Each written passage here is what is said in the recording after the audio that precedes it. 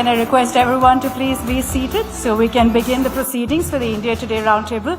Mr. Chief Minister, I will also highlight, sir, that there are a lot of college students in the back waiting to catch a glimpse of you. So if you could wave to them, I'm sure they'd be particularly thrilled. There you go. All right. Thank you so much for indulging them, Mr. Chief Minister. Can I request everyone to please settle down and be seated, please?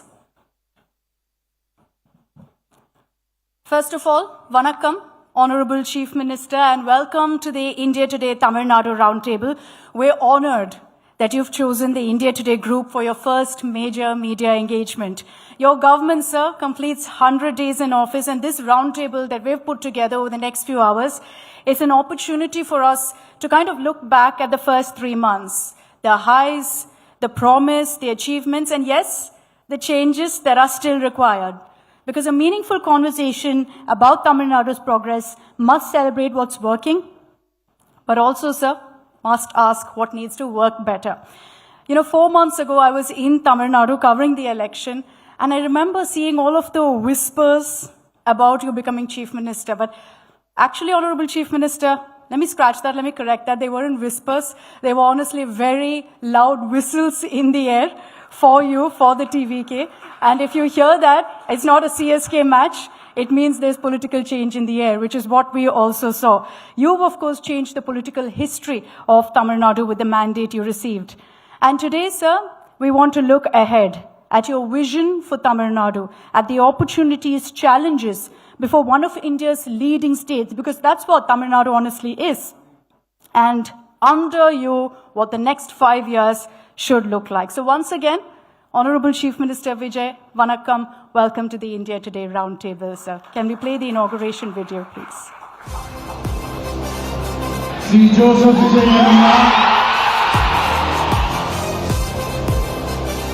This is a new beginning, a new era of a real, secular, social justice starts now. Confident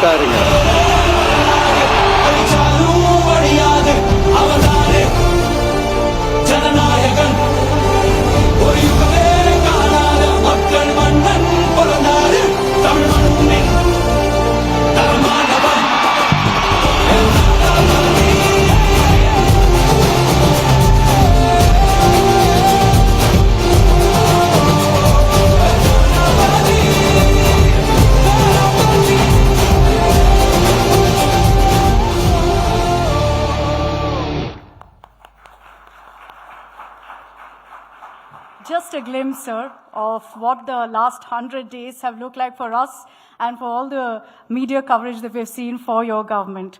But can we now formally launch the India Today Roundtable? Can I invite the Honorable Chief Minister on stage for the ceremonial lamp lighting, and also Vice Chairperson, Executive Editor-in-Chief of the India Today Group, Kalipuri, to join him for the same.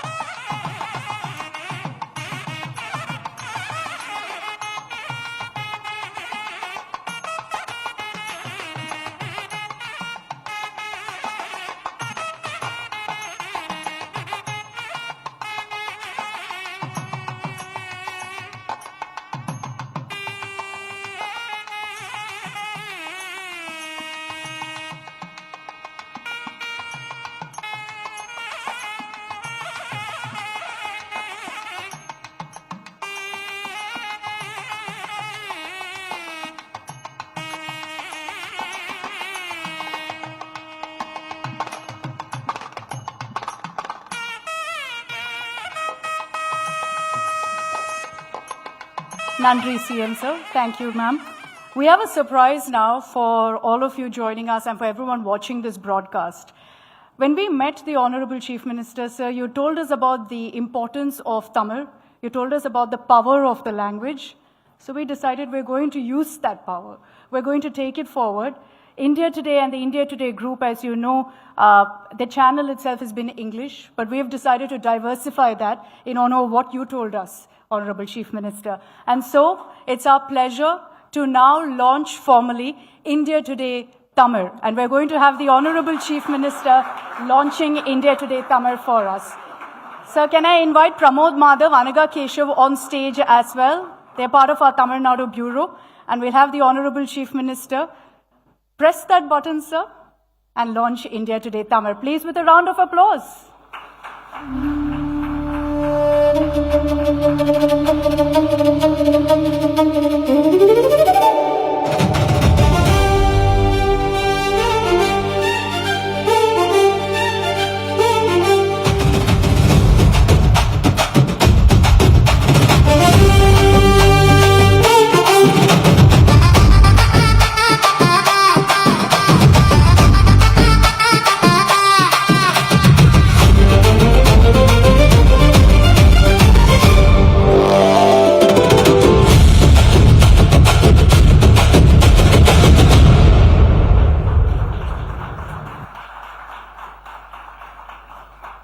We hope, sir, that we will be able to take every step that you take as a government over the next 100 days, over the next 5 years, to the people of Tamil Nadu using India Today Tamil as a platform. We'll have Pramod Madhav, Anaga Keshav, and me truly from Delhi doing that also. We have one request, Honorable Chief Minister. We've kept an iPad there. If you could put out your message for the viewers and for the launch of India Today Tamil, we'll broadcast it then for the entire state to see. Please, sir.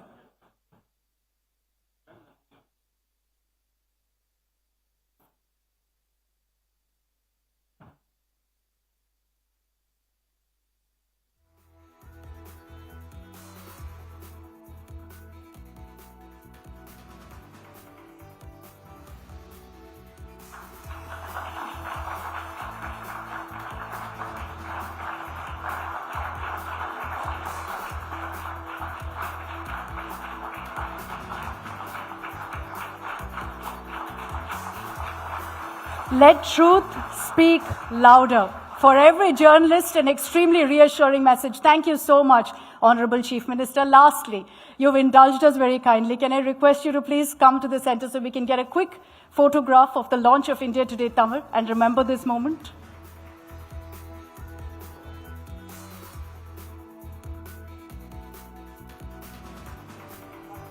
Rajdeep, can I have you on stage, please? Rajdeep, Parthajit, Apurva, Raj.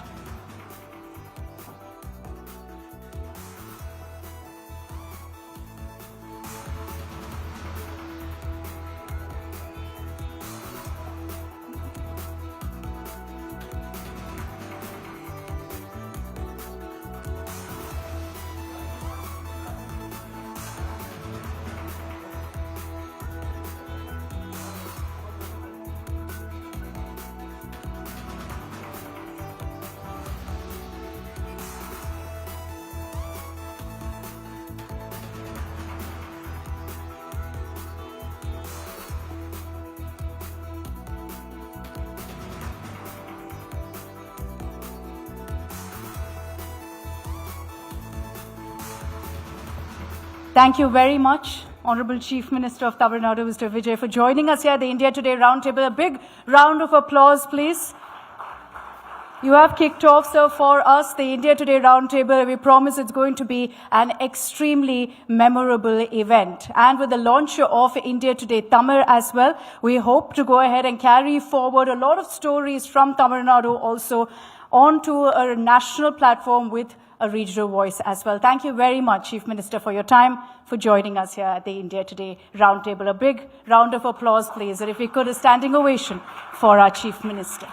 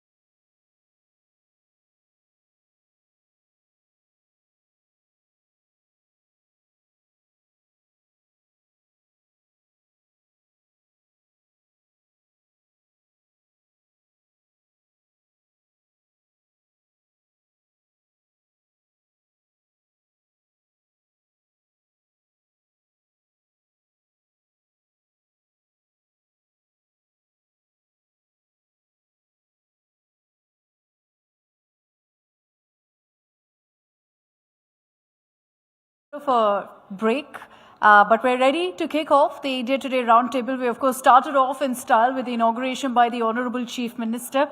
I'll just request everyone who's outside of the hall to come down, take your place, settle down and be seated, because we have Mr. Anbumani Ramadas joining us any moment now for a very interesting conversation on a cause that he's taken up, which is, of course, to do with the Cauvery. So we're going to kick off with that conversation and then have one dignitary after another come in. So I'll request everyone to settle down. Please be seated, take your seats. And everyone who's outside the hall, please enter, please take your seats, because we're set to kick off the India Today Roundtable.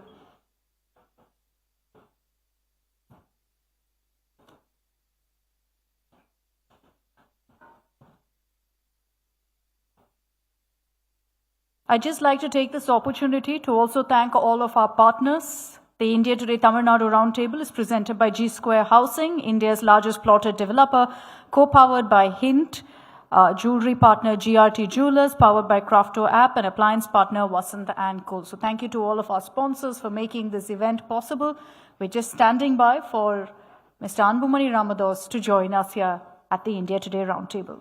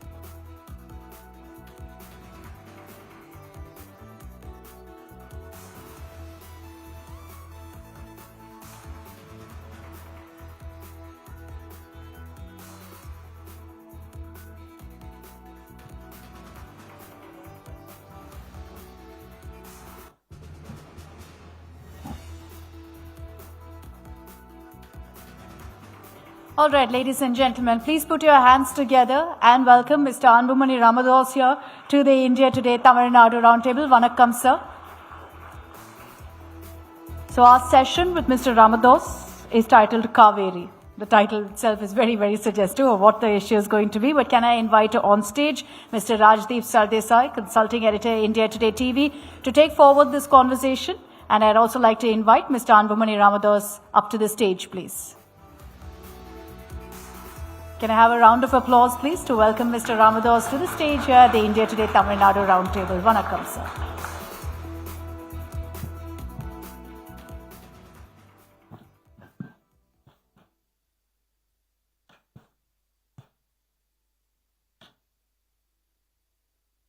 Vanakkam, Namaskar. Hello and welcome to the India Today Roundtable, where we are in the state of Tamil Nadu, which is in the headlines for a variety of reasons in recent weeks. And one of those factors is the Cauvery dispute. My guest today is someone who is raising his voice on several of these issues that are hot button issues at the moment in Tamil Nadu.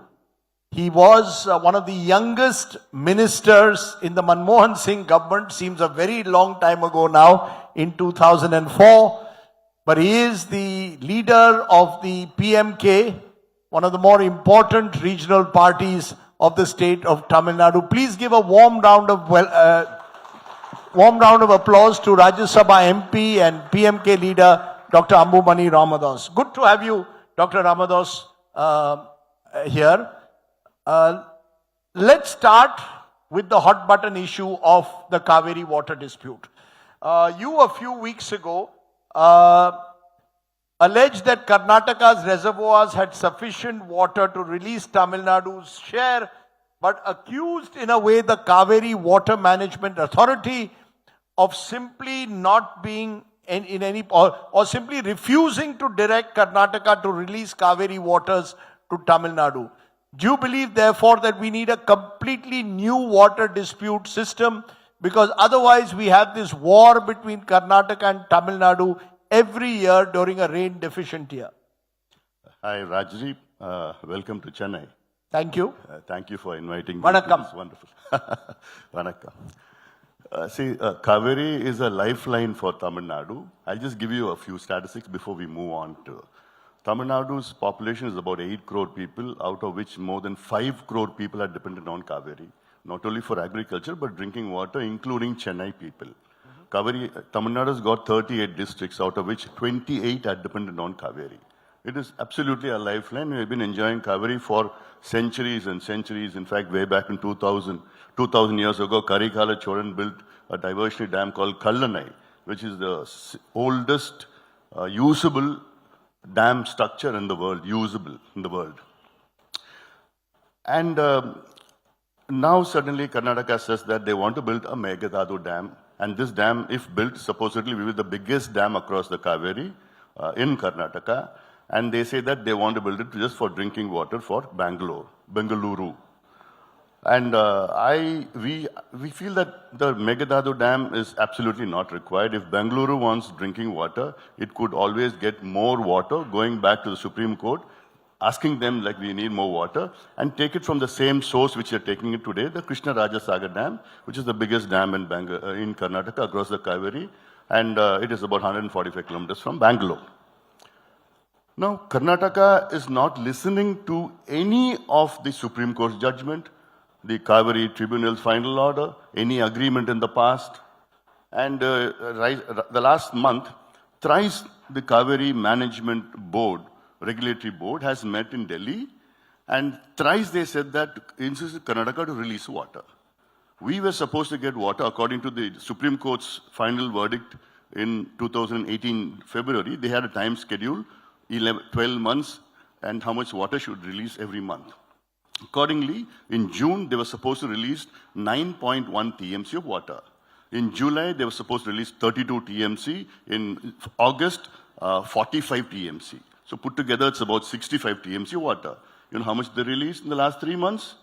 6 TMC of water. Today, these 4 dams are brimming with water.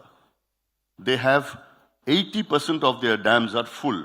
Out of 115 TMC, these 4 dams put together, they have got 90 TMC of water stored in their dams today. Kabini, because Kabini is where the catchment is Kerala, Wayanadu. Kabini Dam, it's built across the Cauvery. The catchment area is Wayanadu, Kerala. And this Meghdadu Dam, they want to catch the Kabini water. So, and why do you need a 70 TMC dam for 5 TMC of drinking water in Bangalore, which you're already getting it like? And this Meghdadu Dam they want to build it on the border of Tamil Nadu, just about 4 kilometers on the border. And this dam, if built, it will destroy 12,500 acres of prime forest land. And also, and it is going to destroy 3 tiger habitats, thousands of elephant corridors, you have leopards, you have these mahasir fish, you have four antelopes, you have 400, 500-year-old trees which can be grown only there. No, but Dr. Ramadas, what you're effectively suggesting is that the existing Cauvery water management system has failed. Absolutely. That you're saying that a statutory authority has failed to give Tamil Nadu, is toothless. justice. It is toothless. No. Now there are two ways out. One is that the chief ministers of the two states work it out, or the center intervenes. Now the center is BJP ruled. The Karnataka is Congress ruled. You have been a supporter of the BJP government. You've been their ally. Why are you not able to persuade the center to work out an alliance? You see, the thing is, it's very easy. Either you're saying that the center has failed completely the people of Tamil Nadu. Are you saying that the Narendra Modi-led government has failed the people of Tamil Nadu? Or are you saying that the Congress-led government in Karnataka has failed the people of Tamil Nadu? Let's be very clear. Rajdeep, I am openly accusing the center of supporting Karnataka rather than Tamil Nadu. I have been openly accusing the center. No. Why will Narendra Modi's BJP-led government end up supporting a Congress-led government in Karnataka? BJP and Congress don't have political stakes in Tamil Nadu. They have political stakes in Karnataka. They have an election coming in 28. So Congress is ruling. BJP wants to rule. So BJP can't seems to be going against the Karnataka in Karnataka. Here they don't have any stakes. So whoever comes here, it's Congress or BJP, both these parties support Karnataka rather than Tamil Nadu. Congress is in power sharing here with the Vijay government in Tamil Nadu. So, I mean, the point that I'm getting to is that if you're saying that the Modi government has let you down at the center, if you're saying the Congress-led government in Karnataka is only catering to Kannadiga interests, the question arises, what is the solution? Because otherwise, as I said, every time there is a rain deficient here, there seems to be a dispute over waters. This water problem, it moves on to a law and order problem. We have been living as brothers and sisters for ages. And then, right now, yesterday we had a Kannadiga Bandh. Yes. So they whip up emotions. See, 28 February is an election in Karnataka. So for this election, Cauvery is the main issue for Mr. DK Shivakumar. It is coming under his constituency and his area, that place where they are supposed to wanting to build the Meghdadu Dam.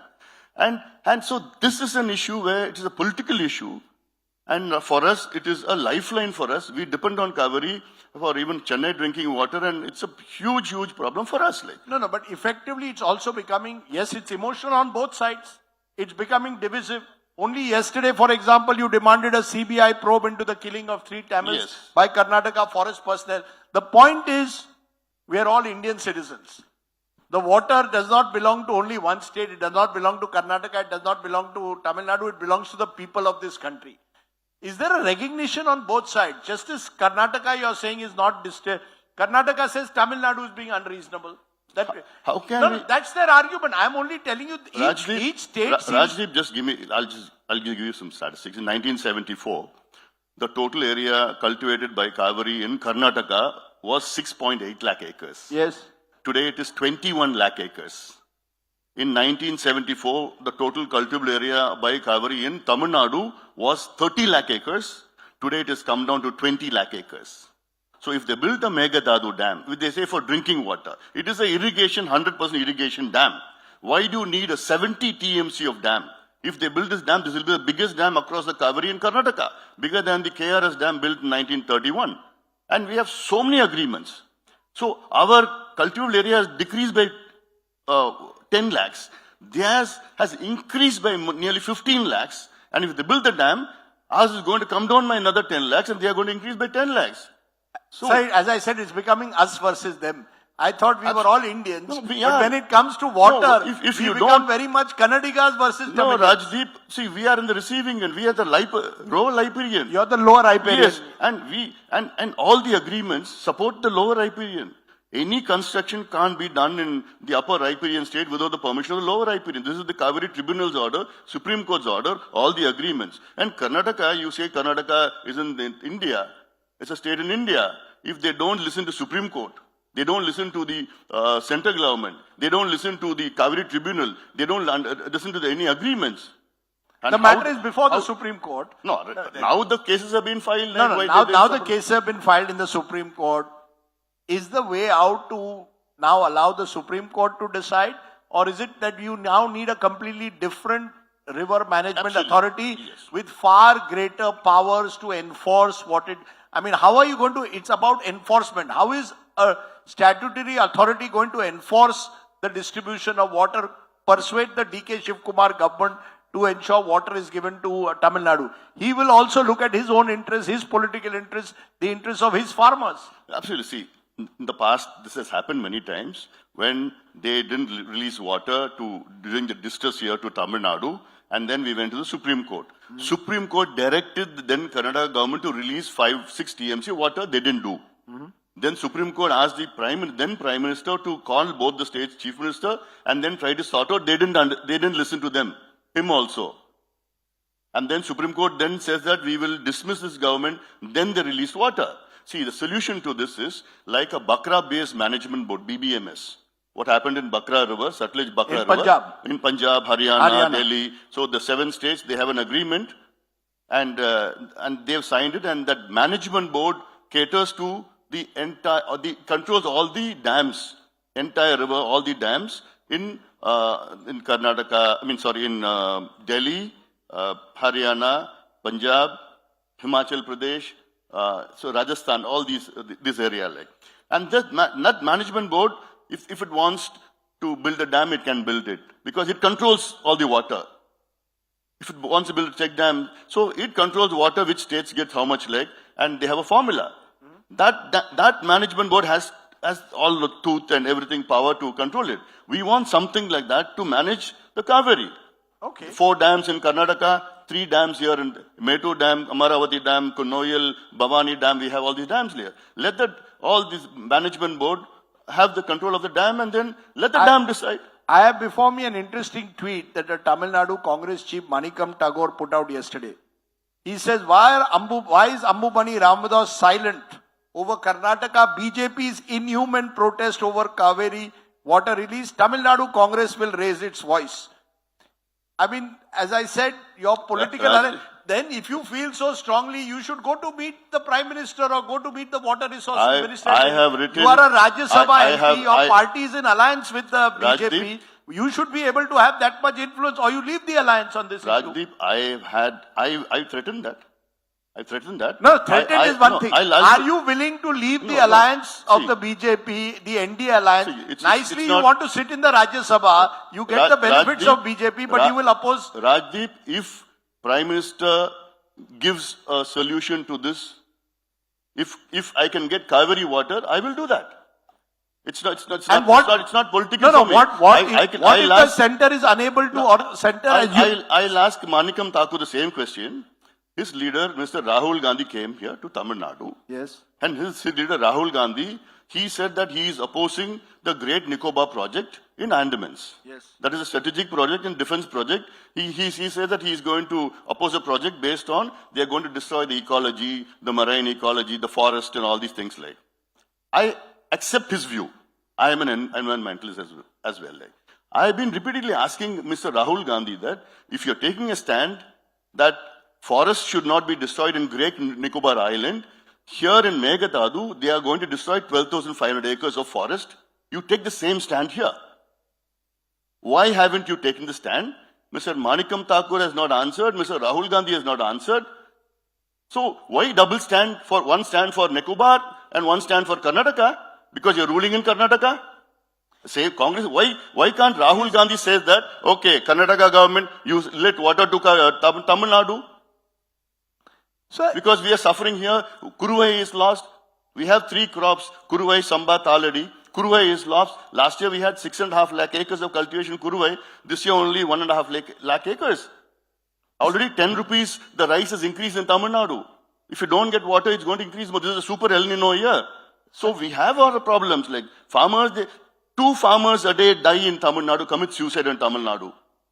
So this is a huge issue not only for farmers, but entire people. When you say 2/3 of a state is dependent on one river, So can I, And you say that somewhere, if I resign, if the solution comes, because if I could resign, I will happily resign. If there's a solution to this problem. If one guy, only one guy resigning, you get a solution. Today I can write my resignation letter. Today I'll come out of whatever alliance. I'm willing for that. No one in politics resigns so easily. But can I ask you, it does what you're saying reflect some of the dilemmas of parties like yours, who want to take an independent stand, but have to be dependent on one of the major alliances. You yourself, I remember, as I said, I introduced you. You were part of the UPA alliance from 2004 to 9. Today you are part of the NDA alliance. Is part of the problem that smaller regional parties like yours in Tamil Nadu have to ally with someone in Delhi, because that's the only way you can carry on your politics. Therefore you have your limitations as to what you can actually achieve. Rajdeep, is the other way around.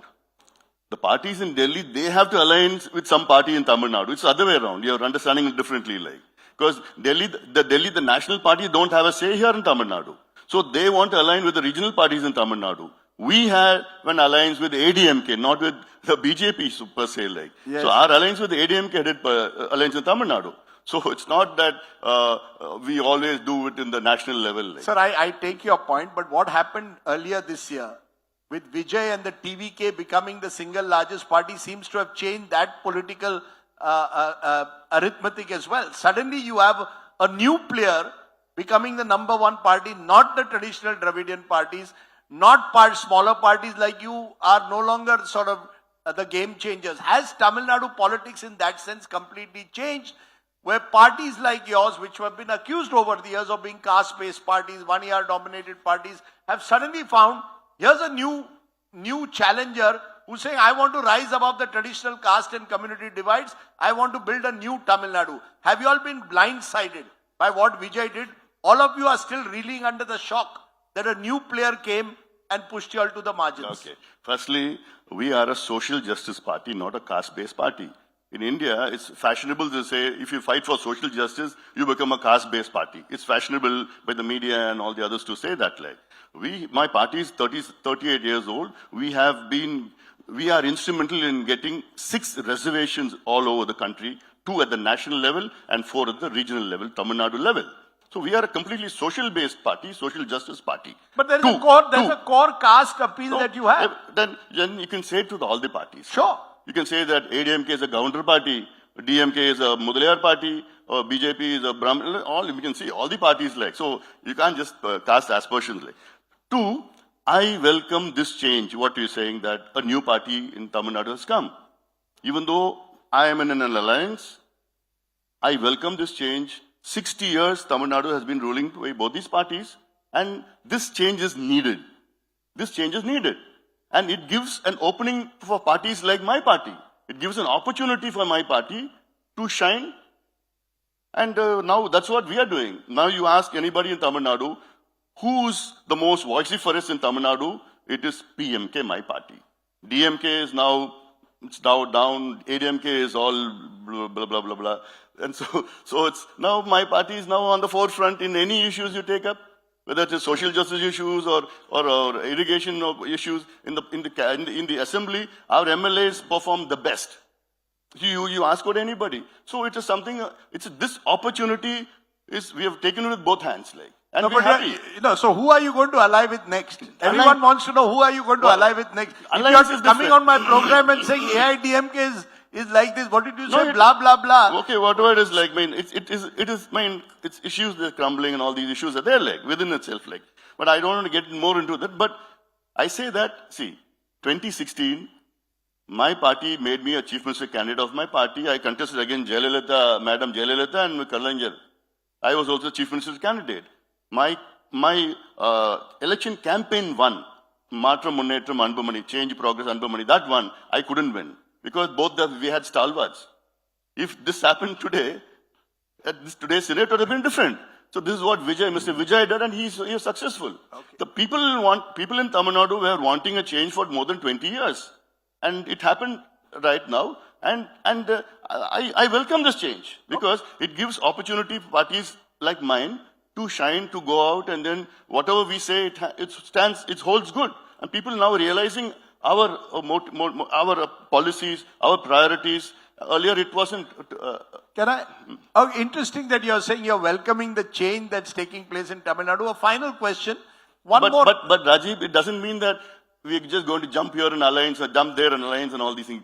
Alliance, you leave it, elections is different. But this is an opportunity for us. Mr. Vijay, if you're listening, you may well have a new ally. If who knows? If you want a few more MLAs, the PMK may well be willing to align with you. But I want to ask you in conclusion, another hot button issue, delimitation.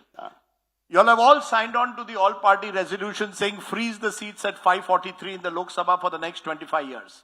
Am I correct? No, we haven't. My party has not. You're not willing to sign on. Why aren't you willing to sign on? My party. Why aren't you willing? The all-party resolution was unanimous. You did not choose to back it. No, we opposed the all-party. Why are you opposing the all-party resolution? See, okay.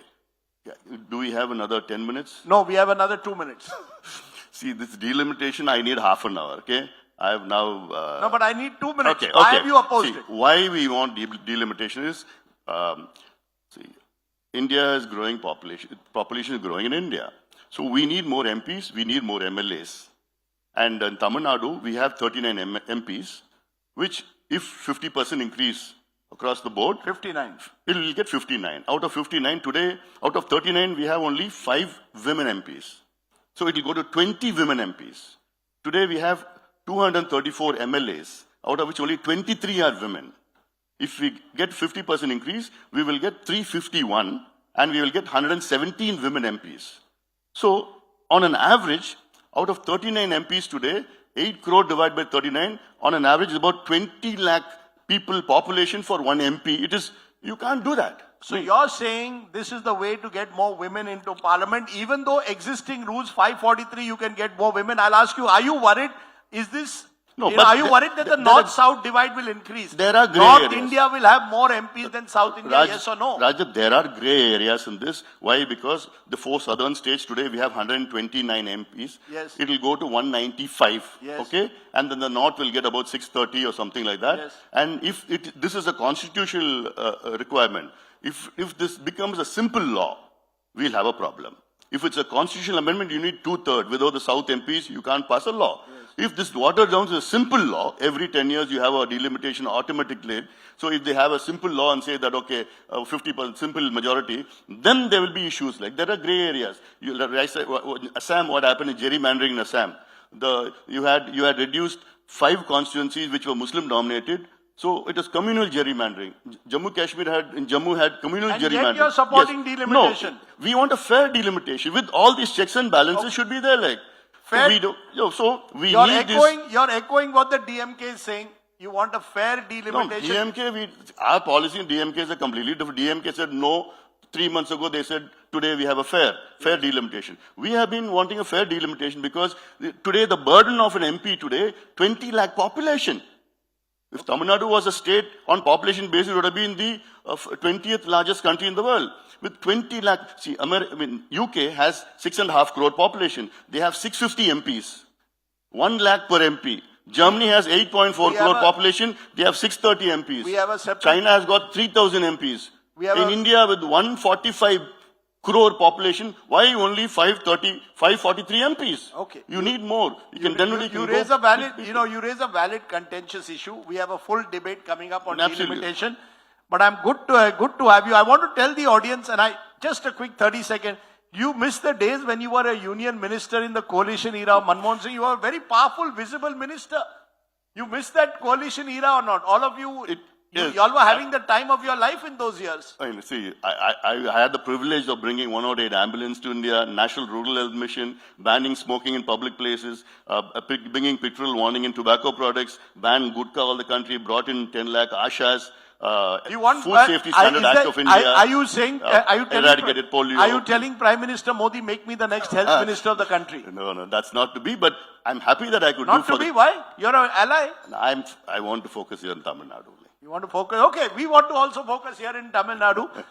Because an opportunity has come in Tamil Nadu after 60 years, Okay. Interesting. And in my general body meeting we held about 3 weeks back, we said that 2031 PMK wants to come to power in Tamil Nadu. We work towards that. very interesting. What Vijay seems to have done is opened the doors for all of you Absolutely. to believe that change is in the air. But I appreciate Dr. Ambubani Ramadas joining us here and kicking off the India Today Roundtable with a bit of straight talking. Good to have you on the show. We have DK Shivkumar joining us next week on a Karnataka Roundtable. I'm going to tell him Ambubani Ramadas is very, very angry with you. But thank you very much for joining us. See, we are all friends. At the political level, we are all friends. We know each other. Water divides you. But then, no, it shouldn't divide. Okay. It shouldn't. Please send the message like, please don't divide Karnataka and Tamil Nadu on the basis of water. Okay. I'm going to leave it there. Thank you, Rajdeep. Good to have you. Please give him a big hand, the PMK leader, Dr. Ambubani Ramadas. Thank you very much, Dr. Ramadas. Can I request you to stay on stage, Rajdeep? Can I request you to hand over a token of our appreciation, please, to Dr. Ambubani Ramadas? Once again, a big round of applause, please, for Dr. Ambubani Ramadas for taking the time out, joining us here at the India Today Tamil Nadu Roundtable.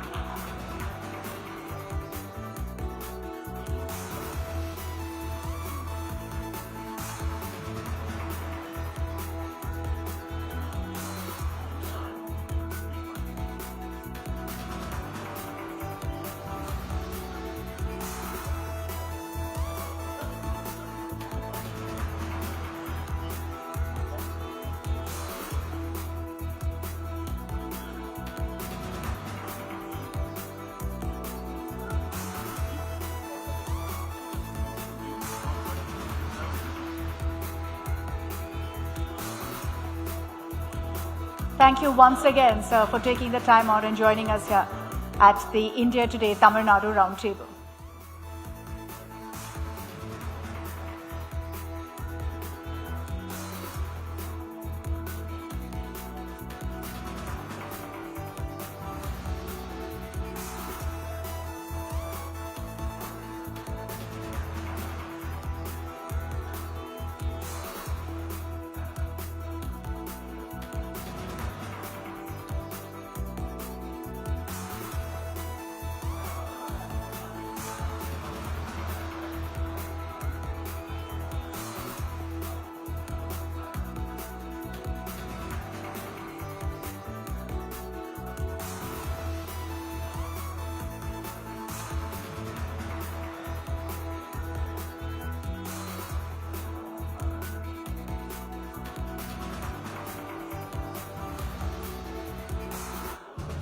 All right, ladies and gentlemen, can I request everyone to please settle down, be seated. We're set for our next session.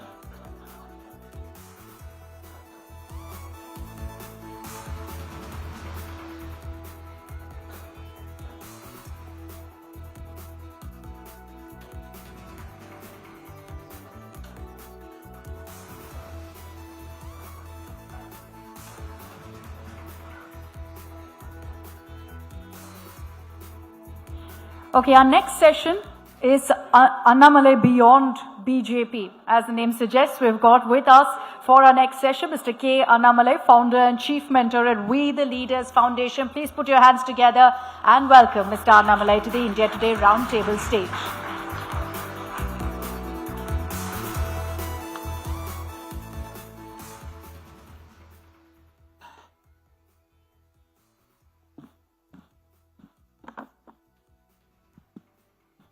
Mr. Annamalai, vanakkam.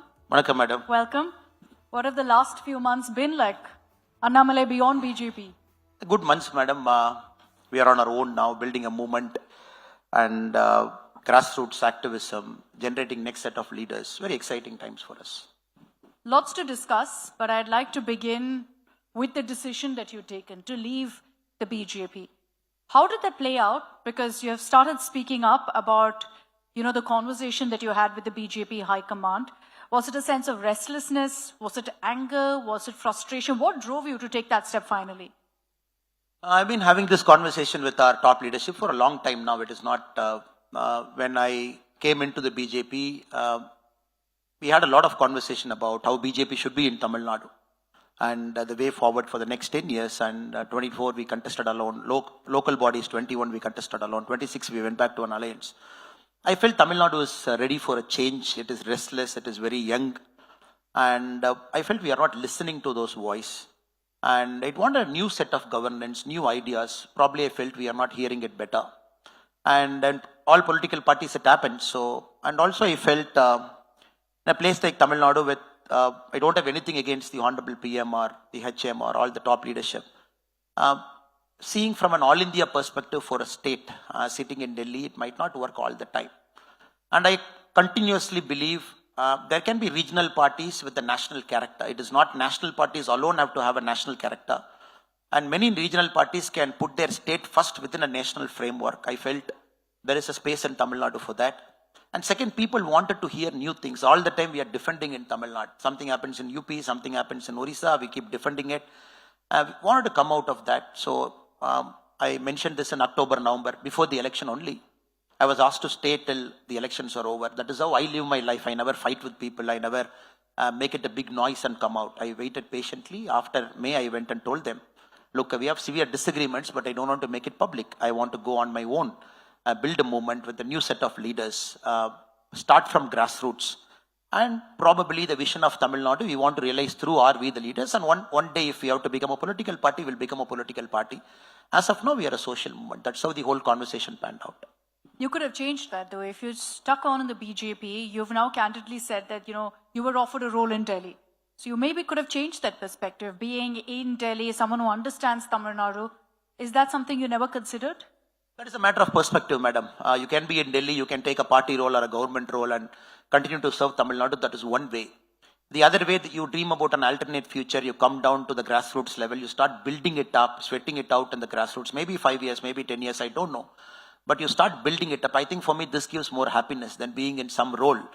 Again, every role comes with a sense of responsibility. It also comes with a sense of a problem. Both comes together. So I felt here we have more freedom to do what we want to do.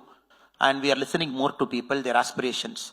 I felt I'm always better when I do this, not get straitjacketed, not get pushed into a role. So for me, this gives a lot of happiness because I have to stay true to my original purpose. Why did I leave something and come here and did it? I always did it because I felt the change comes from grassroots and that change is permanent and that change should be visible also.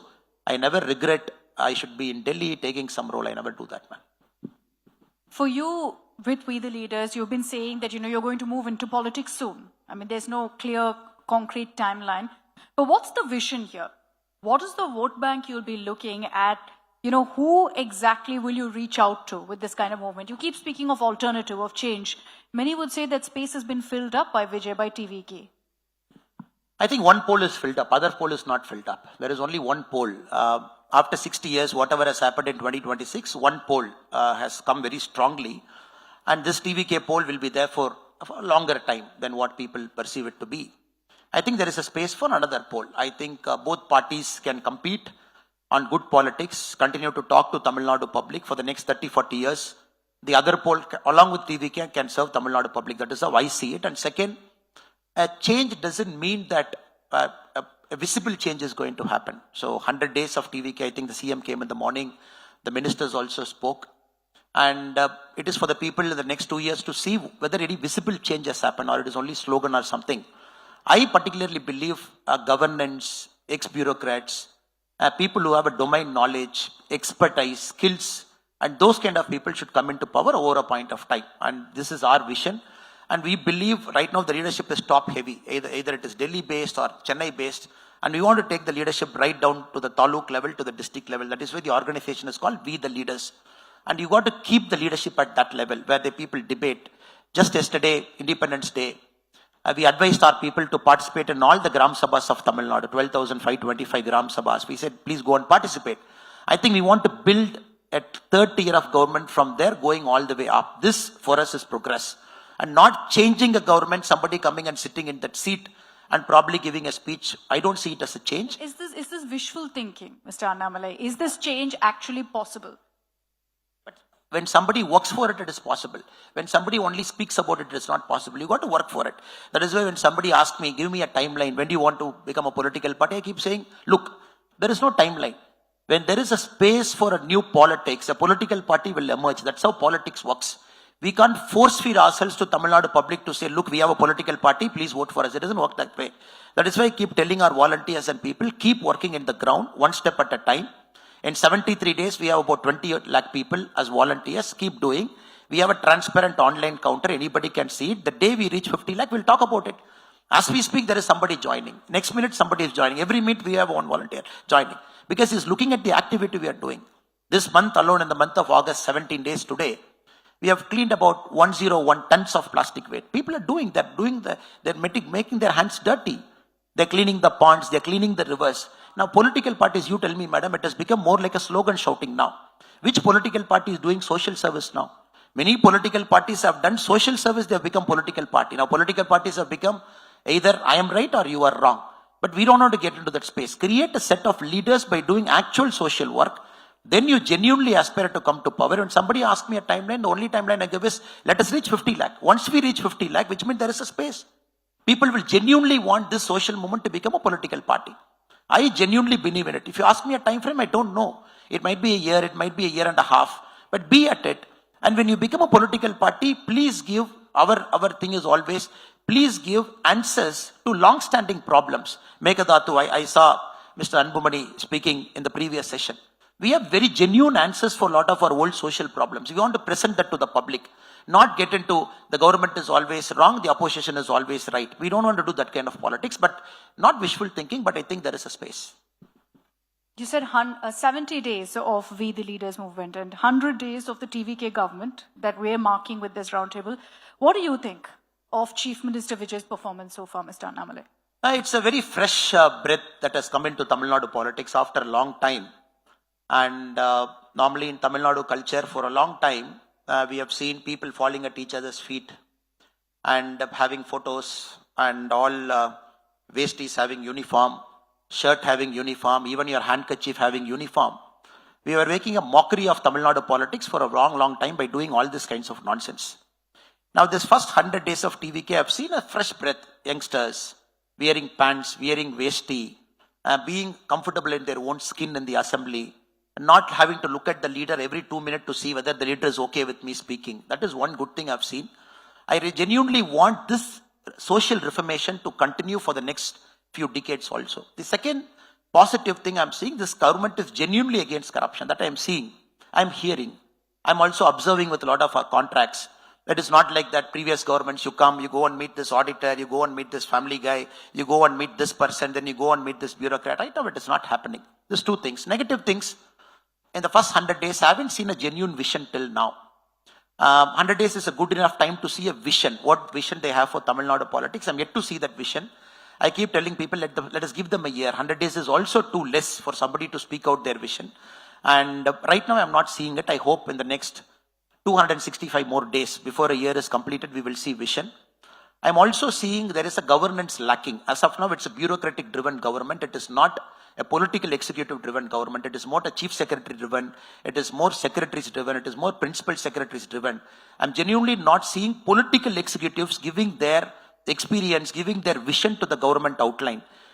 These are the two negatives I see, but maybe it is a beginning. You have to wait for some more time for the political executives to give more voice to what they want to do, ma'am. One of the aspects that you were extremely critical of is, in Tamil Nadu, we've always seen state versus center. It's always been state government opposing anything the central government does. That's changed to a certain extent now because the Vijay government has said, look, we'll cooperate with the center to ensure we get what we need for Tamil Nadu. Do you think that's a positive step? I think, imagine, ma'am, you are the chief minister of Tamil Nadu. I'm just giving you an hypothetical case. You have 108 MLAs and you genuinely have to cooperate with the center. And so I don't think that is a genuine thing that what is happening. So I would they're say, forced to do it. Yes, ma'am. I would like to wait for some more time, consistency. And I would always believe a state and a center has to meet in the middle path. Not there, not here.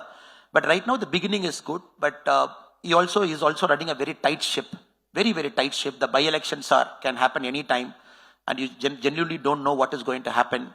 There was an operation Meghalaya that happened to topple this government. Police have arrested many people. And still, I don't think Operation Meghalaya has ended. Still, it is on. So you think there is currently an operation in Tamil Nadu? Yeah, 100%. There's enough evidence of it. The opposition parties, the major opposition parties are still not accepted the situation of what has happened in 2026. They believe it is just an outlier, something that has happened random. and they still don't want to respect 1.70 crore people who voted against those two parties. Still, I think they're trying to find a front door, back door, which genuinely you can see in the market if you talk to people.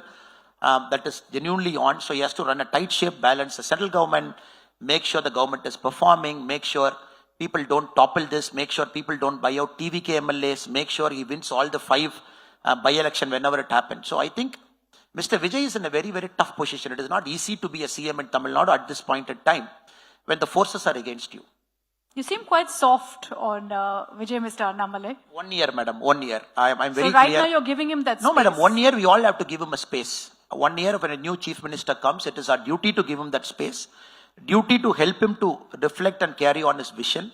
And as of now, I'm supportive of Vijay because I see in Tamil Nadu, every single opposition party, they come to press, Vijay is bad, he is bad, who is bad. People are asking them, what have you done? You are in power for so many years, what have you done? This is like 104 MLAs out of 108, first time MLAs, first time they've entered assembly. In this 234 assembly MLAs, 154 are first timers. They don't even know what is an inward file, what is an outward file, what is a signature. It is our duty to guide those government, guide those people to kind of stabilize and sit in that role. So I am doing only what a genuine Tamilian should do. When they make mistakes, we will criticize, we will question, we will ask the right questions. But I don't think every 100th day, every time you come and bombard, attack and say this is not happening. That is why when you ask me to assess, I gave 2 positives and 2 negatives. These are the 2 negatives I saw, which I am mentioning it. But again, it's too early, ma'am. So on one hand, the TVK is called sometimes the B team of BJP. On the other, you're called the B team of BJP very often. That, you floated this outfit to turn political eventually and eat into a vote bank that exists for the BJP, but that the Bharatiya Janata Party has never been able to crack because of this, outsider image. Is that the case, Mr. Annamalai? Madam, it's Will unfortunate. there eventually be an alliance with the BJP? It's unfortunate in Tamil Nadu, anybody who starts fresh is called B team of BJP. Very, very unfortunate. Vijay is called the B team of BJP. There's a negative connotation to that then. Yesterday I saw the organizing secretary of DMK, who was calling one TVK minister saying, you came from BJP, you don't have any right to say. The same fellows have aligned with BJP in the 1999-2004 elections. That is the level of political hypocrisy here. The point I'm trying to communicate, madam, we need not align with anybody. And BJP is a very different party in its outlook. As I mentioned, if you ask 3 of our main important goals to keep the leadership local, and BJP keeps leadership at the center. So there's naturally no alignment I see. And second, respecting the PM doesn't mean we have to endorse BJP. Respecting PM said, Har Ghar Tiranga. All the WTL volunteers, we said, please put a national flag in your house. PM has said, please respect it. Doesn't mean we are supporting BJP. It's a very fine line we are taking. Whenever we have to support the Honorable PM, we do it. Whenever we have to support the Honorable CM, we do it. But people still don't want to get out of this politics. Ma'am, you know it better. Tamil people have spoken for a change. Some politicians are still not ready to listen to it. Still, they don't want to go back to that old ways, abusing, pulling a lady, pulling a mother. They want to have this kind of thing because they believe genuinely it creates a TV TRP so that they continue to be in news for a month. And some political leaders, deniers, still want to do it. They don't even understand the ground has shifted. And when you genuinely question, they say, oh, you are B team of BJP. I really don't know. And only our actions can break this. And our actions in the next few years. And the steps we take, and the issues we take up, and the stand we take over each of that, that is the answer for everything. We continue to respect Modi ji, no doubt about that. We continue to respect many people in this country. Doesn't mean we are endorsing BJP for that. For the BJP themselves, they've struggled in Tamil Nadu. You've been a part of their journey. You worked very hard in trying to increase their footprint. They're now clearly in that alliance with the AIADMK. That doesn't seem to be going anywhere, at least for now. In this kind of a current political atmosphere, do you see the BJP growing? Or do you think they're going to take a few steps back in Tamil Nadu in the next few elections? If you ask me genuinely to assess, I'm nobody to assess the BJP because they have cadres seen it from inside, which is why I'm leaders asking. to assess, madam. I believe right now the decisions are becoming Delhi-centric, so it is very unfortunate that has to change, number one. And genuinely they have to empower state-level leaders to make actions. It has to happen. And the Gujarat-centric model of Delhi development has to change a bit. And you can't have all the AI companies going there, all wafer companies going there, 2030 Commonwealth Games going there, 2030 Police Games going there, 2036 Olympic Games going to Ahmedabad. You cannot have this Gujarat model of all India development. That has to break. People are watching. People in Andhra watching, people in Tamil Nadu watching, people in Kerala watching. It has to be a genuine broad-based development. Only then a national party will be accepted in a tough place like Tamil Nadu, when you are fair to all the people. So that I hope, because right now, whether you like it or not, the most powerful person and the second most powerful person in the country happens to come from Gujarat, naturally. And they happens to be good in their job also, as a prime minister, as a home minister. So these are the things that, see, it is not necessarily you can put a good leader, madam. Emotions matter. And how you function from Delhi matter. You can't call a core committee in Amit Shahji's residence. I felt so upset when Tamil Nadu Bharatiya Janata Party's core committee happened in the house of the home minister. I think it is wrong. The core committee of a state, any party, it has to happen in Tamil Nadu. It has happened in this soil, where decisions have to be made for this soil. Mekadatu, 2021, the same central government said, Karnataka doesn't have any business to build a dam. It has to come to center. The same government in 2026 in parliament said, Karnataka can build, central permission is not required. Why this change in 5 years? People are watching it. Because Karnataka elections is coming first in 28, Tamil Nadu is coming second. You can't make a position based on that. So people watch. So the point I'm trying to communicate, madam, it is not necessarily a leader based. Many decisions you take from Delhi has to be appealing to people across the country. Everybody should think, okay, they're also taking care of me. They're also taking care of me. They're also taking care of Gujarat. I don't have any problem in Gujarat going. I have a problem with continuously Ahmedabad getting everything. World Police Games, Commonwealth Games, Olympic Games. Maybe Olympic Games committee is formed. We are not sure who will get it. That I have a problem. So this, if BJP does it, if Congress does it, Congress did it. 12 years is too long a time. If you look at Roman empires also, the average age of an emperor was 7 years. People like Marcus Aurelius extended it. So they have to do a lot of things also to get it right. I hope and pray nationalism continues to be in Tamil Nadu. That I am very, very sure, because Tamil Nadu cannot be a disparate entity to say we are alone. That is why when I genuinely feel happy, Tamil Nadu stands with parties that espouses nationalism, which Vijay has started in a way, but again I said it's too early. We will continue to do. We are a strong regional focused movement, later a party, but we are nationalist at heart, because we don't see any dichotomy. We are very happy to exist in that place. I have to ask you though, Mr. Annamalai, because every time we've had you at the India Today Conclave or Roundtable, it's been the other way around. You've been defending the BJP. Is it hard to criticize the BJP now? I'm not criticizing, madam. I've spoken this in the even internal to find meetings. the issues and talk about it. I've spoken this in internal meetings. I'm always myself. When I was BJP state president in 2021, we did a protest against Karnataka BJP in Tamil Nadu. I was summoned to Delhi. And I called all the BJP guys. I said, look, Megadato is a burning issue. We need water. Karnataka doesn't have any right to build a dam. But unfortunately or fortunately, BJP was ruling Karnataka then. I was summoned to Delhi. They asked me, why did you do it? I said, look, in the national party, we all have to understand, we have to take our state-specific issues. Our state is important to us. When you try to push me to achieve a fine balance, you go nobody. A horse has to either go in this direction or this direction. You can't tell me a horse should go in the middle. And you better advise Karnataka BJP that there are better ways to do it. And we don't have any problem. Karnataka people are extremely great people, very generous people, kind-hearted people.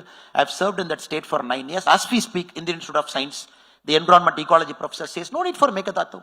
He says there is a TG Halli dam, 2.2 TMC water, please get it done. And Megadato dam, unfortunately or fortunately, happens to come in the current Karnataka CM's own constituency. He has got a personal agenda to push it. So this, a party like BJP being in the center, has to be fair and neutral arbiter to all the issues. This I've spoken within the BJP, outside BJP, but I don't want to be reckless in criticizing BJP. Okay, CJP happened. Yes, it happened. It's very unfortunate what happened. The outpouring, the emotions. It is also good in a way it happened. But BJP also has to look at in its own house. When I mentioned, please talk, everybody pounced on me. They said, how can you say you went to Oxford, you have become a foreign agent. Now the thing with BJP is, when you genuinely criticize BJP, there are so-called influencers from Delhi. Immediately they give you a label called you are a foreign agent. I did a program in Oxford. Yes, same program Piyush Goyalji did it. He continues to be part of government. Same program Anupriya Patel did. She continues to be part of the government. But when we say for the CJP protesters, you have a conversation, people call me a stooge. That is very unfortunate. A government at 12 years in power should be more open, should be better willing to listen, should be willing to debate other ideas also. That I hope and pray the government does it. Before we wrap this up, Mr. Annamalai, I must ask you this question because it's been asked a lot on social media. Who's funding you, sir? I think you will see when we launch our political party, you will see the records. As of now, we are not doing anything to get funded. We are only doing social work. Hand is a funding, leg is a funding, heart is a funding. We have 3 fundings. Our own hand, our own leg, our own heart. That is how social action happens. So for example, your Pollachi rally, your big, massive event, or even for any social movements, causes, you do need the resources to move forward. I understand the intent, but I think one of the questions that constantly comes up is when we, the leaders, speaks of transparency, they are asking that question of you as well. Correct. Our We the Leaders is a registered NGO in our country, so we file our finances, people can see that. When any rally yesterday, something happens in Chennai, the volunteers pull it. Happens in Pollachi, the volunteers pull it. Vijay river cleaning happens, volunteers pull it. So we want to create that level of a system where, as I mentioned, when the leadership goes down below, the money also has to be at down below. So we are very happy where we are. But if you ask me whether we can contest in a costly election, of course, we don't have money to contest in a costly election. I hope and pray people like Mr. Vijay will reduce the cost of elections in Tamil Nadu. So 2026, what happened is a beginning. At this level of election funding, parties like us will not even have a chance to contest in Tamil Nadu. Any election, we can't even stand there in election. I hope the election funding comes down drastically in the next few years. That is our vision prayer. That is also a reason for us not to start a political party immediately. It has to come down, acceptability.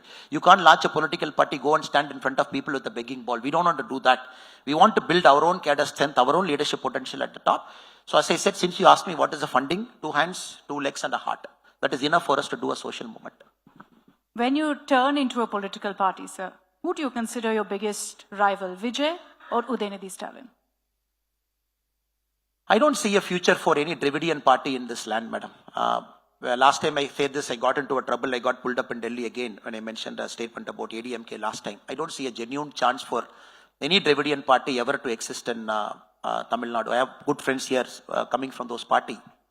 Unless they do reformation, dynasty will not work. You cannot have a leadership transferred like a baton race from A to B to C. It cannot work. If DMK is willing to go for a new leader, probably they have a chance. With a dynasty, whoever be the dynasty, you can do gold-plated food and gold-plated dress for them. People are not going to accept. Ground has shifted. With ADMK, unless they do internal re-engineering, I don't think ADMK as a party will continue to exist in Tamil Nadu. I am also not saying that all of us have a future. We have to work hard for it. I still believe the Dravidian parties are living in a la-la land. They don't want to listen. They still believe what happened in 2026 was a misnomer. 1,78,00,000 people foolishly went to election booth, foolishly searched for whistle, and they foolishly voted. And end of the day, the people who think are the fools. And I just hope that we will be the alternate pole in the future. It's a long way off, madam. Nothing is easy, but we'll continue to work for it. All the very best, Thank you, Mr. madam. Annamalai. Thank you so much Thank for you, madam. joining us here at the India Today Thank you, madam. Roundtable. Thank you. A warm round of applause, please, for Mr. Annamalai.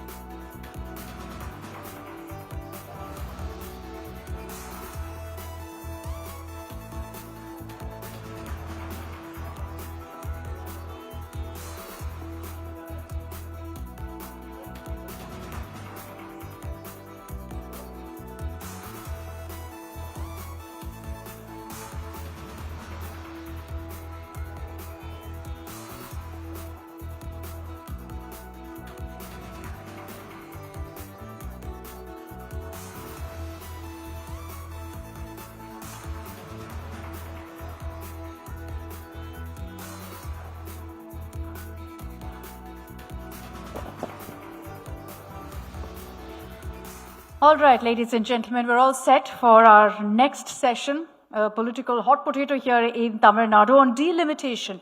And I'd like to call on stage our session moderator, Rajdeep Sardesai. Also inviting our speakers, Mr. Dhruv Vikram, Member of Parliament of the MDMK, Praveen Chakravarti, Member of Parliament of the Congress, Tamilisai Soundararajan, former Lieutenant Governor of Puducherry and Senior Leader of the BJP, Salem Dhanidharan, spokesperson of the DMK. Can I get a big round of applause, please, to welcome our speakers for the next session?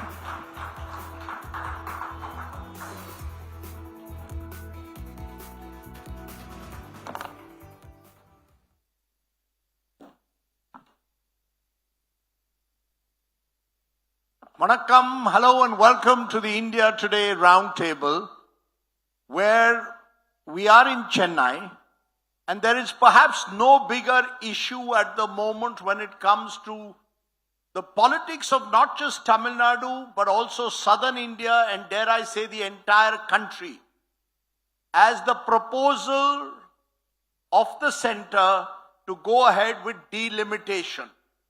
It didn't happen in the recent monsoon session of Parliament, but many believe that there could soon be a special session called by the Modi government to effectively redraw the political map of the country. And if that political map of the country is redrawn, it could have enormous implications for Indian politics, particularly in southern India. Will the South lose out, as the opposition is suggesting, or is that simply fear-mongering? And what really does Tamil Nadu in particular want? Because this is the state where the divisions are coming out. Will India's political map change forever is the focus of this special debate here on the Tamil Nadu Roundtable. And joined by very special guests, Dhruv Vikram is the MDMK leader, MP, one of the young faces of India's parliament. Also joined by Praveen Chakravarti, Rajya Sabha MP from the Congress party. Joined by the BJP's face, Tamilisai Soundararajan, ma'am. Welcome to the show, former governor, of course. And I'm also joined by Salem Dhanidharan, the DMK representative. Please give them all a very big hand on the show today. Thank you very much. Okay, now, to set the stage, just last week, all-party resolution or a resolution passed in the Assembly of Tamil Nadu calling for a freeze of 543 seats in the Lok Sabha, spearheaded by the Vijay government, supported by the Congress, but opposed by parties like the AIDMK and BJP. But first I want to raise the big question. Is this fear-mongering that the South will lose out? Or is it a genuine concern? Why don't you start, Dhruv? You're the one who's been very vociferous that you believe there should be a freeze on delimitation. Thank you, Mr. Sardesai. It's not mere fear-mongering. This delimitation debate, it's about a consensus between federalism and democracy. It's a consensus between the federal principle of fair representation of states and the democratic principle of one person, one vote, one value. But as it is, if the delimitation, which is based on population figures, if it is undertaken, the progressive states, especially southern states like Tamil Nadu, would stand to lose. Stand to lose in the sense we lose our fair political representation. Right now it's around 7.8% in the Lok Sabha. That would come down. And that would affect us. Even with 39 MPs, we hardly get our fair share of taxes. We don't get our fair share of Cauvery water. And we don't get our fair share of projects. So it is not fear-mongering. It is a very serious issue, not only for the southern states, but for progressive states. States which have, in fact, which are able to control their population. We contributed to the nation. Tamil Nadu, for example, we are around 6% of the nation's population. We contribute 9% to the nation's GDP, 13% to the total exports. But how much do we get in return? Hardly 30% of our total contribution to the central taxes. So this would continue. This would become worse. So our thing is this: the freeze should continue. Freeze should continue. If not, these states which contributed to the nation's development or whatever growth, we would suffer. We would be penalized. for being good. Tamil Sai, you want to respond to what is being said here? The suggestion that is being made by the MDMK is that the South will lose out to the North. Tamil Nadu, for example, contributes in terms of GDP far more than many of the northern states do, but they will lose out in political representation. Why should you penalize states for better fertility rates south of the Vindhyas compared to the north? Your response. First of all, we are all southern leaders. So we won't allow South to be penalized, but it's not going to be penalized. Our Honorable Home Minister very clearly has said that that will be uniform 50% increase in the representation. So Tamil Nadu from 39 to, it will go to 50, it will increase to 59. And from Kerala, it will be increased from 20 to 30. So when there is uniformity in the increase of the member of parliament, and there is fair representation of the population, and deepening of the democracy, and overall, when there will be recognition for women representation, why we are again and again fear-mongering, in spite of the central government and the Home Minister clarified, the southern states will not be deceived from 129 to 195. The number will be increased. And with all these, again and again, if they are telling the same story, even after the celebrating the 80th Independence Day, and after the delimitation 50 years, if they are not going to change, but they want all, even Durai Vaiko's party in Tamil Nadu only 38 districts.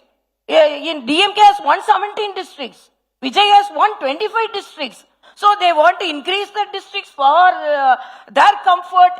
They want to increase the corporations. Tamil Nadu had only 3 corporations initially, now 25 corporations. So for administrative purpose, when they increase all the numbers, why not in parliament and why not in assembly? Can I get straight clarity from you? Yeah.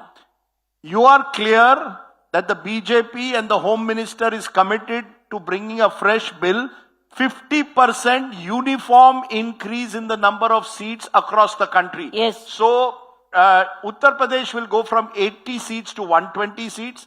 Tamil Nadu with 39 seats goes to 59 seats. Now the gap is widening. 120 versus 59 means the gap is 61 seats. Today it's 39 plays 80, which is 41 seats. But you are giving this guarantee that the new bill will be 50% uniform increase. Am I correct? Yeah, definitely. Definitely, yeah, because it is going to be there in the new law. Yeah, definitely. Because they have even mentioned the numbers. They have mentioned each, and they have mentioned the numbers from each state and the numbers which will be increased. Very clearly they have mentioned. It's not in the bill.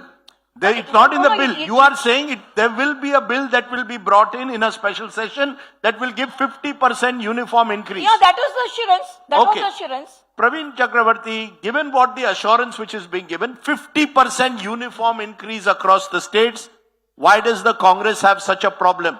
As Tamil Sai Soundarajan is saying, Tamil Nadu's proportion of the total Lok Sabha will be 7.8%. Kerala will go up from 20 to 30 seats. It will be uniform across the country. No one state gets any additional percentage term increase. Vanakkam. First, I think we have to, there's math and numbers on one side, and then there is parliament and bills and legislation on the other side. So let's work through an example. So Tamil Nadu and Puducherry combined, for easier purposes, have 40 seats. Today, as an example, Uttar Pradesh has 80 seats. Let us say there's a bill that has been brought in, such as the Mines and Minerals Bill that was brought in, which is detrimental to states' rights and states' autonomy. Now, Uttar Pradesh will say we support the bill. Let's say Tamil Nadu and Puducherry say we are against the bill. There are Uttar Pradesh today has 40 more voices that will oppose the bill because they are 80, we are 40. 40 more voices will shout in parliament. Don't think of it as numbers. Voices that shout. People that will oppose. Now, This goes from 80 to 120, 40 goes to 60. Now there are 60 more voices that will oppose. 60 more votes that will oppose. The power to oppose increases because we are already in a minority. So you're extending the gap between us and our friends in the north. So this will only lead to greater friction between the southern states and the northern states. So our simple proposal is, let's freeze it. This is a Pandora's box. Do not open it. What we have today was based on 1971 census. We have done fantastic. We've done quite well in the last 55 years. There is simply no need to change anything. America has not changed the total number of seats in the House of Representatives for the last almost 100 years. Their population has tripled. Our population has gone up 3.5 times. There is simply no need to open this Pandora's No, but what is box. the fear? What is the fear?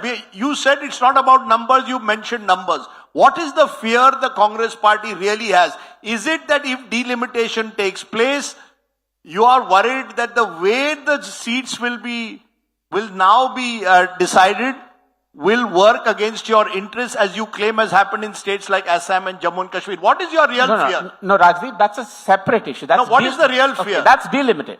Like I said, when I said don't talk about numbers, I gave you the example of a bill in Parliament. How does Parliament function inside? Right? So the strength to oppose, the power to oppose a bill, the power to override the southern minority goes up tremendously. And that is why we are opposed to this increase of 50%. But you see, just to push you one last time, the fact is, one person, one vote is the way this country operates. Whether you like it or not, North Indian states have had higher population growth rates than the southern states. If you don't agree to this now, who knows, next year the government will say, okay, we are going by one person, one vote, we'll increase Uttar Pradesh's state. Okay, I'm going to throw out a very uncomfortable question in response to that. You said one person, one vote? Baba Sahib Ambedkar said Parliament's primary objective is also control of the purse. Parliament decides how much revenues the government can raise and how much it can spend. Now I will give you some data now. Tamil Nadu, Karnataka, Telangana together contribute 20% to that purse, direct and indirect taxes.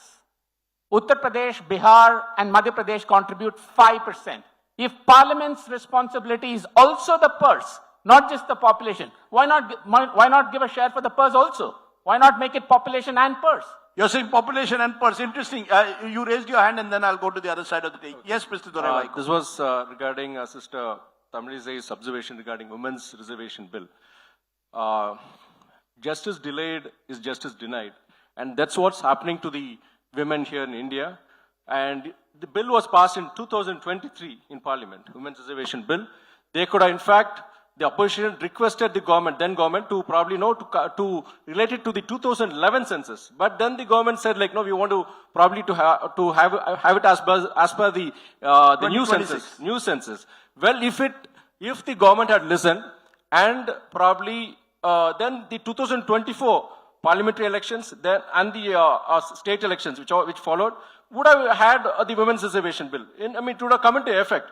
But no, where there's a will, there's a way. I don't think the central government is genuinely interested. Now they have tied this women's reservation to the new delimitation. No, this new delimitation. No, but you tell me, therefore, tomorrow morning, if the Prime Minister says, I'm going by your 2023 bill, 181 seats out of 543 will be reserved for women, you all will say yes? Even if you lose your seat? Even if you lose your seat? He's saying yes. Will you agree to lose your seat? See, we need to have a discussion regarding that. The South cannot afford to lose. The South cannot afford to lose. I asked you women's reservation. Women's reservation, we are fine with that. Tomorrow morning, you'll go ahead with it even if you are losing your seat, correct? No, I would not agree to that. I would not agree to that. There should be a sort of a... That is the problem. No. Yes, Tamil no, side. No. That is what I'm asking. Because the delimitation has been linked with the women reservation bill. If they are talking about 224, they are not willing to give even 2029. So what is the problem? Because when there is a democratic provision to give, at least the doors are now opening for the women. So if they are denying that, if they are talking about 2024, even 2029, we are looking forward our reservation. Madam. And there is fixing of constituencies. Madam, very simply, tomorrow morning, it's already a law.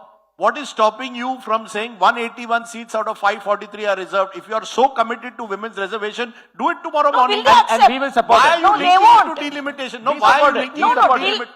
till now it was there. Till now, a women reservation bill was, we are talking about women reservation only now. 33%, all the women, all It's the already men a law, are ma'am. frightened. Tamil Sai Soundara, it's already a law. You can do it tomorrow morning. Tomorrow morning, No, exactly. no, Tomorrow morning you we have decide to fix- 181 seats reserved we are- for women. No, only one thing I'm asking. Even, Why are you linking it to no, if delimitation? they are not willing to give 200 seats to women, will they lose the seats to them? No, they I won't just want accept. to come back on No, that. no, I am telling with the foresight, our Honorable Prime Minister, Home Minister, because the increase in seats, at least 200 seats will be given to women, constituencies should be fixed.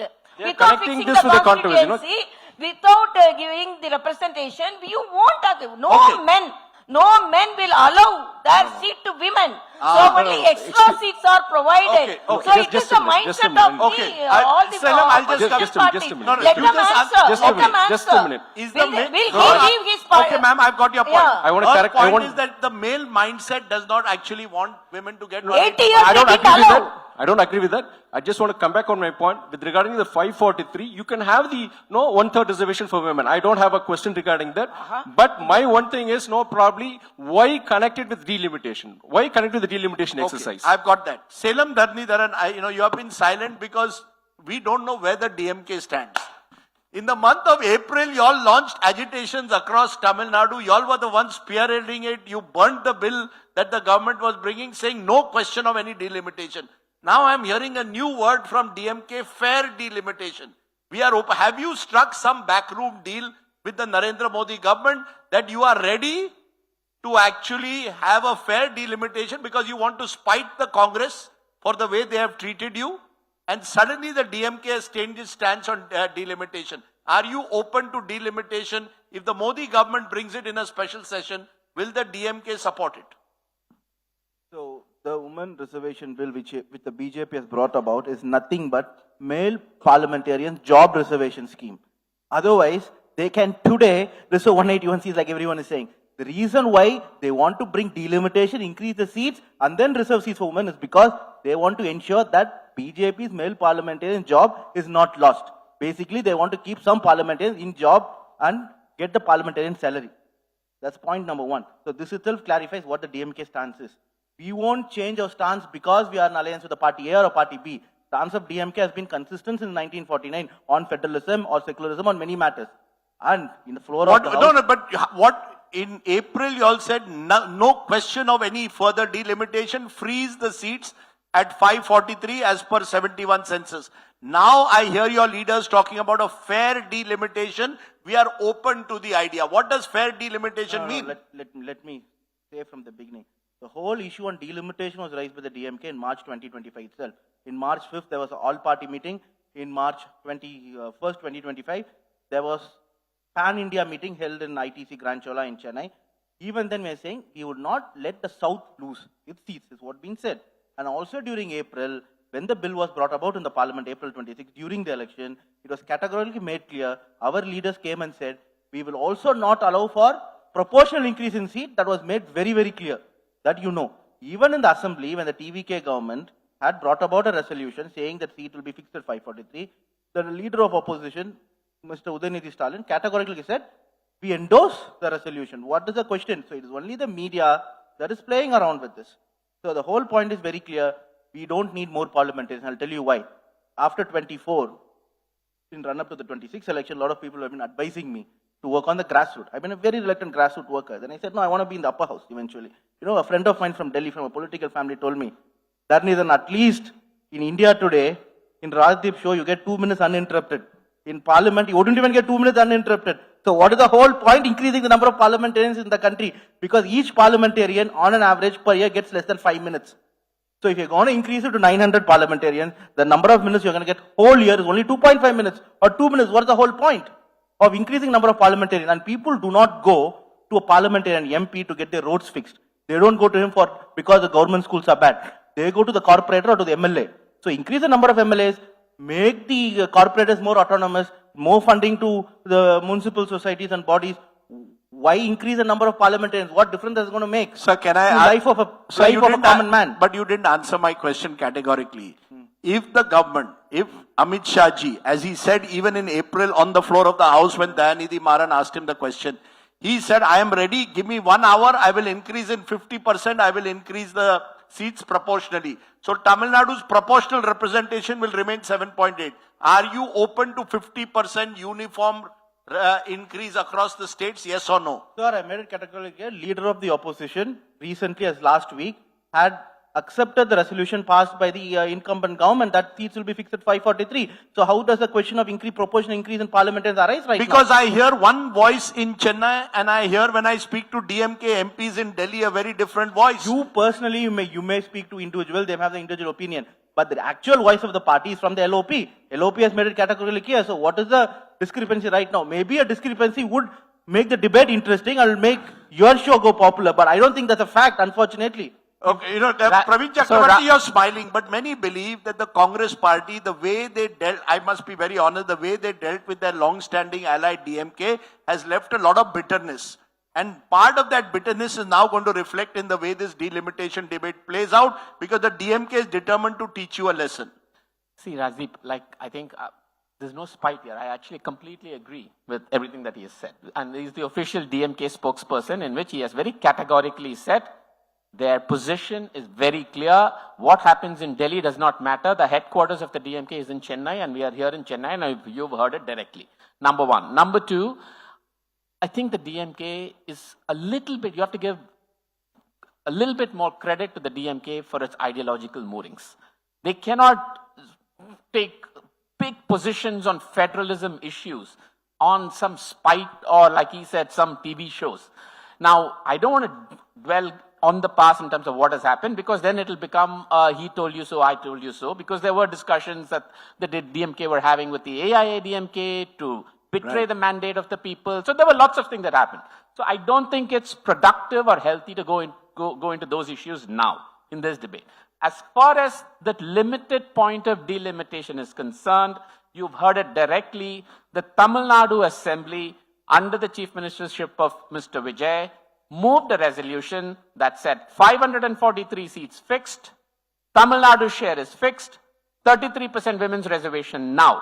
And it was endorsed unanimously by all parties except the AIADMK, the BJP and the PMK. So it was endorsed by the DMK with absolutely no amendments. So what MPs or other DMK leaders tell you in Delhi, off the record, on the record, that doesn't matter. No, two of you are both saying that, both Durai, Vaiko and you are saying this is about federalism. Is it really about federalism, this entire concern that the southern states have of losing out? Or is it after what happened in Assam, when delimitation took place and the number of Muslim-dominated seats came down, in Jammu and Kashmir, where you believe that the valley was losing out to Jammu, that you all are worried that if the government of India brings a delimitation commission, the seats will be so engineered as to benefit the BJP. Let's be honest, that is your real concern. Yes or no? No, you can't put words in my mouth. See, first, I think... Is that your concern? No, but it is a concern also. Absolutely. The delimitation, the idea of delimitation. So when do boundaries get redrawn? When the total number of seats change, boundaries do get redrawn.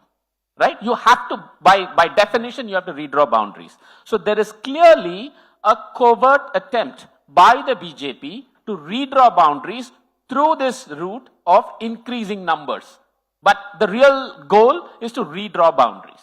And redrawing boundaries, as the Americans would call gerrymandering, has political electoral implications. And that is not done with a clean intent is our charge.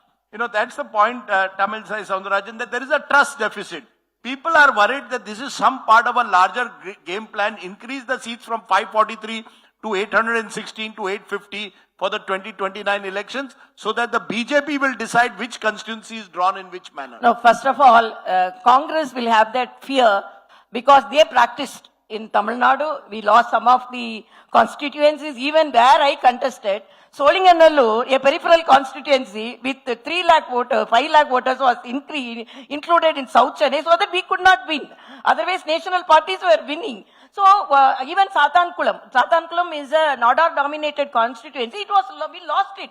And we could not win that constituency because my father was MLA of that constituency. So they practiced that. But Assam, I am telling, Assam did not, the data matrix was not because They of... practiced it, you have perfected it. What Congress No, practiced it, they you are, have perfected they it. are delimitation fearing- was Vajpayee, not the Congress. No, Vajpayee was the delimitation commission. why they are fearing? Because they practiced, but in Assam, I am You have telling... perfected it. No, we are not perfecting it because the article, section 8 of the delimitation sections clearly says the committee will formed and the borders will be defined by the administrative purpose and the population and the communication and the demography and another thing. It will be in the open forum. If they want to object, they can object. So it is in the open forum before it is published in the Gazette. It is in the open forum. If he is doubtful about the border delimitation, he can always object it. Okay, So in Assam also, I am telling it was not religious because the borders were demarcated because of the SC/ST reservation 8 to 9 and the SC reservation and the Boda land. Because of that only it Ma'am, was at the end of the day, the number of... Okay, you are saying it was not, but I can only go by the facts. The number of constituencies where Muslims had a larger number actually came down. So the fears are there. But respond to what... Are these fears, Durai Vaiko, imaginary in some way?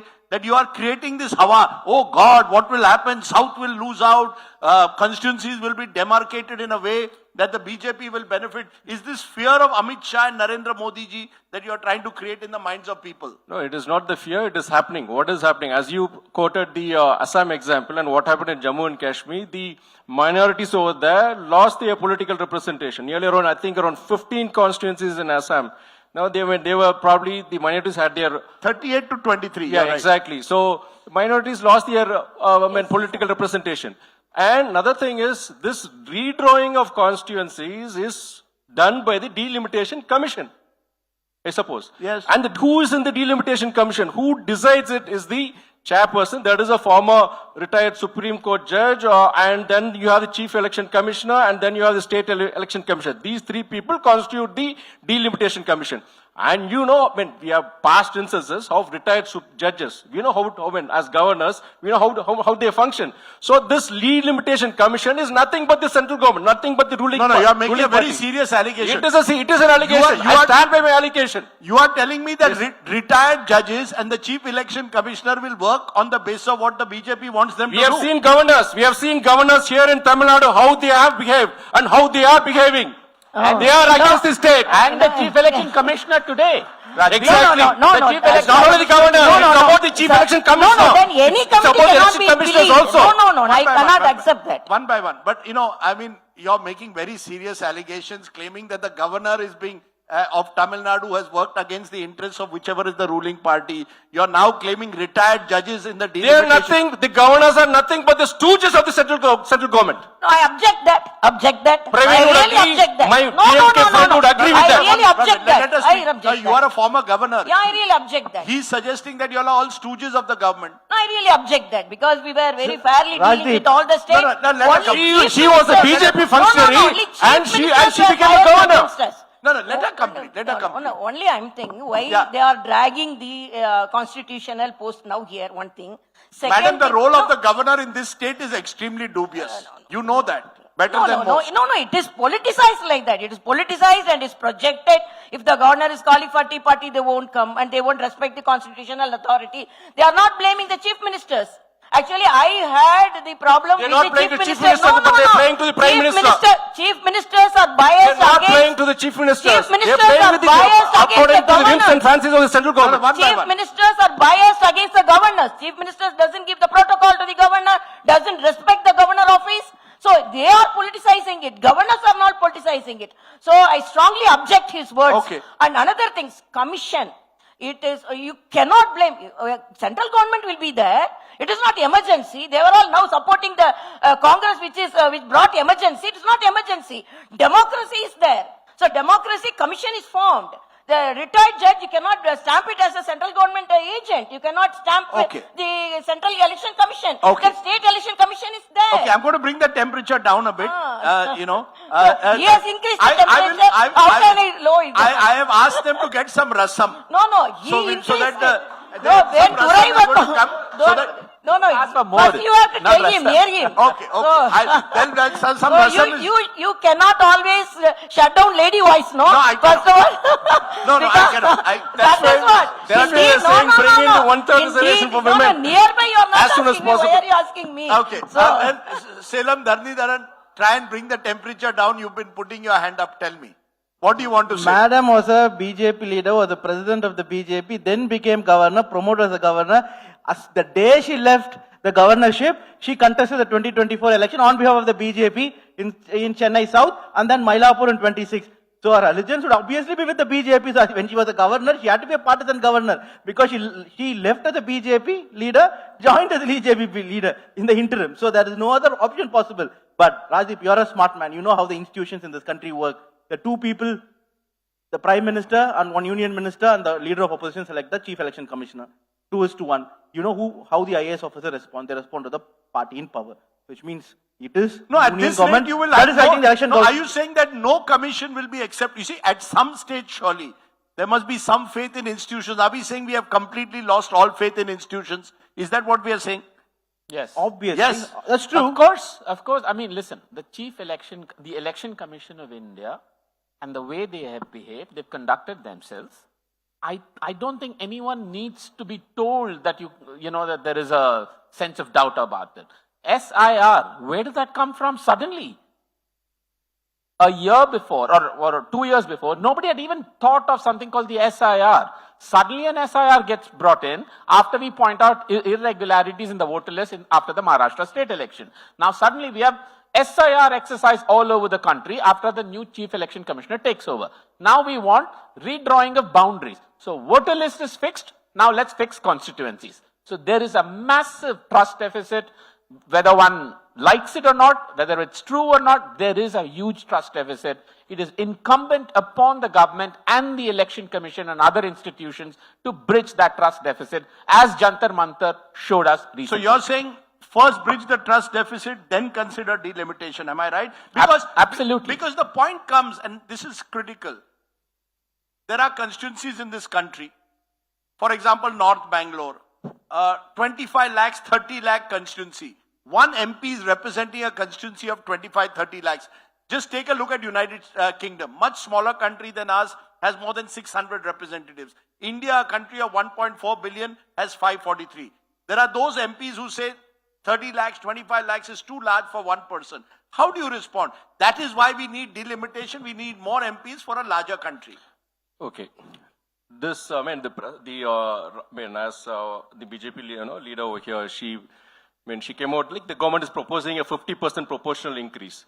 See, there are so many shortcomings and limitations with the increase in numbers also. See, for example, with the present 543 MPs in the Lok Sabha, my last 2 years experience has been very bitter. I hardly know in this last 2 years, max I would have got 10 opportunities. In each opportunity, not more than 3 minutes. See, what is Parliament? Parliament is a temple of democracy where we discuss, deliberate, and debate, and then probably question the government. But then the very purpose, it is all lost. Then imagine if 543 we have this issue. If it becomes 850, it is going to be, we are not going to have a parliament. It's going to be chaos. Probably, right now we have a thing, any product we have made in China.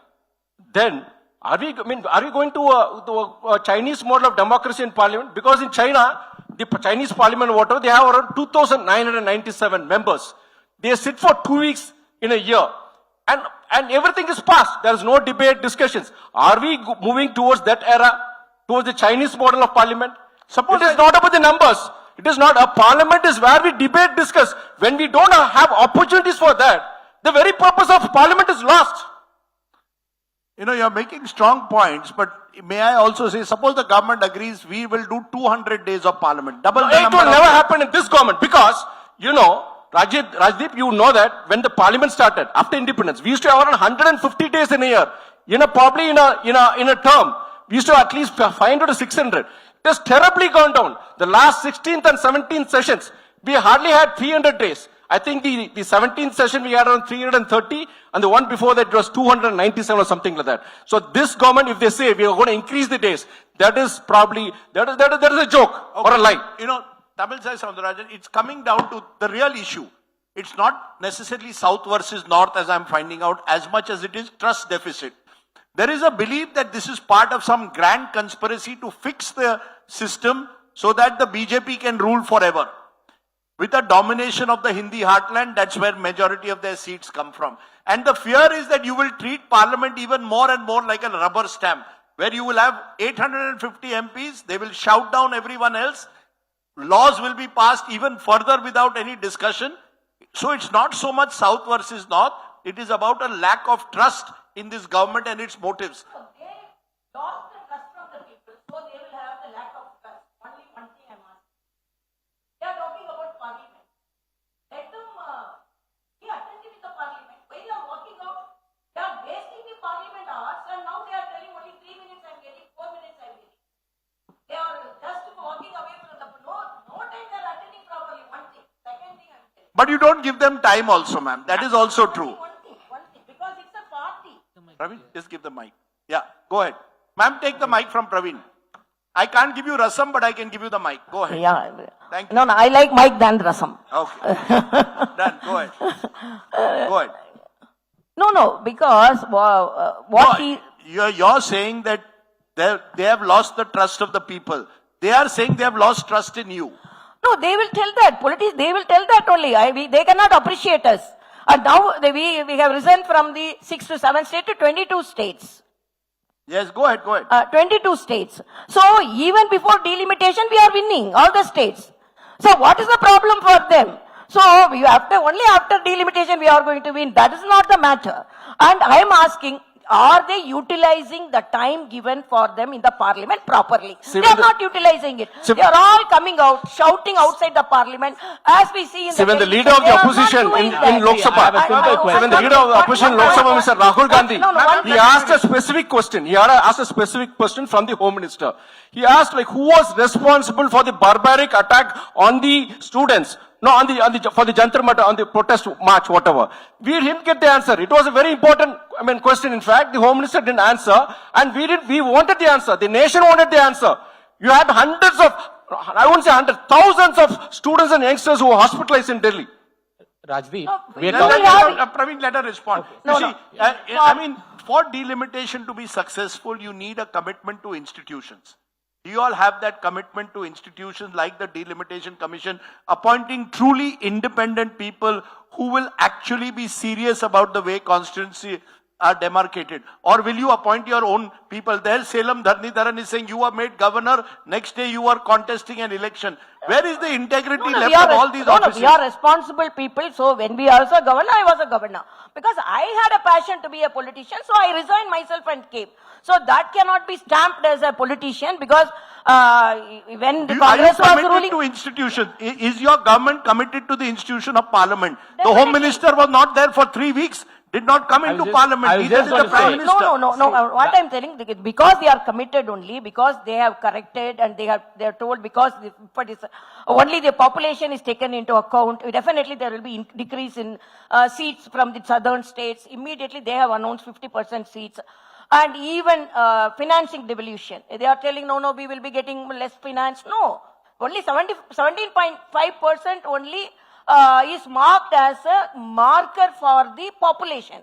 Other things are only deciding about the finance. Another thing, I have to counter my brother Praveen. He is telling, no, if there is 60 more seats, more voices. Now also there is more seats only. Because that is proportionately increased. So what? You are underestimating your voice. You are underestimating your southern voice. See, first, so even now Can I respond? Yes, Praveen. No, if it is drastically increased, let him so this respond. whole discussion is about parliament, correct? This whole thing is about Parliament. It's the most sacrosanct of all institutions. We had a monsoon session of Parliament in which the Prime Minister of India and arguably the second most important person, the Home Minister of India, did not attend even one single day. If this was the most important institution, why did the Prime Minister of India and the Home Minister of India not attend a single day of 21 days of Parliament? What is the respect? So how do you expect us to believe that institutions are not sacrificed? This whole discussion is about Parliament. No one's really asked this question. Why the Prime Minister and the Home Minister do not respect this Parliament? How do we expect them to do justice? Can I though come back, Praveen Chakravarti, to what the core issue of delimitation is? Let us assume for a moment that we need a new formula that is not just population. So that I come back to it, the southern states don't feel left out. You don't feel you're being penalized for your better fertility rates. You're the economic growth engine of the country. Right. Many of your states are growing at double digit.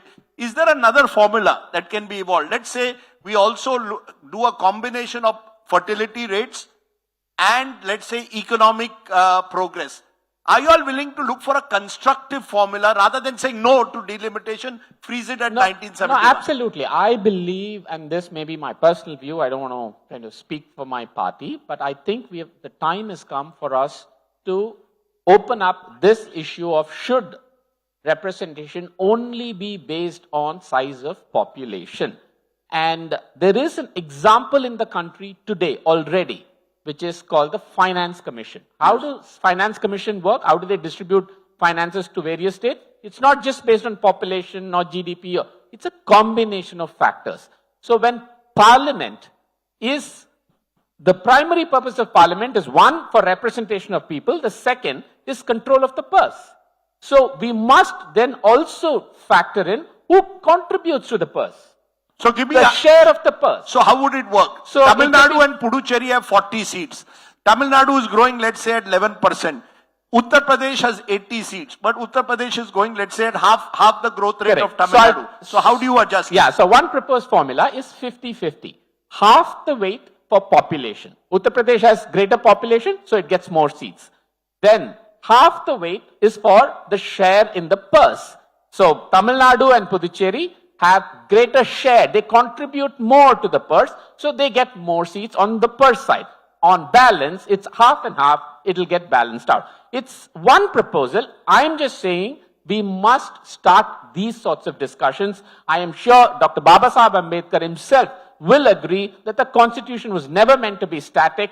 We must be open to new ideas and discussions. Rajdeep, Yes. you made comparison to France and Germany. I think it's a redundant comparison because in countries France and Germany, they are ethno-linguistically homogeneous countries. It's not like India where ethno-linguistically diverse. Point number one. Point number two, the functions of parliamentarians also there is also the function of an MLA here. So increasing the parliamentarian is not going to add any difference to the common man. Increase the number of MLAs. The MLA should be capped at, let's say, 50,000 people. Once you do that, then people's voice would be heard. Parliamentarians at max only legislate on matters pertaining to defense, foreign policy, so on and so forth. Yes. So it's going to be the voice of Tamil Nadu on the bill. You don't need to have more parliamentarians for the life of the common man to improve. So increase the number of MLAs, cap at 50,000. You know, can I ask all of you in conclusion, because there is a South, you know, the joy of being in the South is the distinctiveness of each of the southern states. We are lumping them all together as if they are one homogeneous entity. Do you believe that South India's voice is not being heard enough on the national stage? I want to ask this question openly to all of you. Tamil Sai Soundarajan, you're in the government, you all are the ruling party, you said 21 states. The truth of the matter is the BJP, out of the southern states, the only state which it is in power is in a power sharing at the moment in Andhra Pradesh.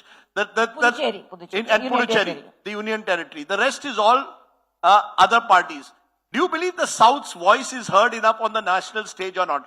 We've, the Cauvery water dispute, I've just heard those saying that, the center is being unfair to Tamil Nadu. I'm asking you a broader question from here. Do you believe the South feels that their voice is not heard despite the fact that you're the economic engine of the country? Honest answer now. No, honest answer is definitely because we have not more representatives there. So that is true, because we want to extend our power in the southern parts, but it is true. I am not shy down to accept that. But definitely, as you said, institutions should be respected, because the Honorable Home Minister respected the institution only. He told, I will sit here and I will answer your questions. So institution is respected. Second thing I am telling, as brother said, numbers and the financial devolution is entirely different. Financial devolution, because our Honorable Madam Sita Raman told, if you bring out ports, bring out airports, and bring out highways, definitely the states are more benefited. And definitely, because our voices are heard only, our Honorable Home Minister has said the delimitation is not going to be with the census. It is going to be because of the 50% increase, because the voice was from the south. Okay. So they have responded the You're saying they've voice. heard the voice of the South. No, Do you feel, Durai Vaiko, you are in Parliament, do you feel the voice of the South is not heard because the government is seen to be dominated by leaders from the North or the West? Absolutely, yes, because even with the present 543, probably we have around 39 MPs, Tamil Nadu MPs. Even with this, of the 39, in fact, BJP doesn't have any number. And even with this, probably our demands are not met. For example, with regarding to devolution of taxes, we hardly get 30% of our contribution. And then with regarding to important issues like the Cauvery issue, and then with, for example, I can quote the metro. We asked for metro projects in Coimbatore and in Madurai and in Trichy as well. It was ignored. On the grounds that these cities don't have 20 lakh population. But there are cities, like Ludhiana, Agra, and so many other cities which got these projects. Wrong DPR was submitted. Wrong DPR was submitted. Next thing is the AIMS. AIMS in Madurai. No, madam, please let me finish. And the AIMS in Madurai was sanctioned in 2018. But it is still not fully operational. But there are states like Haryana, Uttar Pradesh, Chhattisgarh, Gujarat, where similar AIMS projects were announced in 2018 and even in 2019. They are fully operational. And this disparity has to go. Unless this disparity goes, BJP cannot set a foothold in Tamil Nadu. No, you didn't bring it. At least we brought it. Okay. Unless you change your ways, BJP will never go in Tamil Nadu. Rajiv, on a light Okay, madam, I really light-hearted note. Yes, on a light-hearted note. Light-hearted note. Yes, our voice is not heard, as Durai and I experienced in this session of the Parliament. Even all the slogans are in Hindi. We don't even understand the slogans that we are shouting. Or going further, Rajdeep, you do the 9 p.m. prime time show each day. So what percentage of your shows are focused on Tamil Nadu, given the fact that 50% of India's GDP comes from south of India, the 5 states? We've just What started. percentage? Less than 10. Less than 10%. We've just started India Today Tamil. We've got an India Today Roundtable. This is the second one that we are having in the state of Tamil Nadu. We had one in February as well.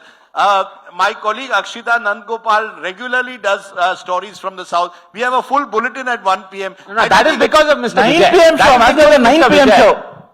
That's because of Mr. Vijay. Yes, it's because of Mr. Vijay's popularity. He put Tamil Nadu on the North Indian map at radar. Okay, you're saying now Vijay has put Tamil Nadu on the map.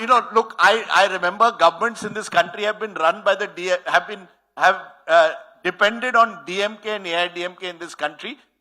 I just want to say that at the end of the day, what we want is to unify the North and the South. The last thing we want is divisive debates. We only hope that delimitation brings the country together rather than divides it further. Whatever formula you come out with, I don't think the people of any part of this country, particularly the wonderful states of the South, should feel left out and alienated. That is the challenge that all of you have as responsible members of Parliament, as responsible citizens of the country. It's been wonderful to have had all of you here. As I said, we will have rasam, but after the show, so that the temperatures come down. If there's anything else you suggest, that I want ice cream. You want ice cream?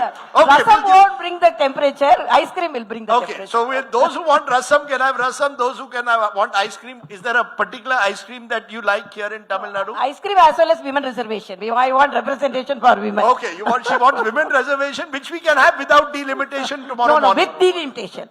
Okay, but I'm going to leave it there. Please give a very big hand to all our guests on this very special delimitation debate here at the India Today Roundtable. Thank you all very much. Thank you all so much. Rajdeep, not Rasam. Jigar Tanda will do it right now.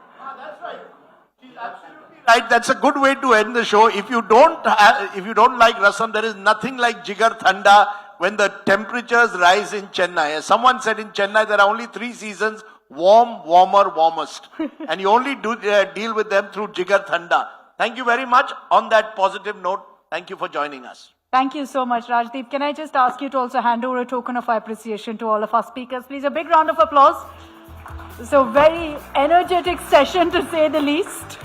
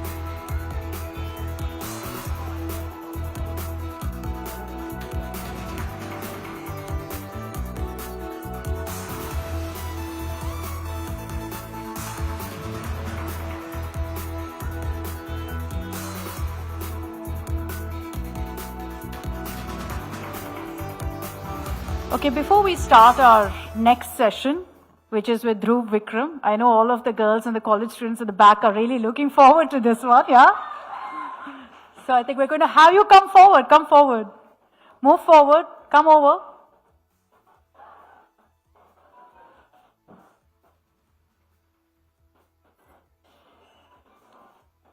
Okay, if you girls can quickly settle down, we'll be ready for the session.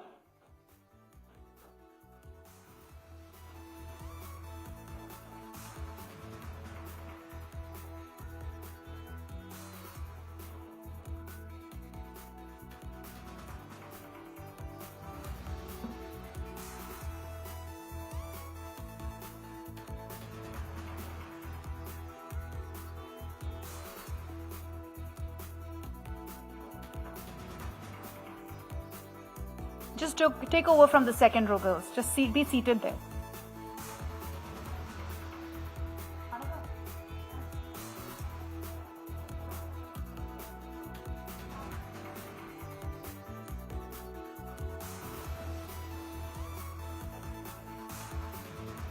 All right, ladies and gentlemen, we're ready for our next session, Vikram Junior exclusive. I'd like to invite on stage for this session Anaga Keshav, my colleague, reporter, India Today TV, and of course, Dhruv Vikram himself. Dhruv, come on up. Big round of applause, please.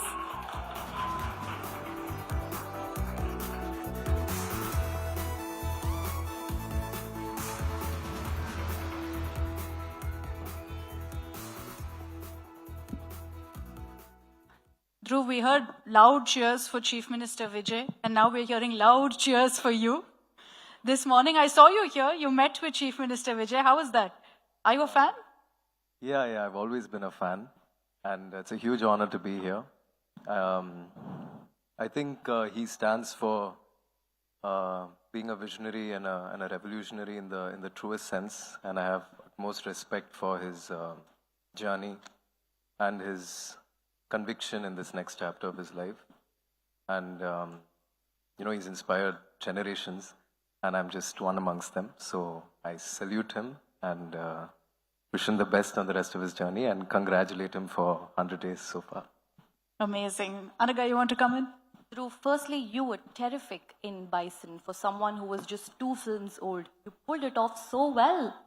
And, you know, when you've grown up in a completely different environment, how do you pull off a role like Kittan, which is so rooted into things that you've never experienced before?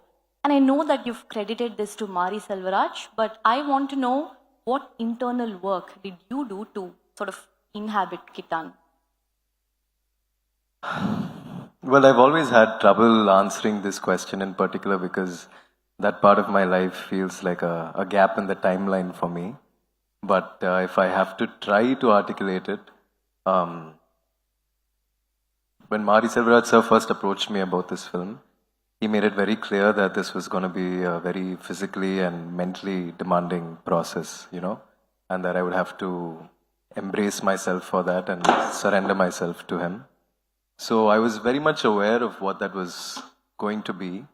And I was extremely grateful for the opportunity because here's a filmmaker who's extremely acclaimed, whose cinema that I really like, who recently just worked with Dhanush sir at the time he did Karnan, who's made films like Pariram Perumal. So for me, that was possibly the biggest opportunity of my life. But somewhere it came with a very overlooming, daunting fear of whether I would be able to understand the sport or not. And when I started playing, fortunately, Mari sir gave me the time and the environment to immerse myself in the game. And along that journey, I met many different Kabaddi players from many different stages in their life. Like some of them were still playing in their Uras, representing their village teams, schoolboys. Some of them had already joined a sports academy in Chennai and had got government jobs because of the sport. And I was also fortunate enough to play with some people who had played in the Pro Kabaddi League and stuff. And what intrigued me the most was their relationship with the sport. I feel like the way that they dealt with the aggression and violence in the sport was very graceful and almost nonchalant, for a lack of a better word. I feel like that was a very big part of the journey for me, where I would play with these boys who had severe injuries, sometimes even worse than mine. And when I was sitting out because I had shoot soon and I couldn't risk breaking another bone, they would be playing full-fledgedly with those injuries, aggressively, enthusiastically, because I guess the sport, it just made them feel alive. And in those parts of the state, they'll say like, Kabaddi vande ellaroda odambalayum oori poirukன்ற மாதிரி சொல்லுவாங்க. So even when you ask somebody, உங்களுக்கு ஏன் கபடி பிடிக்கும்னா சின்ன வயசுல இருந்தே விளையாடி இருக்கோம், but we don't have a reason as to why we like the game. So that's how the game is almost like a religion in those parts of the state. And I've had multiple core memories with different boys that I met over time, where once I was practicing at the Sai Institute in Nehru Stadium, and there was a boy named Abhishek, and he had a huge wound on his right ankle, and it looked like it was infected. And I said, Anna, TT edukalaya adukku? And he said, Yenga odambalam palagirchuna. I immediately had FOMO. Like I had a fear of missing out. Like, am I doing the wrong thing? You know? And also, even when I broke my hand during practice, that was the day my director flew in, and we were going to start a very intense leg of our training. And then my coach very sneakily walked up to him and said, the left hand la elambu odinjirukana. I think someone there said, it's okay, we can put a cast on him and then we can let him play. And then my director said, avan odambo namma odambo onna. And that really struck me. Because I feel like my director, my coach, the boys that I played with, their lives were kind of shaped by the use of their body, you know, whether it was their hands or their bodies, the way they worked in the fields, the way they played the sport, and the kind of lifestyle that they had. And there was a very important sense of resilience and strength that came from just living that life, which very automatically, organically reflected on the way they played the sport as well. So I think that's what slowly started to happen to me over time, where I feel like, just like when I was studying at acting school in New York, I wanted to be accepted by all the people there. So you would talk about, you know, Stanislavski. Went to Lee Strasberg? Lee Strasberg, yeah. The same way when I met these boys, I wanted to be accepted by them. You know, initially they were very intimidating and fascinating to me, but I wanted them to like me. I wanted them to think I was cool. I wanted to become a bro. You know, I wanted to feel like I belonged there. And then over time, when I spent that much time away from home in that landscape, you know, with the animals and more so alone with your thoughts, somewhere I think what worked for Kitan, and if the role is convincing, it's only because of the vastness of time that was spent in a very vicious routine. And if I had to compare it to anything, I would say, probably what the 10 years on the beach felt like to Odysseus. Right before he entered Troy. So breaking through the gates of Troy with the horse was the last portion of this bison process for me, which was shoot. But everything until prepping for that felt like I was in limbo on a beach. How many of you loved bison? Raise your hands. Thank you. That's most of the hall. Thank you. Expectations kind of have climbed right up now. Is it hard? Does this put more pressure on you? That now you have to deliver more films like this? It's a good pressure to have. And also after you work with somebody like Mari Selvaraj sir, you're automatically more careful about, the kind of content that you want to choose and how responsible you want to be with the opportunities that you get. And I feel like if I'm trying to top Bison, then I'm already looking backwards. And I think it's important to start from scratch again, start from zero, be a little scared, be a little nervous. So you take it role by role? I always wonder this in Tamil cinema because you see so many larger than life superstars, right? Your father also being one of them. Is that the goal? Or is it, let me take you one role at a time. You're experimenting with your roles clearly. You know, you're willing to take on those challenges. It's not a conscious decision. Okay. I've been fortunate enough to get roles that are very different from me in different lives. And also roles that are very different from each other. But I think any actor's goal would be, I speak for myself, would be to crack the right balance between both. Because I feel like I was naturally inclined to getting the acting right, attempted to getting the acting right in the first 3 films. But I've also grown up watching and loving commercial cinema. So I would really like an opportunity to try that genre as well. No, Vicky Kaushal, Dhruv, in an interview, had said that life and acting are very close. If you become a better human being, then you automatically become a better actor. And that really stuck with me. He said that having a clear conscience really helps him get better at his craft. Is that true for you also? Absolutely. I think playing any kind of role requires you to be extremely in tune with yourself because you are now channeling a completely different side of you that maybe didn't necessarily exist until then. So I agree with Vicky Kaushal sir when he said that you need your conscience to be clear, you need to do the work, you need to journal and constantly keep reflecting and aligning with your higher self. Yeah. You also journal, right? I've heard many of your past I'm a journal maniac. I love to journal. What do you write in them? I write, I draw, I doodle. I write, anyone that reads my journal will know truly who I am. But also it is for me to find out who I am. And I think journaling is an important part of acting. And I think anyone should and everyone should actually, because in the age of devices and typing, I think when we were in school and we were younger, before the phone era, we're also used to writing, right? And I think now not being able to do that completely takes away a dimension of your creativity and your self-awareness. And I think it's important to hold a pen and write. And yeah. Does it help to keep you grounded? You come from a very big family. You're in the same industry. Sometimes do you need that reality check? No, my journal doesn't keep me grounded. My mom keeps me grounded. My mom has been the one to ground the family and always make sure that growing up that my sister and I had ordinary lives. And yeah. I have to get into the age-old nepotism debate though. Okay. Pressure, has it given you opportunities? How does it work, being the son of Vikram?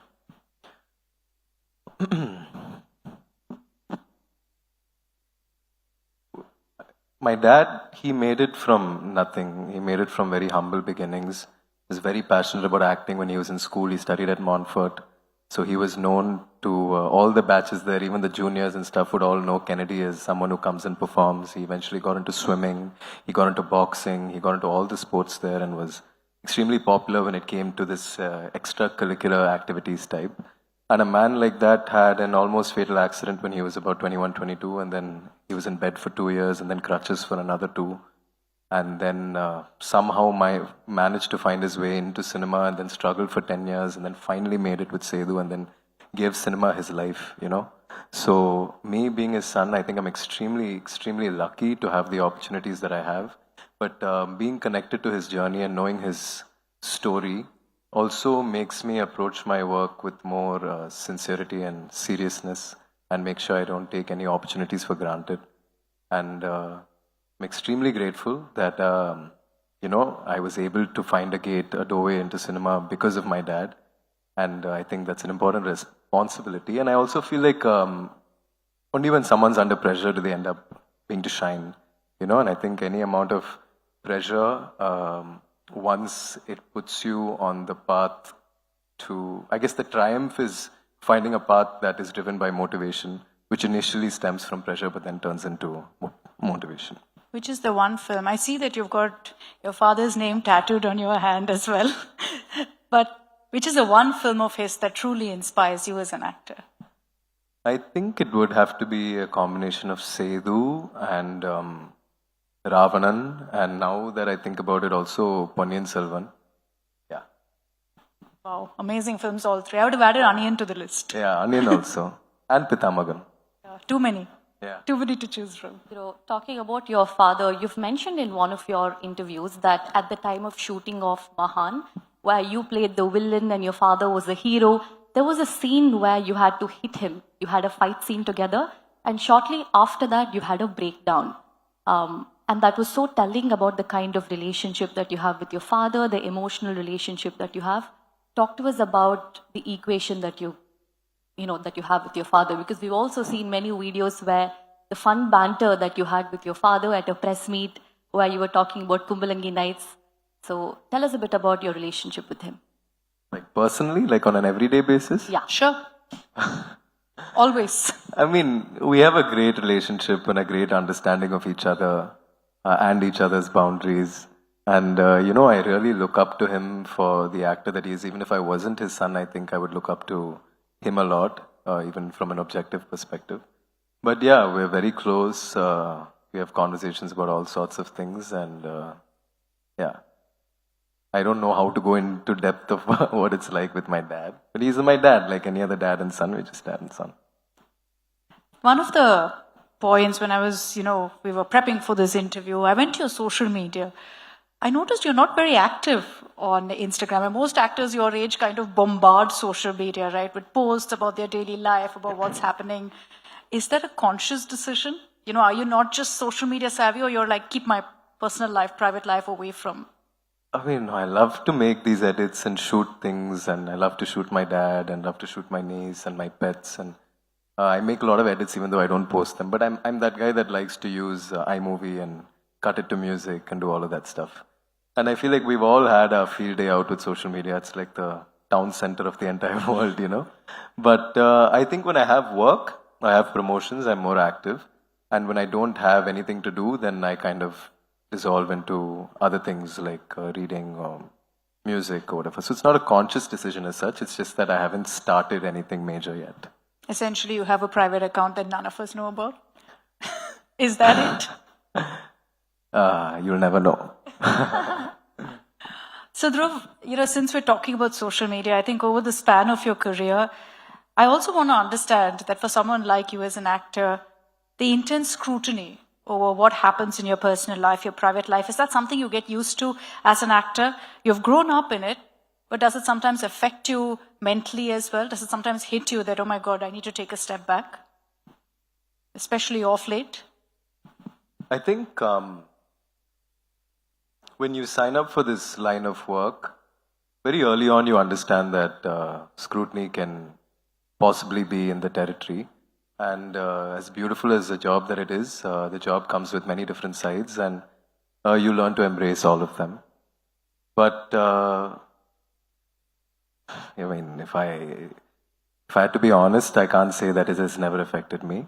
That being said, for me personally, I think it is important to anchor yourself in reality, to know who you are, know what you stand for, and protect fiercely everybody that you love and everything that matters to you or has ever mattered to you before. And I think when you are aligned with the truth and when you know what anchors you, scrutiny can only go so far. And I've also been fortunate enough to have a small group of supporters who have always stood by me and made sure that, through the span of my career over the past 7-8 years, that I've always felt supported and encouraged. Yeah. Do you also rely on that support system a lot? Are there a lot of testing times for you when you see some of the chat over your films or over your life? I think most actors, or rather, I speak for myself, subconsciously you learn to be an army of one. Where you have your own world, you do the inner work, and you protect yourself, your bubble, the people that you love as much as you can. But I think that the support that I've had throughout my career has definitely been very important to me, because I always knew that when I was doing Bison, I didn't post for years, people hadn't seen me on screen, and I was constantly getting messages about the next film, and I knew and I understood that people were waiting. So when you're on the ground and when you're prepping and your skin is tearing and you're bleeding, I automatically thought of the people that would celebrate this one day when they saw it on screen and hopefully feel proud of me. So yeah, that does drive you. You spoke about the support that you have in your career. Dhruv, after films like Arjun Reddy that you did, and then films like Mahan and then Bison, do you still have that constant pressure to prove yourself that you've come out of the shadow of your father? Do you still have that pressure, that unsaid pressure that you constantly have to prove yourself that you're Dhruv, not just Dhruv Vikram?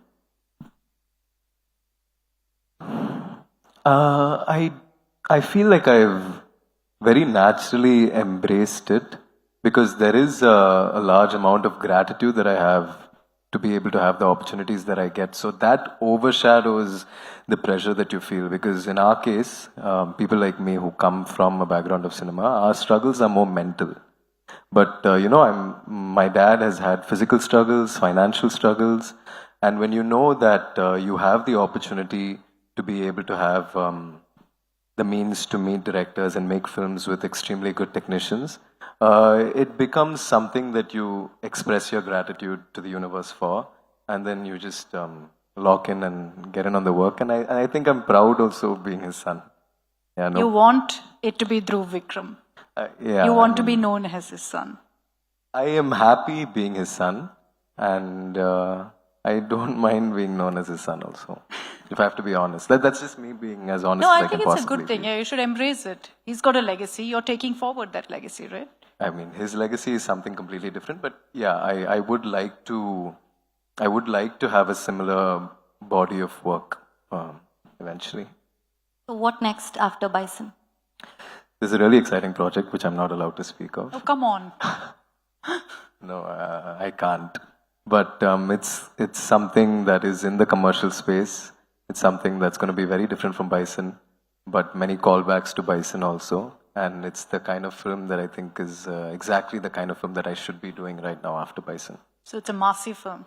What I was referring to earlier, the superstar image, is that your entry into creating that aura over yourself?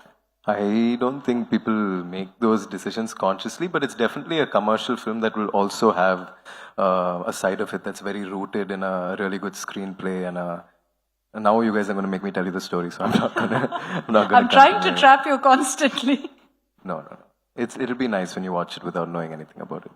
But are you driven to projects and films based on the commercial stature that it has, or is it driven by the character and the roles that you play? How do you choose? I think it's important to challenge yourself as an actor and tell important stories, but also to make the kind of films that you enjoy watching and you grew up watching and you go every Friday with your family to a theater to watch. And those are the films that are usually on the more commercial, mass masala side. So, yeah, like I mentioned earlier, I would like to strike the right balance between both and make really good commercial cinema where there are mass moments that are extremely rooted in the screenplay and what's happening to that character in that time. You've got a long way, obviously, to go in this industry. But if I were to, let's say, interview you 5 to 10 years from now, what do you think you'd want your image to be of Dhruv Vikram, the actor? What do you think we'd be discussing 5-10 years from now? What kind of films? What kind of a legacy? What kind of a career? Wow, okay, that's a tough question. Well, I hope in 5 or 10 years that I have a very rich and exciting body of work. I hope that I have found a perfect balance between my personal and my professional life. And I also hope, like the Odyssey, sorry, I keep bringing it up, I love that film.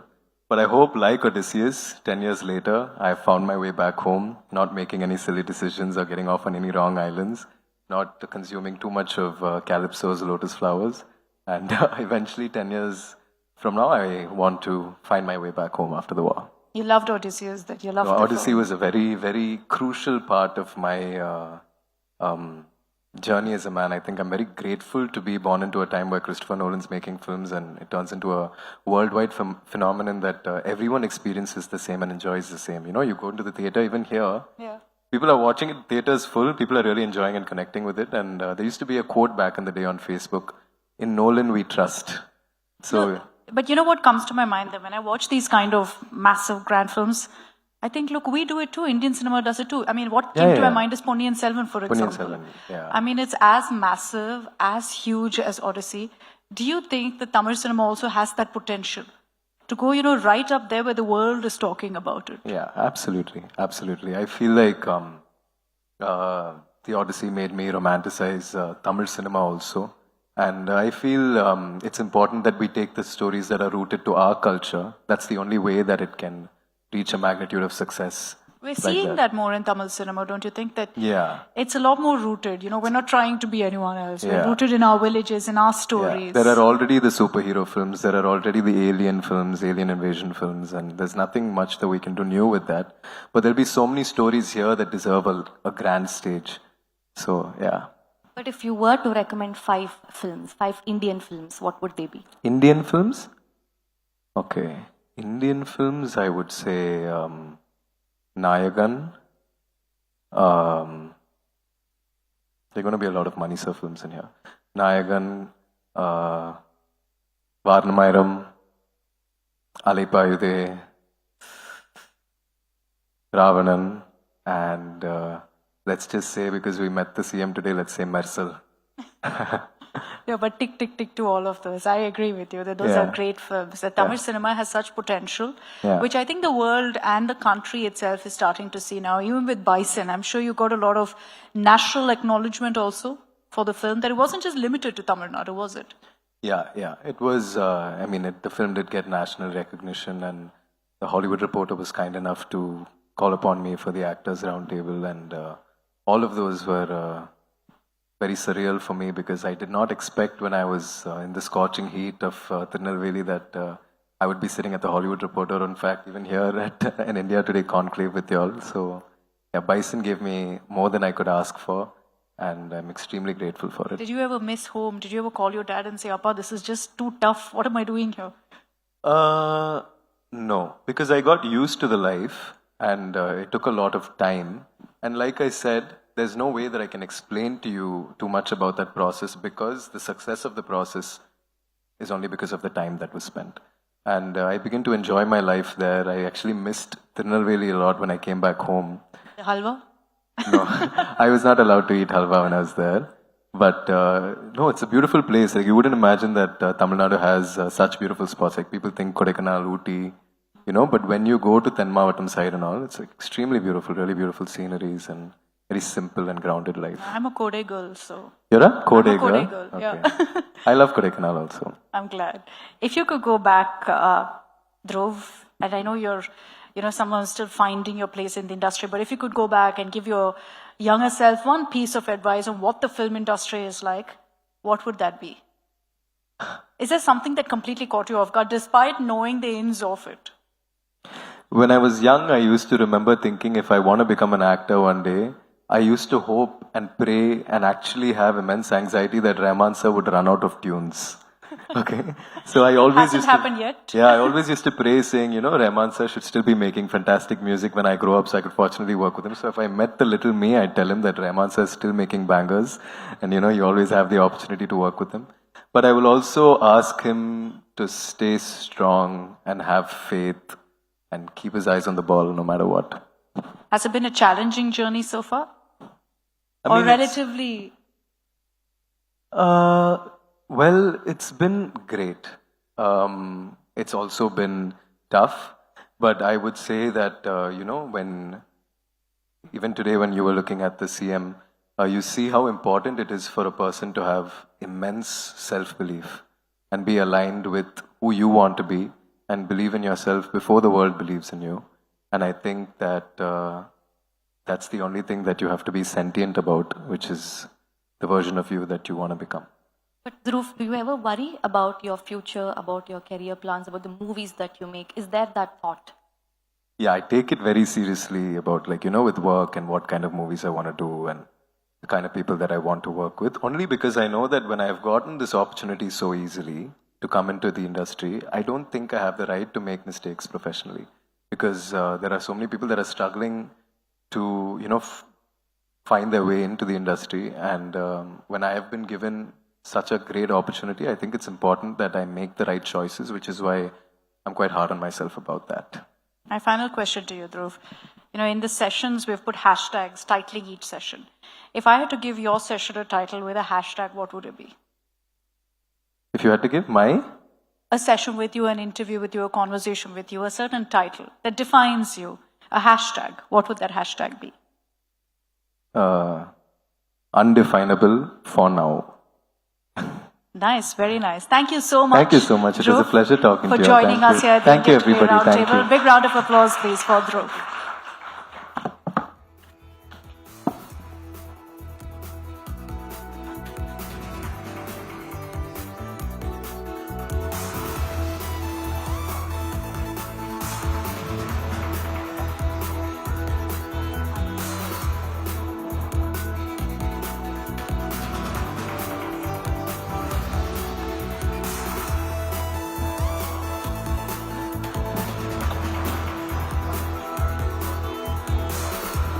All right, ladies and gentlemen, we break for lunch now. We'll see you again in just about 30 to 45 minutes back here in this hall.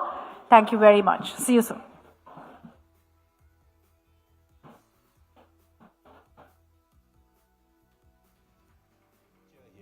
As its own Putti story. This is Anand and family. His dream home in the city is not just a dream anymore.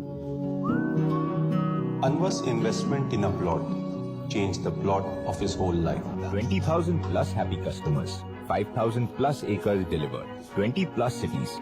G Square, your home, your dream, your choice. G Square Realtors warmly welcomes you all. Tamil Nadu is growing. Tamil Nadu is transforming. And behind every transformation is an opportunity. An opportunity to invest, to build, to create employment, and to shape a better future. G Square is proud to be a part of that journey. G Square is more than a real estate brand. We are a growth enabler, connecting land with investment, development, and opportunity. Because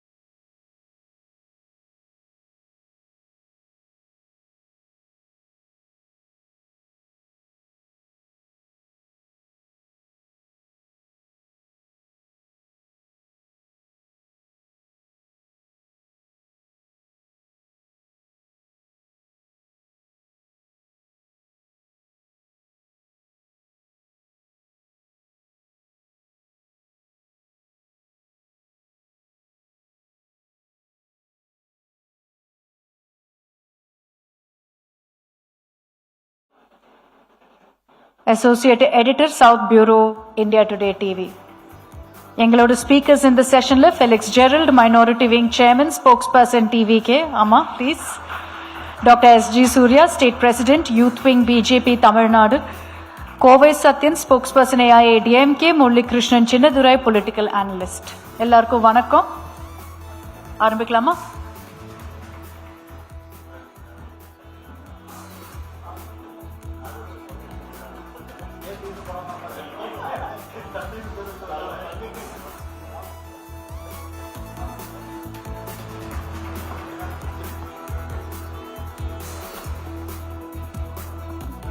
session பேரே super Sunday. So start பண்ணலாமா? Sunday start பண்ணலாம். ஆனால் Felix sir, first of all congratulations. 100 days. Last time ஒரு 4 மாதம் முன்னாடி எங்களோட round டேபிளில் Felix sir வந்தாங்க. ஒரு விஜய் செஷன் நடத்தோம். அந்த செஷனில் ஃபெலிக்ஸ் சார் மட்டும் தான் சொன்னாங்க விஜய் வருவாங்க, விஜய் தான் நெக்ஸ்ட் CMனு. Your prediction came true sir? It's just not a prediction. நான் உங்களுக்கு நல்லா தெரியும் இல்லை, நான் ஒவ்வொரு முறையும் இங்கே மாநாடு போடும்போது அந்த மக்கள் திரள் இருக்குல்ல, மக்கள் கூட்டம், இதுவரையும் நான் ஒரு 25 வருஷமா ஜேர்னலிஸ்டாக இருந்திருக்கேன். நிறைய பொதுக்கூட்டங்கள் பார்த்துருக்கேன், எல்லா கட்சிகளுக்குமே, ADMK இருக்கட்டும், DMK இருக்கட்டும். ஆனால் இந்த அளவுக்கு மக்கள் வரவே இல்லை. அப்போ இது ஒரு மாற்றத்திற்கான அறிகுறி அப்படின்றத நான் நம்பினேன். அதனால தான் நான் சொன்னேன். டெலிவர் பண்ணிருக்கீங்களா இந்த 100 days? பண்ணிட்டு இருக்கோமா? பெட்டரா பண்ணியிருக்கோம், நிறைய டெலிவர் பண்ணியிருக்கோம். உண்மையிலே மக்கள் ரொம்ப கொண்டாடுறாங்க இந்த அரசை. அப்படியா? தெரியலையே சார், ரெஸ்பான்சிவ் வரல. தாவேக அரசை நீங்க கொண்டாடுறீங்களா? ஆமா, ஓகே. அவர் எங்க ஆபீஸ் ஒரு இருந்தாலும் அவங்கள்ட்டையும் கேட்க வேண்டியிருக்கு. அதிமுக, பாஜக மற்றும் ஒரு பொலிட்டிக்கல் அனலிஸ்ட் ஒருத்தர் இருக்காரு இல்லையா? சூர்யா, நீங்க சொல்லுங்க, எப்படி இருக்கு 100 நாள் தாவேக அரசு? பாஜக எப்படி பாக்குது? ஆனஸ்ட்லி ஸ்பீக்கிங், தமிழ்லயே பேசலாம்.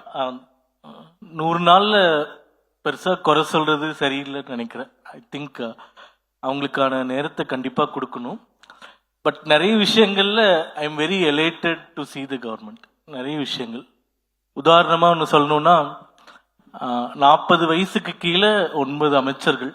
அது எந்த கவர்மெண்ட்லயுமே ஐ டோன்ட் திங்க் இந்தியாவில் இது வரைக்கும் நான் பார்த்ததுல. இப்போ பார்த்துருக்கோன்னா ஒரு youth wing president, I am very happy. யங்ஸ்டர்ஸ்க்கு நிறைய வாய்ப்பு கொடுக்கப்பட்டிருக்கு. முதல் முறை சட்டசபை உறுப்பினர்கள் அமைச்சர்களா ஆயிருக்காங்கன்னா பார்க்கறக்கே ரொம்ப நல்லா இருக்கு.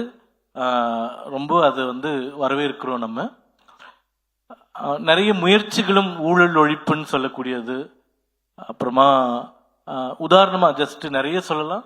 உதாரணமா சென்னை போலீஸ் கமிஷனர், இந்த பார் ஓனர்ஸ் எல்லாம் கூப்பிட்டு உங்ககிட்ட யாராச்சும் காசு வாங்கினா எனக்கு ஃபோன் பண்ணுங்கன்னு நம்பர் கொடுக்கறது, இதெல்லாம் எங்கேயுமே பார்த்ததில்லை. அதெல்லாம் வெரி ஹாப்பி டு சி. அந்த ஒரு மாற்றம் நடக்குது, மக்களும் விரும்புறாங்க அப்படின்றது ஃபர்ஸ்ட் 100 days-ஓட வேர்டிக்ட். தாவேக அரசை பாராட்டுறீங்க? வரவேற்கிறோம், பாராட்டுற விஷயத்துல குறைகளும் நிறைய இருக்கு, அடுத்த ரவுண்ட்ல பேசுறேன். பட் டு ஸ்டார்ட் வித், ஒரு யங்ஸ்டரா, ஒரு இந்த சேஞ்ச விரும்பின ஒரு மக்களோட பிரதிநிதியா அவங்களுடைய நல்ல எண்ணங்கள் நிறைவேறணும்னு வாழ்த்துறேன். பெருசா குறை சொல்றதுக்கு நிறைய விஷயங்கள் இல்ல, குறைகள் இருக்கு, பட் ரொம்ப குறை சொல்றதுக்கு இல்ல. அதை மக்களும் விரும்ப மாட்டாங்க அப்படின்றது என்னுடைய புரிதல். இன்னும் கொஞ்ச நாள் ஆகும். இதுக்கப்புறம் ஃபெலிக்ஸுக்கு B டீம் BJP இன்னொரு வாட்டி எல்லாரும் சொல்ல போறாங்க. இல்ல, அப்ப அவரை கேட்கலாம். நீங்க என்ன நினைக்கிறீங்க கோவை சத்யன்? பாஜக கூட நீங்க அது சரிதான் நினைக்கிறீங்களா? ஏன்னா ஒரு NDAன்னு ஒன்று இருக்கு, அதனால கேட்கிறேன்.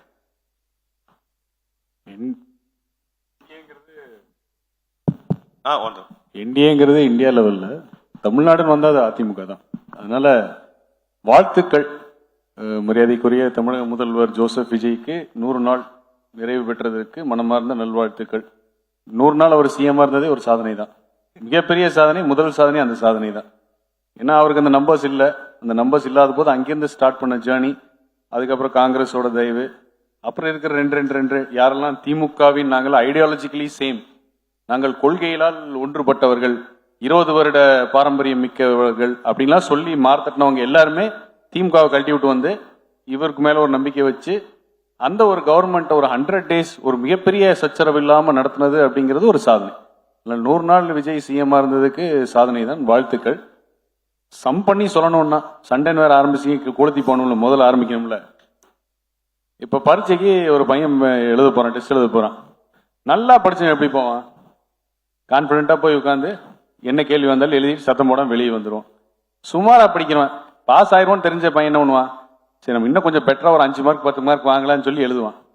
கன்ஃபார்மா தேர மாட்டோம்னு ஒரு தொல்லை வரோன்னு வச்சுங்க, அவன் என்ன பண்ணுவான்? என்ன வேணா பண்ணுவான். இல்ல முதல் வேலை காப்பி அடிப்பான். முன்னாடி இருக்கணும் பார்த்து காப்பி அடிச்சு பாஸ் பண்ணிடுவோம்னு காப்பி அடிப்பான். காப்பி அடிக்கிற வழி இல்லைன்னு வச்சுங்க, அடுத்து என்ன பண்ணுவான்? எல்லா கேள்விக்கும் ஏதோ ஒரு பதில் எழுதி வைப்போம். அது ரைட்டா தப்பான்னு எல்லாத்துக்குமே எழுதிடுவான், வர மார்க் வரட்டும் அப்படின்னு. இந்த 100 நாள்ங்கிறது எவன் வந்து தேர மாட்டோம்னு உள்ள வரானோ அவன் எல்லா கேள்விக்கும் பதில் எழுதுற மாதிரி அப்படிதான் நடந்திருக்கு அப்படிங்கிற மட்டும் சொல்லிடுறேன். ஃபெலிக்ஸ் பதில் சொல்லுவான்னு தெரியும், சொல்லும் போது மாட்டுவாரு தெரியும், அதுக்காக சொல்லிட்டு விட்டுறேன். ரொம்ப ரொம்ப சிம்பிள். என்னன்னா இந்த அரசு ரொம்ப அடிப்படையான சில விஷயங்கள் இருக்குல்ல, கிட்டத்தட்ட 100 நாள்ல 50,000 ரேஷன் கார்டு கொடுத்துருக்காங்க. இந்த 50,000 ரேஷன் கார்டு கூட கொடுக்க முடியாம இருந்திருக்கு முன்னாடி அரசு. புரியுதுங்களா? Ration card is simple issue, but அதை கூட இவங்களால பண்ண முடியல. ரொம்ப சிம்பிள் அசம்பிளி லைஃப், ஏன் 5 வருஷமா பண்ண முடியல? ரைட்டுங்களா? அது மாதிரி ரொம்ப சீரியஸான விஷயங்கள் ஆரம்பிச்சு ரொம்ப சின்ன சின்ன விஷயங்கள் ஒண்ணு இல்லைங்க. கிராமங்கள்ல ஏரி மண் இருக்குல்ல, ஏரி மண்ணா அந்த விவசாயி வந்து வீட்டுக்கு தேவைன்னா அவர் அள்ளிட்டு போலாம் அப்படின்ற ஒரு இது இது இது இது கூட முன்னாடி நடக்கல. ஏன்னா அதுல கூட அவ்வளவு கொள்ளையடிச்சாங்க, சவுடு மண்ணுன்னு சொல்லிட்டு அதுல கூட எல்லா இடத்துலயுமே கொள்ளையடிக்கப்பட்டது. அப்போ ரொம்ப சாதாரண விஷயங்கள் ஆரம்பிச்சு லஞ்சம். இன்னைக்கு வந்து உண்மையிலேயே அரசாங்க அலுவலகத்துல லஞ்சம் இல்லை. மக்கள் வந்து அதான் நான் தொடக்கத்தில் சொன்ன கொண்டாடுறாங்கன்ட்டு. ஒரு ஒரு ஒரு ஒரு நபர் எனக்கு போன் பண்ணி சொன்னாரு, ஏன் குழந்தை 3 வயசுல இருக்கும்போது எனக்கு ப்ராப்பர்ட்டியில ஒரு டிஸ்பியூட் ஆச்சு சார், இப்ப என் பொண்ணுக்கே 3 வயசுல குழந்தை இருக்குது, இவ்வளவு நாள் அந்த டிஸ்பியூட் சார்ட் அவுட்டே ஆகல. பட் இன்னைக்கு டிவிகே கவர்மெண்ட் வந்தோடனே அந்த ஐஜி ரெஜிஸ்ட்ரார் வந்து ரெஜிஸ்ட்ரேஷன் வந்து வீடியோ கால்ல வந்து எனக்கு முடிச்சு கொடுத்தாரு. நான் வந்து இவ்வளவு வருஷம் வெயிட் பண்ணேன். அது மாதிரி நாட் ஈவன் ஒன்ல பல டெஸ்டிமோனிஸ். ரெஜிஸ்ட்ரேஷன் தான் ஞாபகம் வந்துச்சு. இது வந்து எஸ்சி சூர்யா டீம் பண்ணது, பாஜக தான் எடுத்துட்டு வந்தாங்க. இப்போ அந்த ரெஜிஸ்ட்ரேஷன் வந்து ஆன்லைன் பண்ற பல விஷயத்துல சில கோயில்களோட நிலமும் வந்துட்டு எடுக்கப்படுற மாதிரி அவங்க சொல்லிட்டு இருக்காங்க. இல்ல அந்த பர்டிகுலர் இஷ்யூ நீங்க சொல்றது நம்ம பழனி அந்த particular registrar, I think Justin something அவருடைய நேம். அவர் வந்து அவர் மேல நிறைய இதே மாதிரி போலி ரெஜிஸ்டர் பண்ணிருக்கிறாருன்னு இருக்குது. அவர் மேல ப்ராப்பரா நடவடிக்கை எடுக்கப்பட்டு இதுவும் போன ஆட்சிலேயே தொடங்கினாங்க. ஐ திங்க் மார்ச்லயே அவங்க தொடங்குறாங்க இதை வந்து ரெஜிஸ்டர் பண்றதுக்கு. அதுக்கப்புறம் கோர்ட்ல போறாங்க, அதுவும் டிஎம்கே பீரியட்ல தான் போறாங்க. ரெஜிஸ்டர் ஆகும்போது அந்த பர்டிகுலர் ரெஜிஸ்டார் கொடைக்கானல்ல இருந்து கூட்டு வரப்படுறாரு. அன்னைக்கு அவர் அந்த வேக்கேட்டா இருக்கும்போது அன்னைக்கு ரெஜிஸ்டர் பண்ணிடுறாரு. சோ இது நான் சொல்றது, இந்த கவர்மெண்ட்ஸை பிளேம் பண்ணாம இந்த கும்பல் ரொம்ப மோசமான கும்பல், திஸ் கேங். அவர் விற்கிறவரு ரெஜிஸ்டாரையும் சேர்த்து தான் நான் சொல்றேன். அவர் மேலே ஏற்கனவே 2-3 எஃப்ஐஆர் இதே மாதிரி இருக்குது, அதுவும் பெயில் வாங்கிட்டு தான் உட்காந்துருக்காரு. சோ நான் சொல்லுவது என்னன்னா, இதுவரை தமிழகம் கண்டிராத ஒரு மாற்றம், எஸ்பெஷலி கரப்ஷன் ஃப்ரீ. அதே போல எவ்வளவு கான்ட்ராக்ட் வந்து நிறுத்தி இருக்கிறாங்க. ரெண்டாவது, இப்போ வர்ற கான்ட்ராக்டோட வேல்யூ பாத்தீங்கன்னா போன வருஷத்துல ஒவ்வொரு இப்ப ரோடு போடுறதுக்கு ஒரு கிரேட்டர் சென்னை கார்பரேஷனுக்கு ஒரு கான்ட்ராக்டர் பிட் பண்ணாருன்னா வருஷம் காசு வந்து இந்த விலைவாசி ஏறிட்டு தான் போகும், நீங்க வந்து அதிகமா தான் போகும். ஆனா இந்த முறை போன வருஷம் வந்ததை விட 25% கம்மியா வருது கான்ட்ராக்ட். ஏன் அதை தான் நாங்க சொன்னோம், அந்த 25 to 30% தான் இது பார்ட்டி ஃபண்ட் வாங்கியிருந்தாங்க, அது இப்ப இல்லாம போகுது. பார்ட்டி ஃபண்ட் சொல்லிருக்கீங்க, ஆனா என்னோட அனாலிசிஸ் என்னன்னா, முரளி கிருஷ்ணன் சார் அவங்க என்ன சொல்றாங்கன்னா, இந்த 100 நாள்ல மோஸ்டா ரிப்பேர் பண்ணிருக்கோம். என்ன திமுக மெஸ்அப் பண்ணாங்க, அதை நம்ம ரிப்பேர் பண்ணுறோம், ஃபிக்ஸ் பண்றோம்னு. நீங்க என்ன நினைக்கிறீங்க? ஆக்சுவலா வந்து 100 நாளுக்கு வாழ்த்துகள். வந்து காலையில வந்து சிஎம் இந்த சேனல் தமிழ் சேனல் லான்ச் பண்ணும் பொழுது அந்த ஒரு ஸ்ட்ராங்கான ஒரு மெசேஜ் ஒன்று சொன்னார். அந்த வந்து ட்ரூத் ஸ்பீக் லவுடர் அப்படின்னு. நம்ம உண்மையை தொடர்ந்து பேசுவோம், நல்லாவே பேசணும்னு தான் நினைக்கிறேன். உண்மையை பேசணும்னா இந்த 100 நாள்ல இந்த கவர்மெண்ட் வந்து நரேட்டிவ் கவர்மெண்டா தான் ரன் ஆயிருக்கு. எவ்வளவு நரேட்டிவ் இப்போ பிலிக்ஸ் சொன்னதுல கூட ஒரு நரேட்டிவ் இருக்கு. என்ன நரேட்டிவ்னா, இந்த வீட்டுக்கு தேவைக்காக மணல் அள்ளுறது இருக்கு இல்லையா, அது போன கவர்மெண்ட்லயே கொடுத்துட்டாங்க.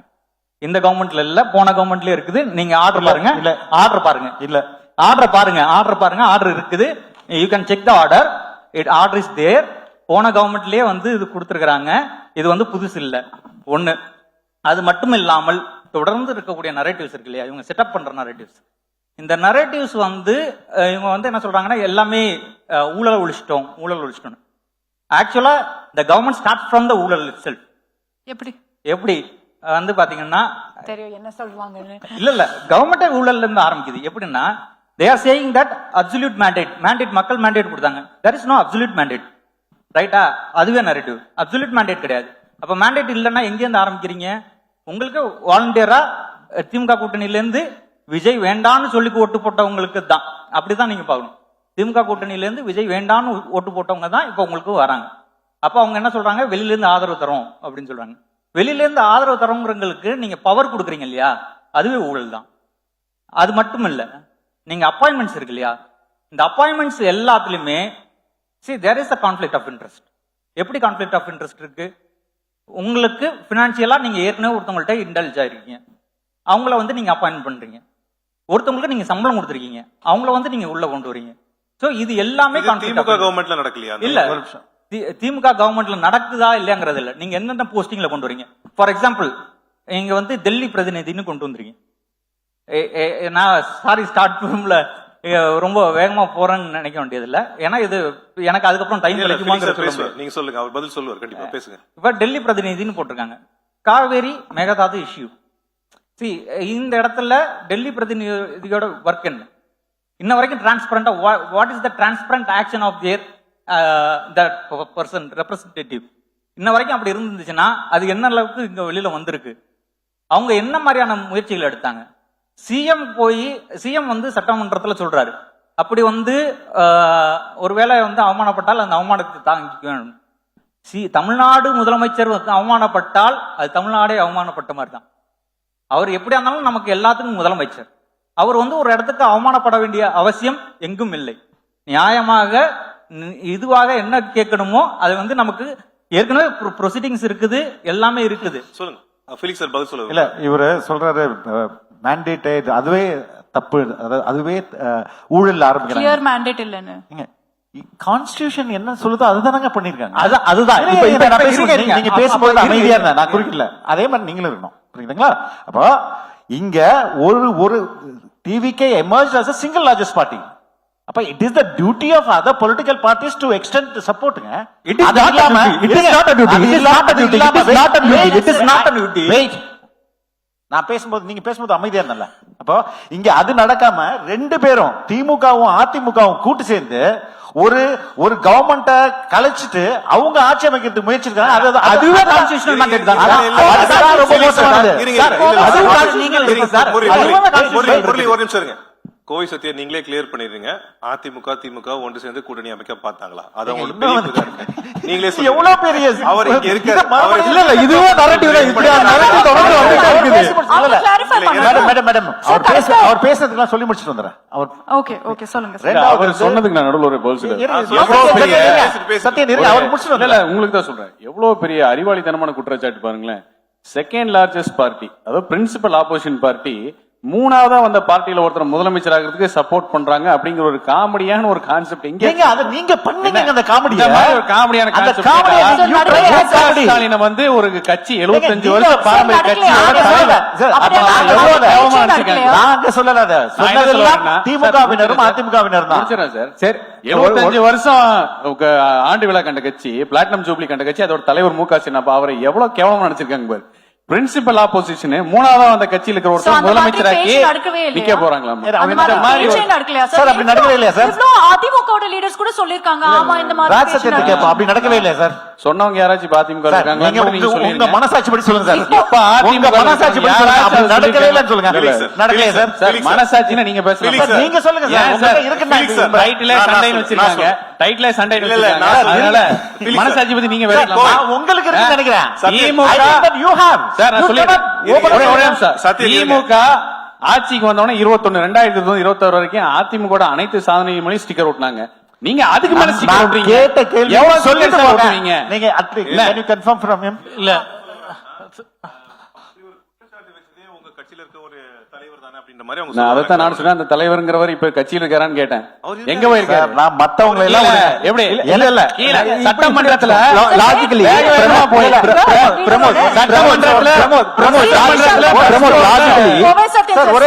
ஒரே ஒரு மன்றத்துல சட்டமன்றத்துல வேக வேகமா மத்தவங்களை நம்பல சார், மத்தவங்களை நம்பல, நான் உங்களை நம்புறேன். நீங்க உண்மையை சொல்லுவீங்கன்னு நினைக்கிறேன். அப்படி ஒரு முயற்சி நடந்துச்சா இல்லையா உங்க வாயில சொல்லுங்க. இல்ல சார் சிவி சண்முகம் இல்ல. கோவை சத்யன் சிவி சண்முகம் எந்த கட்சியில இருக்காங்க நான் சார்? இன்னொரு விஷயம் ஓபனா பேசணுமா? சொல்லுங்க சார். மே 6ஆம் தேதி என்ன நடந்துச்சுன்னு பேசணுமா? சொல்லுங்க சார். மரியாதைக்குரிய சிஎம் விஜய் யார்கிட்ட பேசினாரு, அவர் என்ன கேட்டா நான் இங்க சொல்லட்டுமா? சார் சொல்லுங்க சொல்லுங்க சார். ஆதாரம் நீங்க சொல்லுங்க. நான் சொல்றேன், காங்கிரஸ் 5 பேர் கேட்கறதுக்கு முன்னாடி உங்க மரியாதைக்குரிய சிஎம் விஜய் அவர்கள் யார்கிட்ட பேசினாரு, யார் முன்னாடி பேசினாரு, எவ்வளவு நம்பர்ஸ் கேட்டார், நான் சொல்லட்டுமா? அவதூறு யார் வேணாலும் பேசலாம் சார், அவதூறு யார் வேணாலும் பேசலாம். நீங்க பேசினா உண்மை, அவதூறு இல்ல இவ்வளவு அவர் பேசினா உண்மை. Indian this is where democracy is. நான் பேசினா அவதூறா? பேசினா உண்மை, நான் பேசினா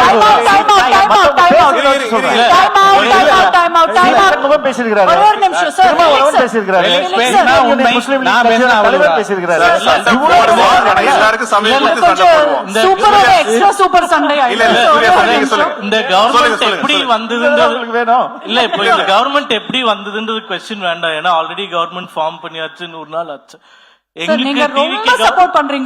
எங்களுக்கு டிவிகே கவர்மெண்ட் மேல இருக்கிற பயம் என்னன்னா, ப்ராபப்ளி கம்யூனிஸ்ட் இருக்கிறதுனாலயா இல்ல அவங்க டெண்டன்சியே கிட்டத்தட்ட எப்படியா we see more of an anti growth or anti development approach. முதல்ல இல்லன்னு சொன்னீங்க, முதல்ல வரவேற்றீங்க. இல்ல நான் அவங்களுக்கு கங்க்ராச்சுலேட் பண்ண ஃபர்ஸ்ட் வந்ததுனால I want to criticize on issues. முடிச்சிடுறேன் நான். உதாரணமா பரந்தூர் ஏர்போர்ட் வேணும் அப்படின்னு சொல்லிட்டு கிட்டத்தட்ட 5 வருஷம் ஸ்டடி பண்ணியாச்சு. எல்லா ஆல்டர்னேட் லேண்ட்ஸும் நம்ம ஸ்டடி பண்ணியாச்சு. எல்லாருமே அப்ரூவ் பண்ணி ப்ராஜெக்ட் ஸ்டாப் ஆகும்போது now they want to stop it. அதுக்கு அவங்க கிட்ட ஆல்டர்னேட்டிவ் கூட கிடையாது. திருப்பி நம்ம சொல்றோம். லாஸ்ட் மந்த் விசாகப்பட்டினம்ல போகபுரம் ஏர்போர்ட் லான்ச்சுக்கு நான் போயிருந்தேன். 3 வருஷத்துல அந்த ஏர்போர்ட்டே கட்டி முடிச்சு கிட்டத்தட்ட சென்னையே அடுத்த 5 இயர்ஸ்ல ஓவர் டேக் பண்ற அளவுக்கு அவங்க விஷன் இருக்கு. பாஜக கூட எல்லாரும் சொல்றாங்க சென்ட்ரல் கவர்மெண்ட் பெர்மிஷன் கொடுக்கலன்னு. மெட்ரோ பாருங்க, பரந்தூருக்கு ஆல்ரெடி பெர்மிஷன் கொடுத்தாச்சு. மெட்ரோ பாருங்க, சென்னை மெட்ரோ போயிட்டு இருக்கு. கோயம்புத்தூர்ல பிறந்து வளர்ந்த ஒரே நிமிஷம். கோயம்புத்தூர் மெட்ரோ ரூட் நீங்க கொண்டு போய் கோயம்புத்தூர்ல ஏதாச்சும் ஒரு காமன் மேன் கிட்ட இந்த ரூட் ஒத்துக்கிறீங்களான்னு கேட்டா they will laugh at you because the route is absolutely pathetic. உதாரணமா நான் சொல்றேன், எவ்வளவு பேர் கோயம்புத்தூர்ல இருக்கீங்கன்னு தெரியல, உங்களுக்கு தெரியுமான்னு தெரியல. உக்கடம்னு ஒரு ஏரியா இருக்கு, அங்க இருந்து கவர்மெண்ட் ஹாஸ்பிட்டல் இருக்கு. ஜஸ்ட் 1.5 கிலோமீட்டர் தான் ரூட். நீங்க பைக்ல போனீங்கனாலும் 5 நிமிஷம் 10 நிமிஷத்துல போயிடலாம், கார்ல போனாலும் 10 நிமிஷத்துல போயிடலாம். அந்த ரூட்டுக்கு மெட்ரோ போட்டு அதுக்கு 10 நிமிஷம்னு சொல்றாங்க. மெட்ரோன்றது உங்களுக்கு எதுக்கு? லாங் டிஸ்டன்ஸ் டிராவல் பண்றது வந்திருக்காரு. அவர் ரொம்ப கன்ஜஸ்டட் ஏரியால பக்கத்திலே கோயம்புத்தூர்காரங்க அடிப்படையா பக்கத்துல கோயம்புத்தூர். ஒரு நிமிஷம் முடிச்சேன். உங்க அலைய ட்ரஸ்ட் பண்ணுங்க சார். இல்ல I will complete my point. Sir என்ன நடக்குது? நீங்க டிவிக்கு பேசுறீங்க, அவர் வந்து அகைன்ஸ்டா பேசுறேன். இப்போ குப்பம்ல ஏர்போர்ட் கொண்டு வருவோம்ன்றாங்க, பெங்களூர்ல செகண்ட் ஏர்போர்ட் கொண்டு வராங்க. ஐ திங்க் டிவிகே கவர்மெண்ட் இல்ல இதெல்லாம் நீங்க பேசல. இல்ல சார், சில விஷயத்துல they have to be proactive. இல்ல நான் ஒன்னு சொல்றேன், இதெல்லாம் நீங்க பேசுறீங்க. அவங்க காவிரியில எவ்வளவு தூரம் கேட்டுட்டு இருக்காங்க, மேகதாது விஷயத்துல எவ்வளவு பேசிட்டு இருக்காங்க, அதுல என்ன ரெஸ்பான்ஸ்? அது என்ன ரெஸ்பான்ஸ்னா, நேத்து கூட 3 தமிழர்கள் சுட்டு கொல்லப்பட்டிருக்காங்க. அத பத்தி இந்த கவர்மெண்ட் கிட்ட இருந்து ஸ்ட்ராங்கா எதுவும் ரியாக்ஷன் இல்ல. மேகதாது இஷ்யூல அங்க ரூலிங்ல இருக்கிறது காங்கிரஸ் பார்ட்டி, இங்க அவங்க அலையன்ஸ்ல இருக்காங்க. பெர்மிஷன் சென்ட்ரல் கவர்மெண்ட் தான தரணும். Permission central government, Kaveri regulation authority எல்லாமே வந்து டெல்லில தான் இருக்கு. பார்லிமென்ட்ல கிளியரா சொல்லிட்டாங்க, it will go through a due process of the board and also the central government submission. இப்ப என்ன பிரச்சனைனா, அங்க இருக்கக்கூடிய சீஃப் மினிஸ்டர் அங்க டேம் கட்டியே தீரணும்ன்றாரு. Ecologically also it is not viable எல்லாரும் சொல்லிட்டாங்க. இங்க உங்களோட அலையன்ஸ்ல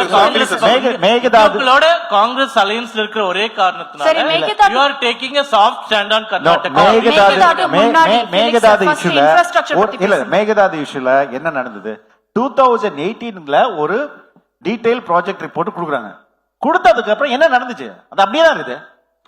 ஏங்க நான் சொல்றேன், மேகதாதுல தமிழகத்துல தாவேக அரசு இருக்கிறது வரையும் ஒரு செங்கல் கூட வைக்க முடியாது சார். இப்போ மேகதாது கூட பிரச்சனை, தண்ணி வரல காவிரி. ஒரு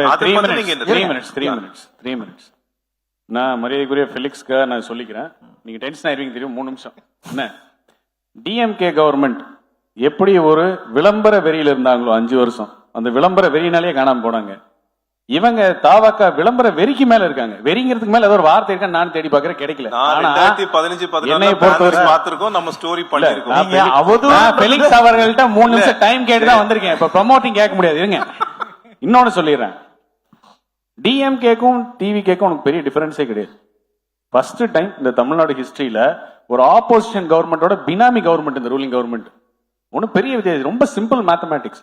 யாரெல்லாம் போய் அலையன்ஸா போய் உட்கார்ந்துருக்காங்களோ, I stand by my word. First time in the political history of Tamil Nadu the ruling government is the benami proxy of the principal opposition. நான் முடிச்ச let me complete my statement, so you'll understand. யாரெல்லாம் போய் சப்போர்ட் பண்றாங்களோ எல்லாமே they took a cabinet minister பர்த்த வாங்கிட்ட.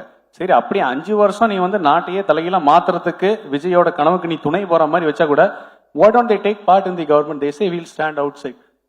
நாங்க வெளியில இருந்து ஆதரவு. என்ன ரீசன் அப்படி சொல்ல, என்ன ரீசன், அதுக்கான எக்ஸாம்பிள் என்ன ரீசன் சொல்லிடுறேன். என்ன ரீசன்னா டிஎம்கே கவர்மெண்ட் அவங்களோட ப்ராக்ஸி அங்க அனுப்பிச்சு இந்த கவர்மெண்ட்ல என்னெல்லாம் பண்ணிக்க முடியுமோ அதெல்லாம் ஊழலை ஒழிக்கிறேன்னு விஜய் சொன்னார்ல, அது நீங்க நம்புறீங்களா?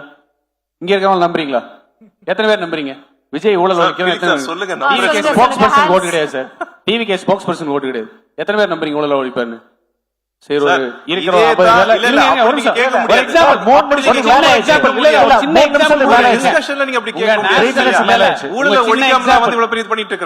ரெண்டு சின்ன எக்ஸாம்பிள் கொடுக்குறேன். Enforcement directorate 258 page.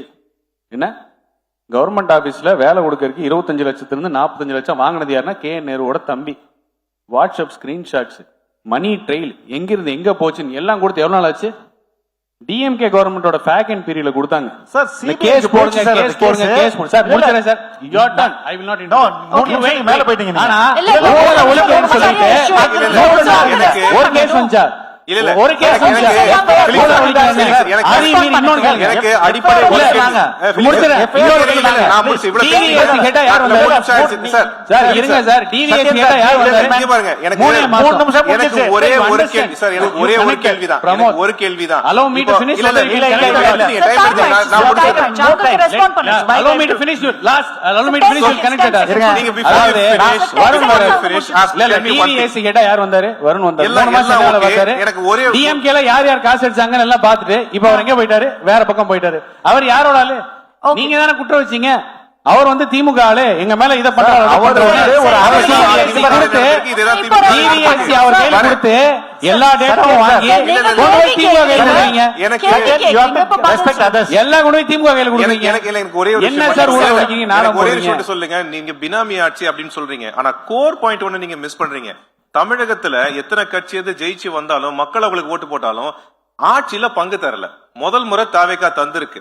இதனால எத்தனை சிறிய கட்சிகளோ, முரளிகிருஷ்ணன் டிசிகே மாதிரி ஒரு கட்சிக்கு எம்எல்ஏ வந்திருக்காங்க, மினிஸ்டர் ஆயிருக்காங்க. அவர் சொல்றாரு மரியாதைக்குரிய விஜய்னால என்ன ஸ்ட்ராங் ஸ்டாண்ட் எடுக்க முடியல. மேகதாதுக்கு ஒரு ஸ்ட்ராங் கண்டம்னேஷன் கொடுக்க முடியல. 3 பேர் கொடுக்க முடியல. கோயம்புத்தூர்ல காலேஜ் ஸ்டூடண்ட் செத்து போயிருக்கான். முன்னாடி திருவள்ளூர்ல ஒரு காலேஜ் ஸ்டூடண்ட் ஆக்ஷன் எடுக்க முடியல, எதுவுமே பண்ண முடியல. Pramod, actually if the demand right, if the demand is அதாவது வந்து இப்ப விசிகா வந்து ஆதரவு கொடுக்கும் பொழுது அவங்க வந்து உண்மையிலேயே அந்த ஆதரவு கொடுக்கும் பொழுது எல்லாருமே இந்த ஆட்சி வந்து வரணும், மறுபடியும் எலெக்ஷன் வரக்கூடாதுங்கிறது வந்து எல்லாத்துக்குமே தமிழ்நாட்டில் இருக்கக்கூடியவங்களுக்கு எல்லாத்துக்குமே ஒரு கருத்து இருந்துச்சு, இதெல்லாம் இருந்துச்சு. அப்போ வந்து என்ன சொல்றாங்க, அப்போ வந்து ஒரு நரேட்டிவ் இருந்துச்சு, குடியரசு ஆட்சி வந்துரும், குடியரசுத் தலைவர் ஆட்சி வரும். அப்படி வராது, கான்ஸ்டிடியூஷன்ல அப்படி வர்றதுக்கெல்லாம் வாய்ப்பு கிடையாது. ஏன்னா இவங்க சொன்ன தப்பு அப்படி. ஆனா கருத்து ரொம்ப டீசென்ட்டா சொன்னாங்க. ரொம்ப டீசென்ட்டா இந்த இப்படி ஒரு முயற்சி வெளில சொல்ல வேணாம், ரொம்ப டீசென்ட்டா சொன்னதுதான் குடியரசு தலைவர் ஆட்சி வந்து. உண்மையிலே முயற்சி இதுதான். இல்ல இல்ல அதுதான் சொல்றேன். அது வந்து எங்க இருந்து வருதுன்னா இந்த மாநிலத்துல இப்ப வந்து ஆட்சியில பங்கு பெற்றுக்கிறாங்க. இல்ல அதுதான் சொல்றேன். கட்சிகள் இப்ப ஆட்சியில பங்கு தோழர் வன்னியரசு எனக்கு நல்ல நண்பர். ஓகேவா, அவர் அமைச்சரானதுல எனக்கு எந்த வருத்தமும் கிடையாது, நல்ல மகிழ்ச்சி தான். ஆனா பிரச்சனை என்ன தெரியுமா, இது ப்ரீ போல் அலைன்ஸ்லயே இது இருந்திருந்தால் அது வந்து பிரச்சனை கிடையாது. Okay, எங்க இருந்து இது Felix sir, ஊழலாக மாறுகிறது? please Felix sir க்கு chance கொடுங்க ரெஸ்பாண்ட் பண்றதுக்கு. அது எங்களோட ஆட்சியில பங்கு கேக்குறீங்க. ஏற்கனவே சொன்னமே ஆட்சியில பங்கு இல்ல சொன்னோம். ஆட்சியில பங்கு கொடுத்தாங்களே அப்படியே அரசாங்கத்துக்கு வெளியில இருந்து ஆதரவு கொடுக்குறாங்க. அரசாங்கத்துக்குள்ள வரல. தேவைப்படுறவங்க ஆட்சிக்குள்ள பங்கு பெற்றுக்கலாம். அது அவங்களோட திமுக தேவையா வரைக்கும் அவங்க வர மாட்டாங்க. திமுக தேவையா? திமுக தேவையெல்லாம் கிடையாது. நீங்க நரேட்டிவ் செட் பண்றீங்க. எனக்கு என்ன வருதுன்னா எஸ்சிசி அந்த கட்சியோட ஸ்டாண்ட் புரியலங்க. ஏன் நீங்க அமைதியா இருக்கீங்க? இல்ல அவங்க டெண்டர்ல எல்லாம் ஒரு ஊழலுமே பண்ணலன்னு சொன்னாங்க. இப்போ சீஃப் மினிஸ்டரோட ஆபீஸ் வந்து செக்ரட்டேரியட்ல இருந்து நாமக்கல் கவிஞர் மாளிகைக்கு மாத்துறாங்க. டெண்டர் இப்பதான் கால் ஃபார் பண்ணிருக்காங்க. ஆனா முக்காவாசி ஒர்க் ஏற்கனவே முடிஞ்சிருச்சு. சோ அதனால ஒன் டேல நாங்க வந்த உடனே ஊழல் எல்லாம் ஒழிச்சிட்டோம், எல்லாமே நல்லா பண்ணிட்டோம் அப்படின்னு நீங்க சொல்லுங்க. அதுக்கு ஊழலுக்கு என்ன சம்பந்தம்? ஏங்க பிடபிள்யூடி டிபார்ட்மெண்ட் எதுக்கு இருக்கு? பிடபிள்யூடி டிபார்ட்மெண்ட் ஒர்க் பண்ண தான் செய்யும். ஒரே ஒரு நிமிஷம், இந்த ஊழலுக்கான டெஃபினிஷன் இருக்குல்ல, பொலிட்டிக்கலா எப்படி ஒர்க் பண்ண முடியும்? பொலிட்டிக்கலா ஊழலுக்கான டெஃபினிஷன் என்னவா இருக்குது அப்படின்னு நினைக்கிறாங்கன்னா, வெறும் பணத்தை கையாளுவது மட்டும்தான் ஊழலுக்கான டெஃபினிஷனா பாக்குறாங்க. பவரை கையாளுவதும் ஊழலுக்கான டெஃபினிஷன் தான். இந்த டிரான்ஸ்பரன்சி இந்த government, I respect any government comes with the transparency. The most transparent government ever formed in India is TVK government. உங்களுக்கு I won't agree. ஏன் சொல்றேன் நீங்க IID ன்னு ஒரு டிபார்ட்மெண்ட், இன்ஃபர்மேஷன் இன்டெகிரிட்டி டிபார்ட்மெண்ட் ஒரு டிபார்ட்மெண்ட் கொண்டு வரீங்க. அதுக்கு ஒரு ஆளை போட்டதா சொல்றாங்க. இன்ன வரைக்கும் நாங்க ஜிஓ பார்க்கல, இதெல்லாம் சொல்லல. ஆனா ஒரு ஆளை அப்பாயின்மெண்ட் பண்ணதா சொல்றாங்க. அப்படி சொல்லப்பட்ட இடம் எப்படி என்ன வகையில அவரு அதுக்கு தகுதியான ஆள்? இன்ஃபர்மேஷன் இன்டெகிரிட்டி சொல்லுங்க. ஏன் யாருன்னு சொல்லாம சொல்றேன்னா, இன்னும் நான் இப்படி ஒரு இன்ஃபர்மேஷன் வருது அப்படின்னு சொல்லிட்டு உறுதிப்படுத்திட்டு பேசுங்க சார். உறுதிப்படுத்த வேண்டிய மினிஸ்டர் வந்து ரெஸ்பாண்ட் பண்ண மாட்டேன்றார் சார்.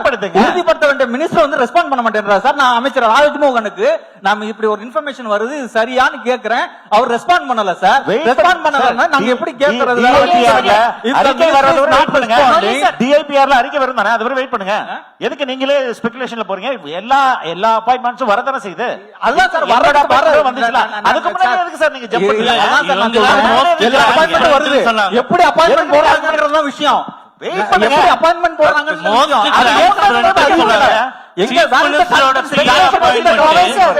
நீங்க கூட பேசுங்க. அப்படியே கம்ப்ளீட் ஆயிடும். சீஃப் மினிஸ்டரோட ஓன் PA அப்பாயின்மெண்ட் ஆர்டர் போட்டது 1 மந்த்க்கு அப்புறம் தான் வெளியவே வருது.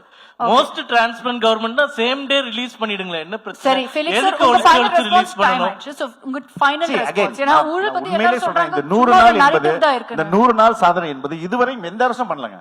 அது ஊழல் ஒழிப்பா இருக்கட்டும், சாதாரண மக்களுக்கு தேவையான விஷயங்களை செய்யறதா இருக்கட்டும், மேகதாது சும்மா கதை விட்டுக்கிட்டே இருக்காங்க. நான் உண்மையிலே சொல்றேன், லீகலாவும் அது வாய்ப்பு இல்ல. நீங்க வந்து ஒரு 12,000 ஏக்கர் என்டையர் வைல்ட் லைஃப் காலியாகும், அதுக்கும் வாய்ப்பு இல்ல. இவங்க வந்து அதுல அரசியல் பண்ணிட்டு இருக்காங்களே ஒழிஞ்சு, அது மேகதாது வாய்ப்பே அது அப்படி ஒரு டேம். நான் சொன்னேன் ப்ராஜெக்ட் சீஃப் மினிஸ்டர் சொல்ல மாட்டேங்கிறாரா சார்? சீஃப் மினிஸ்டர் சொல்லிட்டா மக்களுக்கு இந்த கேள்வியே வராது இல்ல. அவன் தான் சொல்றேன். ஏன் சொல்ல மாட்டேங்கிறாருன்னா, காங்கிரஸ் இங்க 5 MLA வேணும். அப்படி கர்நாடகால காங்கிரஸ் கவர்மெண்ட் இது அவதூறு அப்படிலாம் கிடையாது. தமிழர்களோட நலனை எந்த இடத்துல விட்டு கொடுக்காது இந்த அரசு. அதுக்காக தான் லீகலாவும் நாங்க போறோம் இல்லையா. உண்மையில மேகதாது வந்து சாரி சார், உங்க டெக்கரேட்டட் ஹாலோ தாங்க. அதான் factor. Okay thank you very much. இது மெகா சூப்பர் சண்டே ஆயிடுச்சு. But thank you. இல்ல ஒரே ஒரு விஷயம் மட்டும் நான் சொல்லி முடிக்கிறேன். ஒரே ஒரு விஷயம். ஆமா, அப்ப அதுக்கு அப்புறம் அவங்க ரெஸ்பாண்ட் பண்ணுவாங்க. இல்ல ரெஸ்பாண்ட் அவர் பண்ணட்டும். இல்ல ஒரே ஒரு விஷயம், ஒண்ணும் இல்ல. தமிழ்நாடு கவர்மெண்டோட அபிஷியல் வெப்சைட்ல இன்ன வரைக்கும் தமிழ்நாடு கவர்மெண்டோட பாலிசி டிசிஷன் வந்து டிபார்ட்மெண்ட் வைஸா பாலிசி டிசிஷன் இப்பதாங்க மானிய கோரிக்கை என்னங்க சார்? இப்பதான் சார் மானிய கோரிக்கை நடக்குது சார். ஒவ்வொரு அதுக்குள்ளே நீங்க வந்து எதிர்பார்த்தீங்கன்னா சார் நெக்ஸ்ட் 100 டேஸ்ல மானிய கோரிக்கை முடிச்ச பிறகு போடுவாங்க. சீஃப் மினிஸ்டர் பட்ஜெட் வரதுக்கு முன்னாடி பட்ஜெட் வரலாம். சரி சார், நெக்ஸ்ட் 100 டேஸ்ல டிஸ்கஸ் பண்ணலாம். ஒரே ஒரு ரிக்வெஸ்ட் சிஎம் விஜய்க்கு மட்டும், இங்க இருந்து ஃபெலிக்ஸ் மூலமா உங்க சேனல் மூலமா இந்த ரீல விட்டு வெளியே வந்து கொஞ்சம் ரியலா ஏதோ ஆக்ஷனபிள் ஐட்டம்ஸ் இருந்ததுன்னா கொஞ்சம் நாள் நல்லா இருக்கும், மக்கள் நல்லா இருப்பாங்க. ரீல்ல என்ன தப்பு? அந்த நாளுக்காக காத்துட்டு இருக்கோம். ஏங்க அது ஒரு mode of communication. Mode of கம்யூனிகேஷன்ல உண்மை இருக்கணும் நான் சொல்றேன், அவ்வளவுதான், வேற ஒண்ணும் இல்ல. மோட் ஆஃப் கம்யூனிகேஷன்ல உண்மை இருந்தா நல்லது. ரீல்ஸ் போடலையே சார். என்னோட சாலிட் போடாம move from reel come to real sir. Move from reel and come to real. Solid போடாம ரீல்ஸ் சார் ப்ளீஸ். உண்மையோட ரீல்ஸ் போடுங்க, அதுதான் சொல்றோம், வேற ஒண்ணும் பொய்யாட ரீல்ஸா போடாதீங்க. அவ்வளவுதான், இப்ப சண்டே வேண்டாம் சார், அவ்வளவுதான் ஆயிடுச்சு. Thank you so much. ஆனா இதே மாதிரி டெய்லி எங்களோட இந்தியா டுடே தமிழ்ல நீங்க ஷோ பாருங்க. சூப்பர் சண்டே தான் பேரு. Felix sir, SG Surya sir, Cauvery sir, Murli sir, எல்லாரும் வருவாங்க, feature பண்ணுவாங்க. Thank you so much இன்னைக்கு இங்க வர்றதுக்கு. ரொம்ப நன்றி. Thank you. Please round of applause. ஒரே ஒரு நிமிஷம்.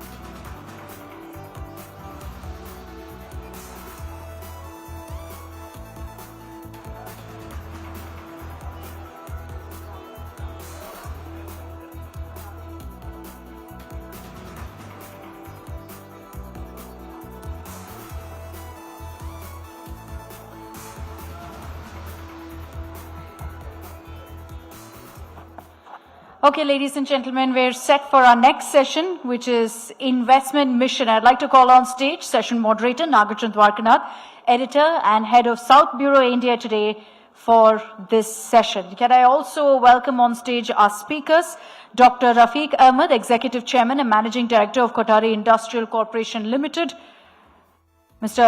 Bala Ramajayam, Founder and Managing Director of G Square Housing, Jose Charles Martin, Managing Director of Charles Group.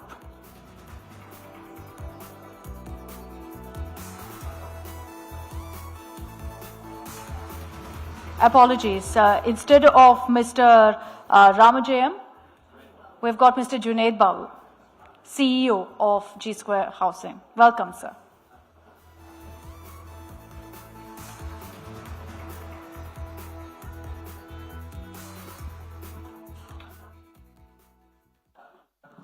In fact, this session is about investments and the economic growth that Tamil Nadu can do over the next 5 years, 10 years, 20 years. So we have got the people who would be influencing this sector, all top industrialists and investors who will work in Tamil Nadu and have been working in Tamil Nadu, in fact. Let me throw open this panel with a question that on MOUs. Every state signs MOU every year. And they do a big investment summit, be it for real estate firms, tech firms, now AI firms, all of it.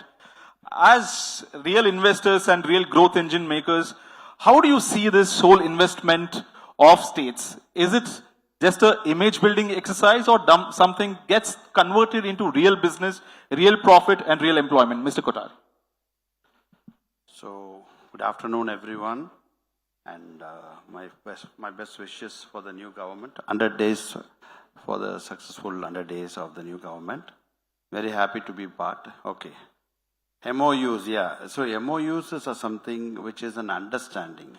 Basically, first of all, when you talk about investment, all these corporate companies in India were having a lot of investment inside, but now last 20-25 years, 30 years, you can see a lot of foreign companies coming into India in a big way after 90s. So these MOUs are definitely becoming an industry, but the percentage of conversion is the only question. But if you take Cauvery's, so we have signed MOUs and we have brought in factories. So I have almost brought in 2 footwear factories with foreign collaboration, and we have brought in 32 component manufacturing factories. We have bought the park and we have developed, even now recently we are doing it. So what I want to say to you, definitely Tamil Nadu has 75 years industrial revolution. So Cauvery has a personal experience. So definitely MOUs are converting. The percentage of conversion is the only question. You think there's scope for improvement in that? Future, India is the future, and Tamil Nadu will be the leading state in the country, and there's no second thought about it. Mr. Martin, what is your experience on the same, on MOUs being signed from the government? First of all, I like to congratulate the TVK government for taking the initiative of non-corrupt government. So that itself is a big step moving forward for any industrialist. Because when any investment or any investor comes to India or to Tamil Nadu, what they look at is non-corrupt system. You know, you want single window clearance. If you take previous government, even high-rise buildings, last 1 year, they have been trying to extort money from many builders, and they were not willing to pay. So they have given only 3 to 4 approvals. Whereas in this government, within 3 months of time, almost 17 approvals has been cleared with single window. So these kind of transparency, at least the step towards to growth, is a quite impressive step. And there is some progress, obviously. On the other hand, see, what we talk is something different, and marketing is good, but you want to showcase that 100 days and that you have signed more than 1 lakh crores. But to bring into practicality, almost not even 10% gets converted. So whereas last time when Lokesh ji was here in India Today conclave in Coimbatore, see, they even offered land even to Google for even 1 rupee.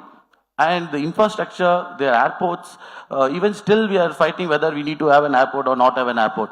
So the new airport I'm talking about. So we need to have basic infrastructure, non-corrupt government, plus transparency, plus single window clearance.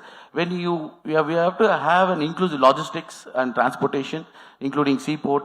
We have one good thing with our Tamil Nadu is, during Kamarajar and our previous leaders, we have got good education system. So I was really closely working with WinFast Group, and Win Group, my friend is the global CEO now and they were looking at, even Maharashtra was willing to give them free land, free lot of things. And even Gujarat was looking into a lot of freebies for them. But still they chose Tamil Nadu, and I was very curious to ask them why they chose Tamil Nadu and Thoothukudi. They told the ecosystem, what is there in Tamil Nadu is really good because of the educated youths and even the ecosystem byproducts. Like we have a lot of byproducts that are being made. So overall, Tamil Nadu, it's not the new government that is there coming to and they're bringing new investments. It is that we already have an ecosystem, so people are coming towards us, and we want to better that. Mr. Babu, the question also to you about MOUs, but you come from a real estate company, so it's also simultaneous situation. If the industries come to the place, your land rate grows, or if you create some infrastructure, industries also come. So how do you see this opportunity today in Tamil Nadu? First of all, good afternoon to everyone. I would like to congratulate the government not only for the 100 days. Within the first 100 days, they were able to call for an investor meet, and they were able to announce this kind of investment. And to answer the first point, like how it's like Mr. Rafiq told, that conversion is an important thing, but normally conversion happens when there is an ease of business, when there is a transparency. So given the scenario, the new government talks of having ease of business and lot of transparency in the operation. We wish that conversion also goes up actually. So we expect the conversion to go up very heavily. Secondly, how the infrastructure will drive real estate, we are actually part to it because we are a 14-year-old organization. And before this, now currently we are majorly into plotted development, but actually we started as an real estate land aggregators. We have aggregated lands for at least more than 15 corporates, like a CS Tire factory in Chennai at Oragadam, JK Tires factory, and lot of IT parks also, Accenda's IT park, a lot of warehousing solutions, even for retail and all that. So we used to aggregate land, and what we have seen, wherever we have aggregated land, the area as such has developed and jobs have got created. So government can definitely join with private sector also in terms of infrastructure creation. That will automatically fuel the real estate growth also, employment opportunity also. In fact, one thing common from the initial comments from all the three gentlemen here was their appreciation to the new government. All of you have congratulated the Chief Minister and his government for being transparent. Is this truth on ground? Is it working? Is it being transparent? What's your opinion, all three of you, from the present government? Are you hopeful that this government will handhold all the investor and industry conglomerates, companies to ensure that the growth engine goes further? Yeah, I would share my experience. So when the new government is formed, I took an appointment with the Chief Minister, and on 22nd May I met him, and I explained, I got some time, 10-15 minutes, and I explained him about the industrial revolution of Tamil Nadu and how we being a footwear manufacturer support the system, how many thousand people we have employed so far, and what is going to be the proposal. And I also gave him a little brief about this. I strongly believed and I understand that he is a good receiver. He listened everything, and immediately he called his secretary and said, this is something he wanted us to come and do it. Please look into it. Then I didn't have the confidence that whether he will come. But I was May 22nd, the date July 10th was my date. But I got a call from CM office, yes, he is participating. He is coming to do the foundation zone for phase 2. It was really very happy to hear that. And I can feel the confidence. And very important, when I met him on 22nd, I took my partners also. I brought 52 people from the globe, the international people.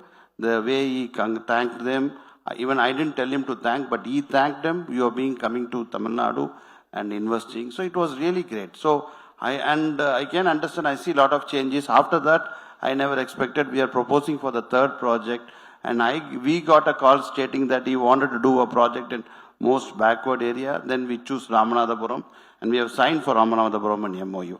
So personally, my experience, and I feel a person who has worked very hard for 30 years, created his caliber. So when somebody is working very hard and dedicated and trying to reach some position, definitely he will have an experience to learn, and he will do I think he will do better things. In fact, the Chief Minister was here on the same stage this morning, sir. If he heard you speak, I think he would be more than happy, delighted to hear your remarks and comments. Mr. Martin, what's your take on the present government? How do you see this government panning out in terms of investments? No, it's a good start. It's a good beginning that the CM, because the leader has to have a clarity and a vision. So that, and the transparency. So he is very clear that he has to be, and today also what he has wrote was that, truth will always win, is on those lines. So it's all about the truth, but the problem here is that how your team is going to support the ministers, how serious they are. They still, they are very playful, like childish. They're more focusing on reels. See, reels will obviously, will help attract investment, but that is not, it has to be something real.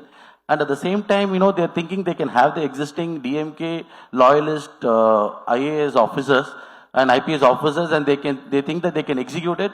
It's no way that is possible. So they're all been used to a system. You have to change the whole system. So without changing the officers, it's not easy to transform. But it's a good step forward. It's a good intention. At least the chief minister has the intention. So we like to appreciate on that. But only these many officers are there. Even if you juggle them and move them from one department to other department, it's the same 30 or 50 top bureaucrats who would run the state, right, Mr. Martin? Yes, but at least you have a lot of, normally when a government comes, nowhere the new government keeps the existing officers. This never happens in, let it be BJP government, Congress government, doesn't do that. We need to have people who are more straightforward. If your intention is being transparent, you should have more transparent officers. That because they are the one who's going to drive, they are the ones who's going to bring in the investment, they are the ones who's going to represent, they're going to be the face to the investors. So those things has to be addressed. Mr. Babu, what's your experience with the present government, and are you hopeful that you can also penetrate the tier 2, tier 3 cities with the new government? The first and foremost, the intention is very strong and clear. Running and corruption-free government coming at a chief minister level, making it as first announcement makes a lot of difference actually. So that we are able to see on the ground. We are getting faster approvals when compared to earlier. That is obviously in this last 3 months we are seen we are one of the largest developers. So a lot of approvals, all that are coming, and that ease of doing business has gone up definitely. So what was your second question? No, in fact, with the new CM, do you think you can penetrate the tier 2, tier 3 markets? Yeah. See, Tamil Nadu, earlier it was mentioned, it is a spread across state. It's a highly urbanized state. So it is not one metro city which is contributing to the major activity of the state. It is spread across at least 20-25 towns are there which is doing better after Chennai, Coimbatore, Madurai, Tirchi, so on and so forth actually. That's the advantage of Tamil Nadu, and every part of the state is developed in its own way. Even as the investor meet also, I think a lot of focus has happened upcountry Tamil Nadu, that is tier 2 and tier 3. 50% of most of the commitment investment is happening there. Even Mr. Rafiq mentioned his interest in developing backward areas as such. Okay, so I think this growth is going to be all over Tamil Nadu. We are going to witness that. It's already state has that kind of traction. This will further fuel the growth. In fact, Mr. Ahmed, the South Indian states usually are very competitive for industry and investments. Telangana, Andhra, Karnataka, and Tamil Nadu. As a person from the industry, what do you think is the main attraction for an industry to go invest? Is it a stable government? Is it the single window access system? Is it corruption free, or the human pool? What do you look at? See, I would like to share with you. We if you see Tamil Nadu, first I'll start with Tamil Nadu. Tamil Nadu has a 75 years industrial revolution. So personally, if you see Cauvery's 1956, my promoter Pradeep Cauvery will tell me, DC Cauvery, when his father was there, Kamaraj Nadar came to home, I want to have food, and he said, after food I wanted to ask and help from you. And he said, okay, DC Cauvery was worried, what is he going to ask? But he took them to Ennur and said, a lot of fishermen are there, try to put a factory. And that factory is SSP factory, 1958. It has been inaugurated by Murad Desai and Kamaraj. What I am trying to say, Tamil Nadu with several governments. A lot of people have worked in Tamil Nadu. A lot of chief ministers are there. Whoever you name, everybody. I'm talking about everyone in the past until today. Our chief minister have contributed for the industries, and they wanted Tamil Nadu to establish, because industry is something will change the entire ecosystem. See, I did an industry in Perambulur. My partner was insisting me to do a footwear factory in North Arcot. But I want to take an industry to the most backward area where it's Perambulur. Today I see 5,000 families having benefited there. And I did it in Karur. Karur, lot of textile, there is a challenge. But my footwear factory already recruited 2,300 people for skilling. I said to CM another day. So the same way now we have already bought a land in Melur. Since CM requested, now we are going to Ramanathapuram. There is no industries. But this Ramanathapuram thought was given by the chief minister. This past history, everybody, if you see past leaders like Kalanjar or Jayalalitha madam or MGR or then his previous chief minister, everybody has contributed for the industrial growth. In any political scenario, industry has not get affected in Tamil Nadu. And Tamil Nadu is a very good exit model. See, when we get an FDI, the foreign investor will see what is our exit. So we are able to exit safely. Our investments are safe. We are protected. The local policies are stable. So that would be the concern. So we have an example, strong example, Ford. They did it. They had a problem. They went back. Now again they came. They are starting. So Tamil Nadu is heaven for industries. So any international companies have come to Tamil Nadu. And I want to tell you, my dear brother, not only Tamil Nadu, Andhra is very aggressive. Chandrababu Naidu ji is working very hard. And Telangana is also doing good.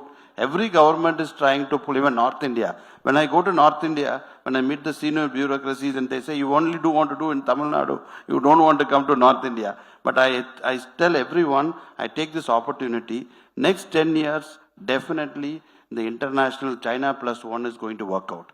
See, in my footwear industry, 58% is in production in China. It is going to switch over into, 25% is going to switch over into India. So 25% is not one factory, it is 100 factory. I have another 6 factories left in my Tamil Nadu, the most backward district. After completing Tamil Nadu, we will definitely go to North India. So our keen interest is, I want to say, India, Tamil Nadu has shown a success model. When some people are successful in Tamil Nadu, I'll finish with one small point. When I bought my 42 delegation 4-5 years back, I brought them here. I didn't make, I checked them in the hotel. I hired a private jet.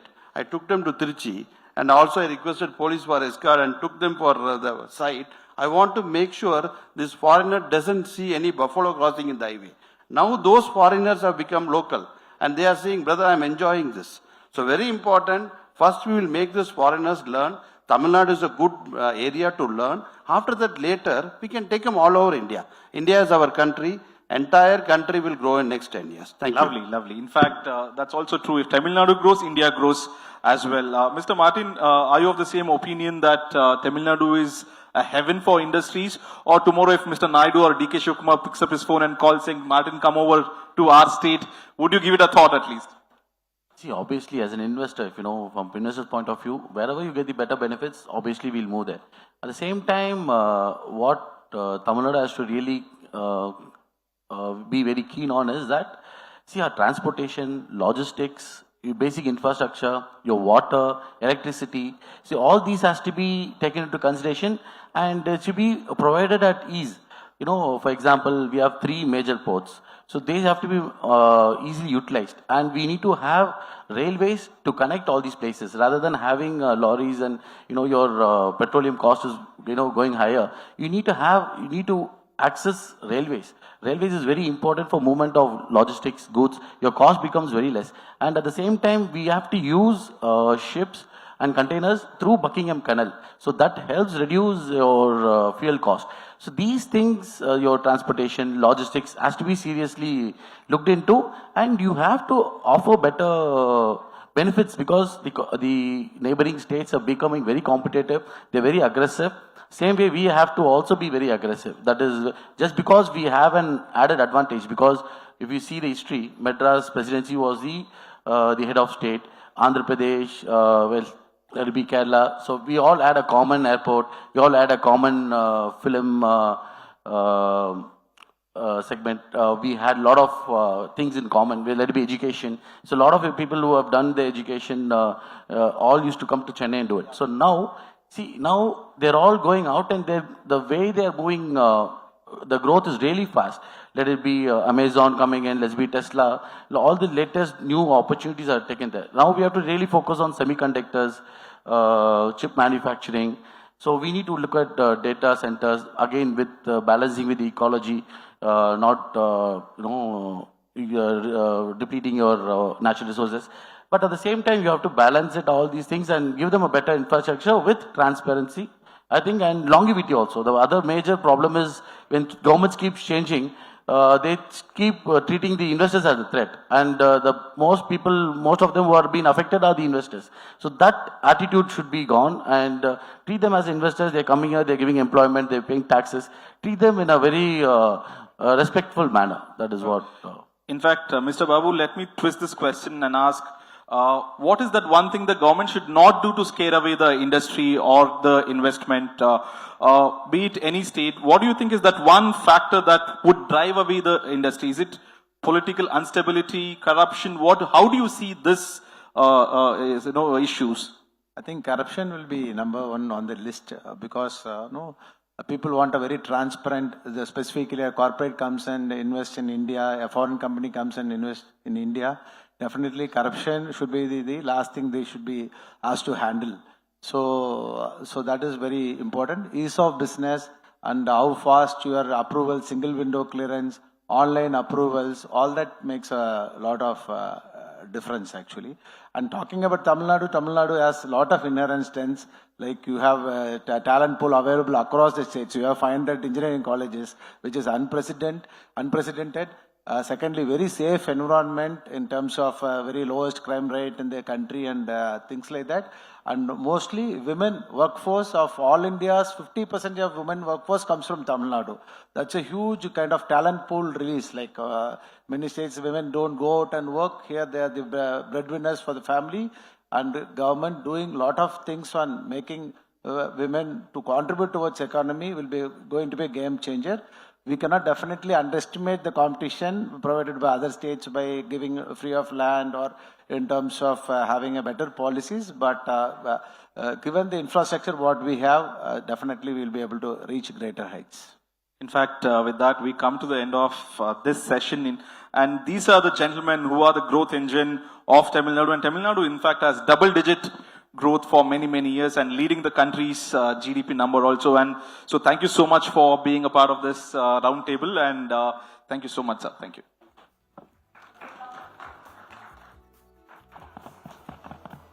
A big round of applause, please. Thank you very much, gentlemen, for taking the time out and joining us here at the India Today Roundtable. I request Nagarjun to hand over a token of appreciation.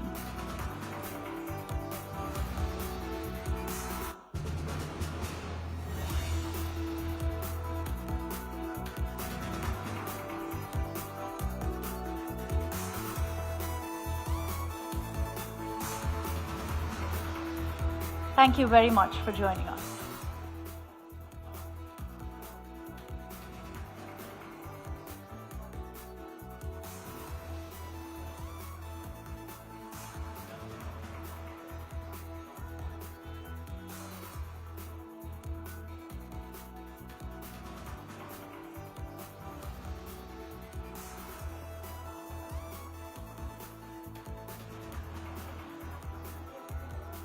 All right, ladies and gentlemen, we're ready for our next session, which is Corruption Challenge. And I'd like to introduce our speakers who's joining us for this session.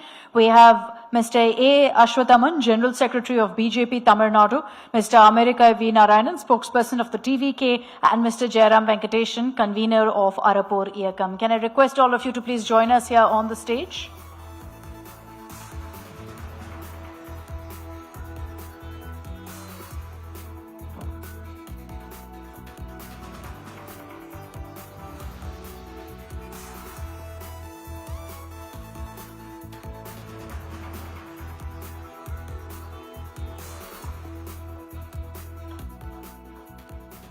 We seem to be missing our third guest, so give us a moment as we try to spot him and find him.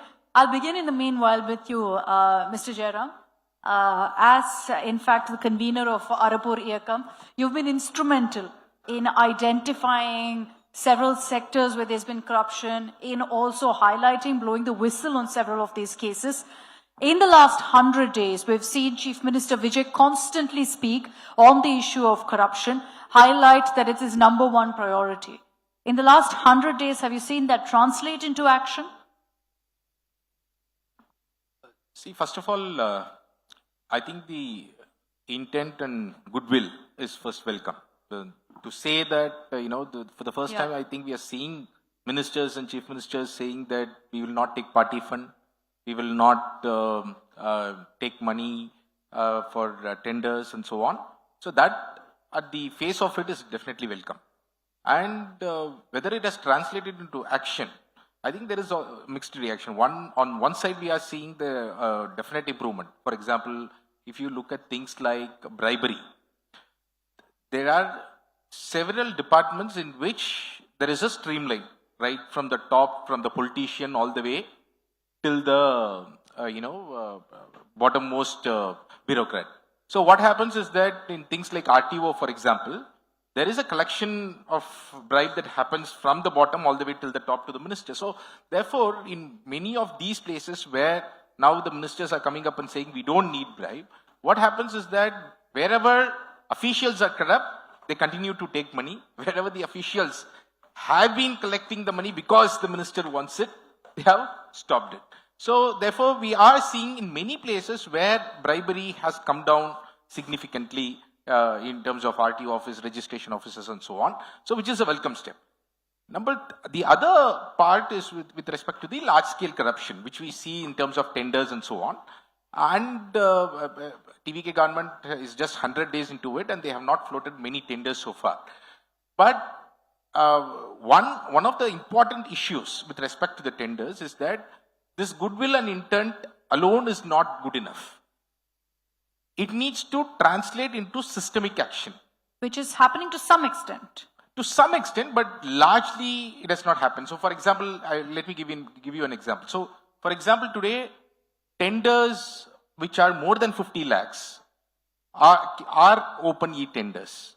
Now anything that is less than 50 lakhs, as per the TN Transparency in Tenders Act, it can be floated as limited tenders or box tenders and so on.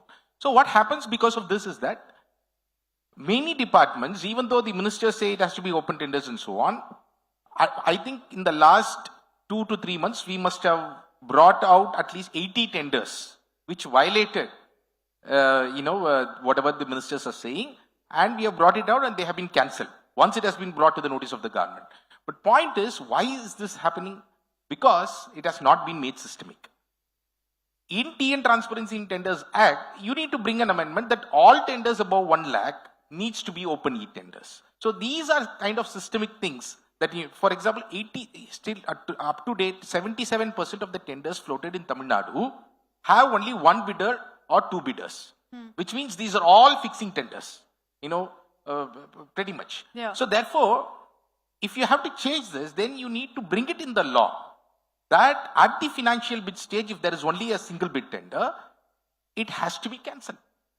Today, there is no such rule or act. So therefore, what we need to understand is that the test of governance, the test of clean governance, it's very, very important that rule of law is enforced and the changes are brought in the rule of law.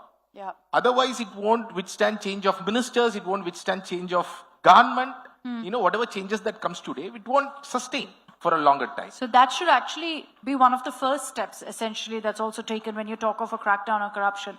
Mr. America Narayan, you're with us. Thank you, first of all, for joining us. Yes, there's a great intent which the Chief Minister has displayed when it comes to corruption. He says it's priority number 1 to weed out corruption from the state. But in the last 100 days, sir, beyond the intent, as far as action is concerned, to some extent it's happened. There's a lot more that needs to be done. Would you concede that? First thing is... Mic, sir. If you could grab the mic, sir. Is it on? Okay. It's clear, if you were to take a poll here as well as the entire Tamil Nadu, there's a clear change of not only the government, but no other government in India. I've been in politics for 40 years. And I can tell you when I came here, and I have been in politics for 40 years, I never thought, I knew that I can be clean, but I never thought anybody can clean the systems the way our Chief Minister has done. That's what moved me to this party. This is really a second independence movement. And that's what made a difference. Now, I will answer your question in a few minutes. Now, I do want to show this because this has to go. The message has to go to North India, and every government, every state should follow this. Our Chief Minister has very clearly said, not only before the election, never in the history, all the MLAs have been asked to take a vote before the election that they will not take money. In the first speech, next speech, and in the assembly, he said, we will not touch even a single pice. We will not allow anyone to touch it. If anyone touches it, we will not spare them and those who help them. That's the thing. It may be a slogan. Don't judge us by the slogan, but judge us by what, this is where I'm coming to, what we have done in the first 100 days. India Today took a survey, and which was published on March 31st, 2025, Gross Domestic the Behavior GDP Survey. Yep. The question was asked, is it sometimes necessary to pay a bribe to get your work done? Lo and behold, the answer was more than 70% in Tamil Nadu, which ranked as worst state, said among all the states, Tamil Nadu stood first in answering yes to that question. Our job in first 100 days has been to start dismantling what our chief minister before the election said, 30% Stalin tax. First, how are we doing it? First, we need to stop the leakage. Take the example, take Tasmak. In the very first few weeks, he was able to control and brought 102 crores to the government. This translates into 6,000 crores over a 5-year period. Second, reduce discretion and increase the competition. My friend was talking about the open bid. We have moved towards genuine competitive bidding in public works. We are already seeing reported tenders coming in with 25 to 30% below earlier estimates. I will not be irresponsible to claim that every rupee that difference is corruption. But when genuine competition suddenly produces substantially lower price, it tells you there is an enormous room for improving the transparency and in the value of public money. And this is where the systemic changes that he's talking about becomes important. We are putting the clock on the government. Very recently, when we had the investors conference, we put a 21-day time limit to get the clearance. If there's no clearance, there's an automatic approval as long as they follow the law. Why does this matter for corruption? Because every file that can sit indefinitely creates discretion. And every unnecessary discretion creates an opportunity for rent seeking. Okay. So third one we are doing is empowering the citizens. We have opened the direct channels for the citizens to report bribery, backed by inspections and actions. We have published a thing. Are we finished yet? Absolutely not. We are roughly 100 days on a 5-year government. Some institutional reforms still have to be translated, as he talked about, into legislation and strengthened. I will not pretend that decades of corruption will be changed in 100 days. But the direction is clear. Reduce discretion, stop leakage, increase transparency, empower the citizens. And if someone takes public money, whoever they are, so we wouldn't worry about it. So don't judge us by what we say. After we know the corruption is insurmountable, 5 years from now, we will deliver substantially where an ordinary citizen can get the government service, an investor can get the approval, and the contractor can get a tender without knowing anyone, paying anyone, or calling anyone. That already is happening in school licenses, solar power approvals, and CMDA approvals. We promise we will learn every day and deliver, and this government, under our CM's leadership, will set an example for the rest of India to follow. We will set India rolling by setting an example where Tamil Nadu, every penny saved goes to the people, every penny is due is collected, and it's your tax money will work only for you, not for the party, not for others. That's a good message. It's a good message, sir. And I think you've shown the intent that we spoke of also. You've also given us a report card of what's done and what needs to be done. I want to bring in right now Mr. Ashwathaman also of the BJP. So you've heard what Mr. America Narayanan has said. The intent, what they've done. What do you think? Has it happened? The intent is good. that wording by Mr. America Narayanan, the way he drafted is good. But in a practical way, in their first appointment they made after they came to regime is a government advocate appointment. Public prosecutors, government advocate in district level. There was a lot of perversities, lot of allegations. Even the Madras High Court Madurai bench also revealed their dissatisfaction about the appointment of government advocates in the local courts. If they hear the allegation, it would be appreciable. If they take proper necessary action to curtail the drug ramification in Tamil Nadu, it would be appreciable. But nothing done. So you're saying none of that has happened? No. There is no positive movement, positive side towards the positive actions. Their words are good, but work sans response. A lot of talk essentially, sir. Whereas he's saying walk the talk now.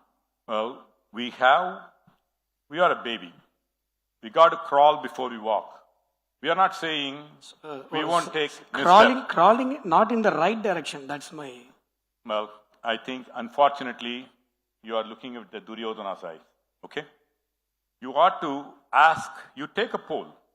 No, you don't. I'm not interrupting you, sir. Please let me finish up. I'm not lighter sense. Since my name is Ashwathaman, you said like that. No. Let me just complete.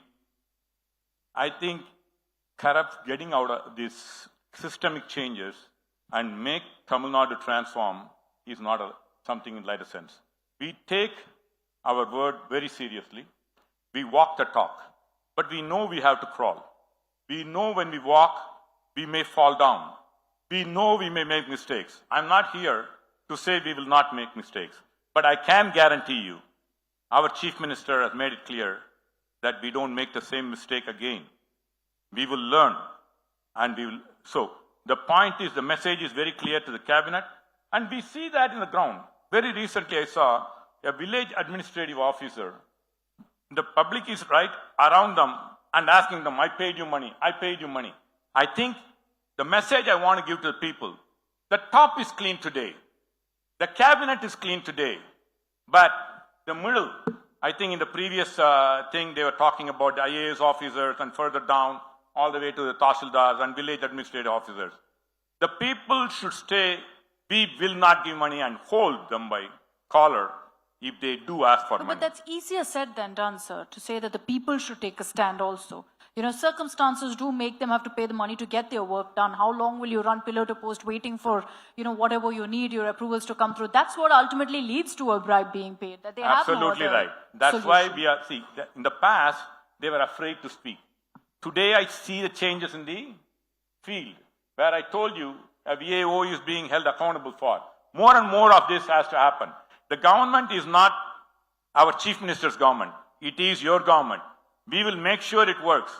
But we the people, just like, we started look at the Gen Z after the Delhi thing.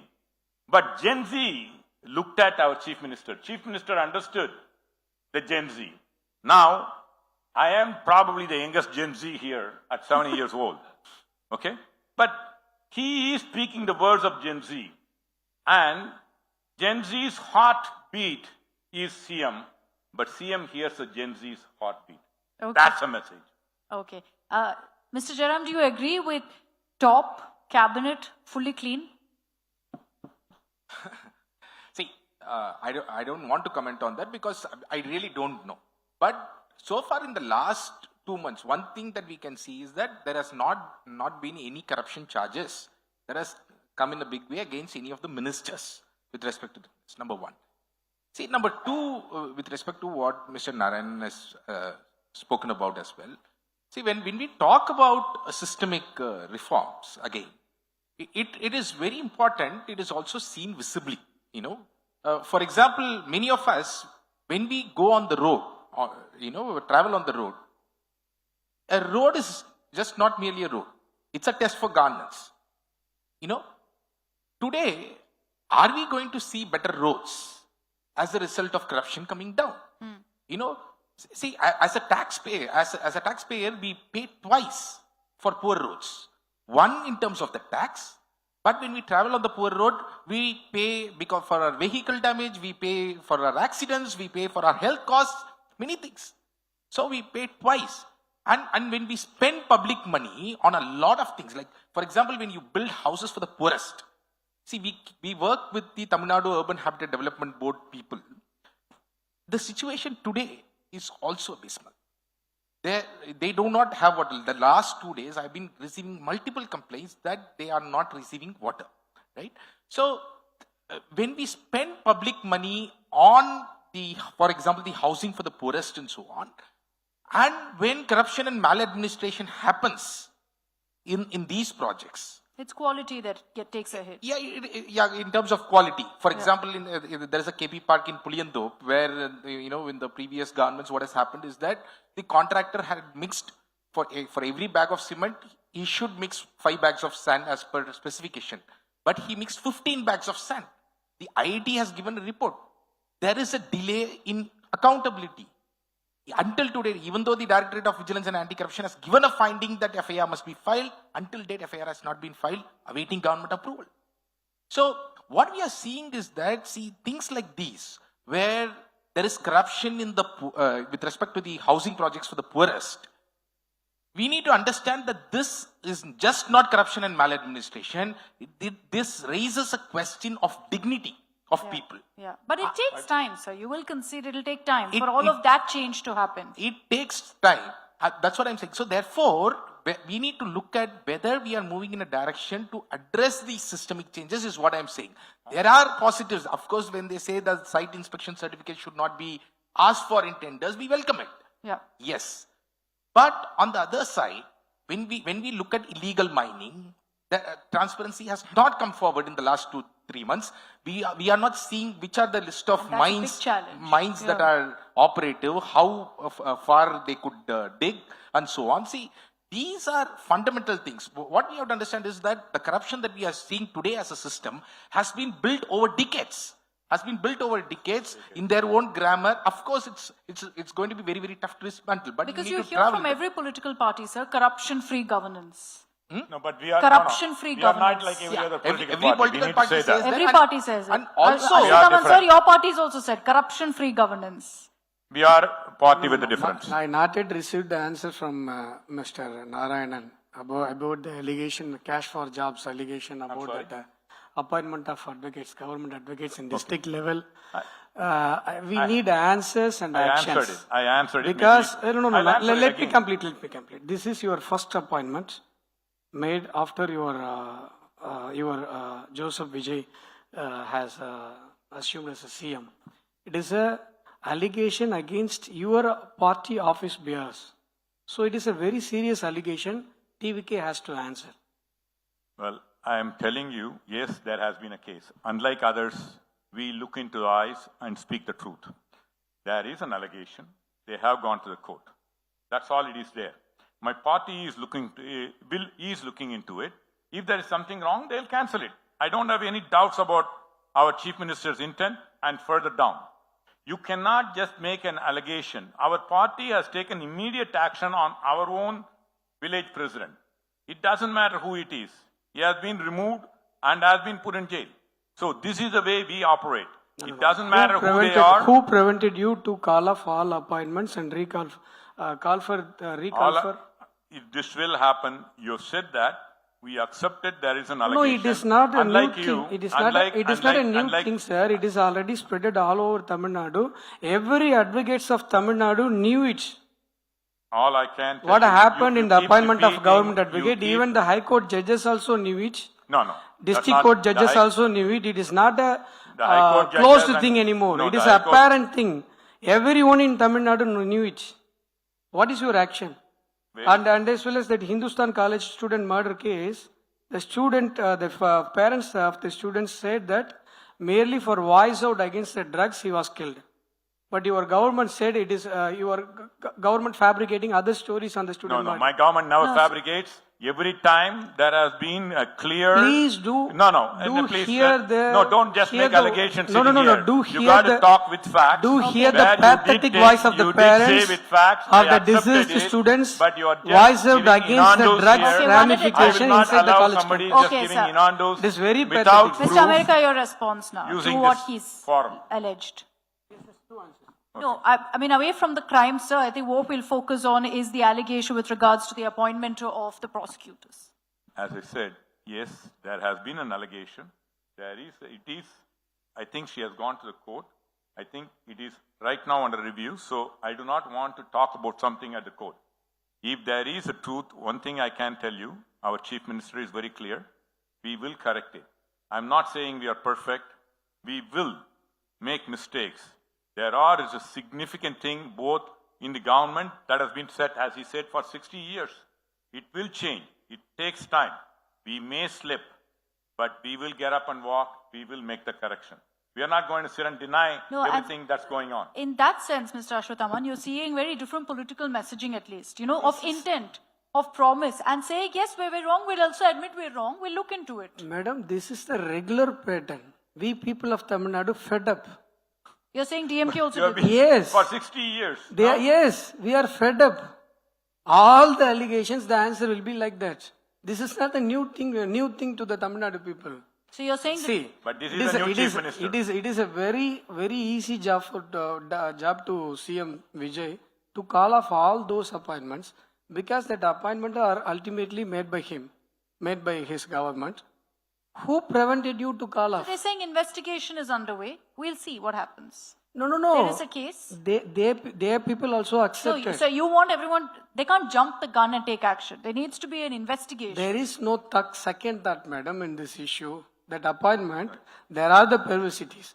All knew it. Maybe his friend has not gotten it. I do All not know. But knew the it. bottom line is a significant portion of one the of my- appointment would be one right. of my I'm friend not saying got everything is appointment. perfect. The question that will No, come no, up, no, sir, no. then is it the same yardstick for every political party, including the Yes, BJP? TVK That if there is- is an allegation, you will say get rid of that person. TVK is nothing but extended version of DMK regime.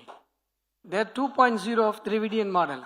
That is my allegation. Well, Nothing different. I don't know how long they're going to The say it same- because they're getting closer No, now. no, the They reasons talking, are- they- birds of same feather will stick together. No. We are the only Reasons party. are- We are the One only minute, party. sir, 1 minute, sir. Let me just Don't interfere, please. I'm sorry. Go ahead. That reasons are exist, ma'am. That reasons why Tamil Nadu people voted for TVK. One is drug ramification. Another one is government selling liquor, Tasmak. One is security problems to the women of Tamil Nadu. All are existing. No problem is, see, you are crawling. Yes, you are a baby, you are crawling. My allegation is you are not crawling in the right direction. You are also, see, Stalin acted as a YouTuber.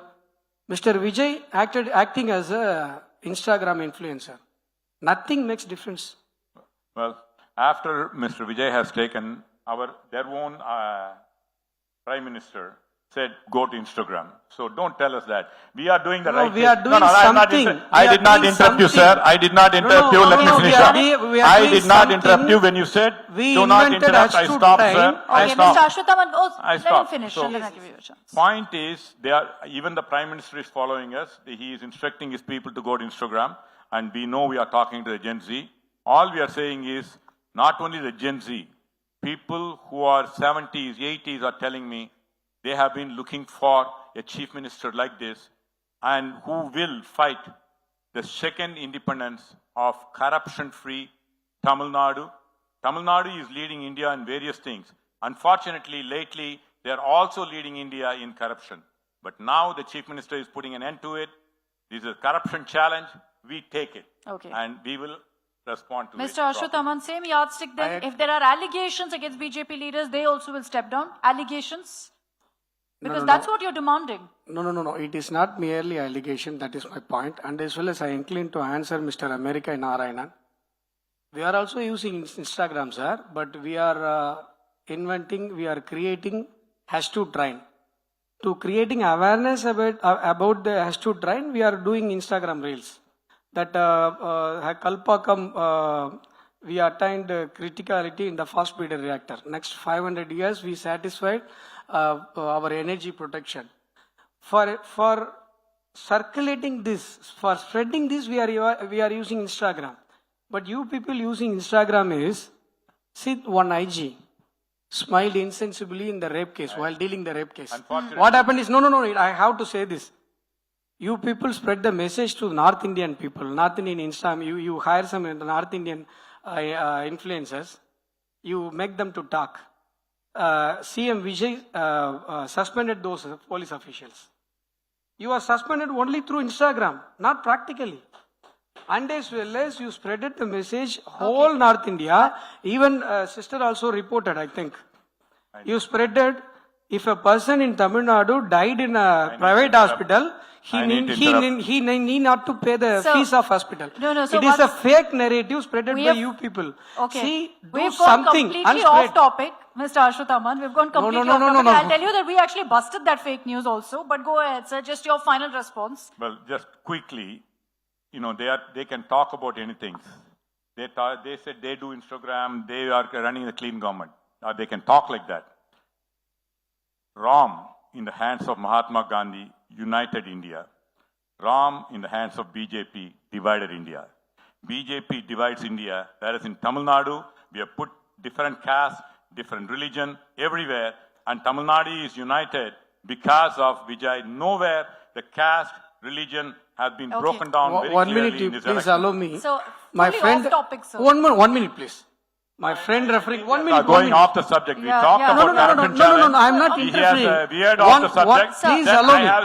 I have the right to. Please allow me 20 seconds. 20 No, I was seconds. telling Mr. Ashwathaman only. My friend American Narayanan referred Ram. He is referring Mahabharata. If it is India Today conclave, it is allowed. If it is done by Tamil Nadu Assembly, it will not allow by your... No, that's not true. That's not true. Only Bible reference, Bring it back to only topic. Bible Go ahead, reference sir. will be Never allowed. in the history of No Tamil Nadu, reference. I don't want to go into I have to bring it up. Okay, No. Never in the history Madam, of Tamil Nadu. Madam Soumya Anbumani Okay, stopped while Just a second, we've referring Gita. Ma'am, I need to finish That is your secular government face, Okay, the sir, real 10 face seconds. of your Please tell secular everybody. government. Okay, You have 10 brought in seconds to you, sir. innuendos. 10 There seconds is never in the history of Tamil Nadu 8. You will not be people allowed, sir. Okay, You sir. will not be allowed to Hold on, refer Mr. Ram. Untouchables of Tamil You will Nadu not who be allowed have been refer elected Mahabharata Okay, in your okay. assembly, Ministers. sir. All right. Your speaker Mr. will not Mr. allow you Jairam, to do so. To bring it back to the topic of corruption, what do you think the TVK needs to do in the next 100 days to ensure that they really work on the promise of corruption-free governance? See, they need to work on making institutions accountable to the public, irrespective of whoever is at the chair, whoever is the CM, whoever is the minister. So we have lost the institutions to function independently. For example, the Directorate of Vigilance and Anti-Corruption. You need to really give them financial independence, recruitment independence. You need to provide them with functional independence. So there are several other things that you need to do.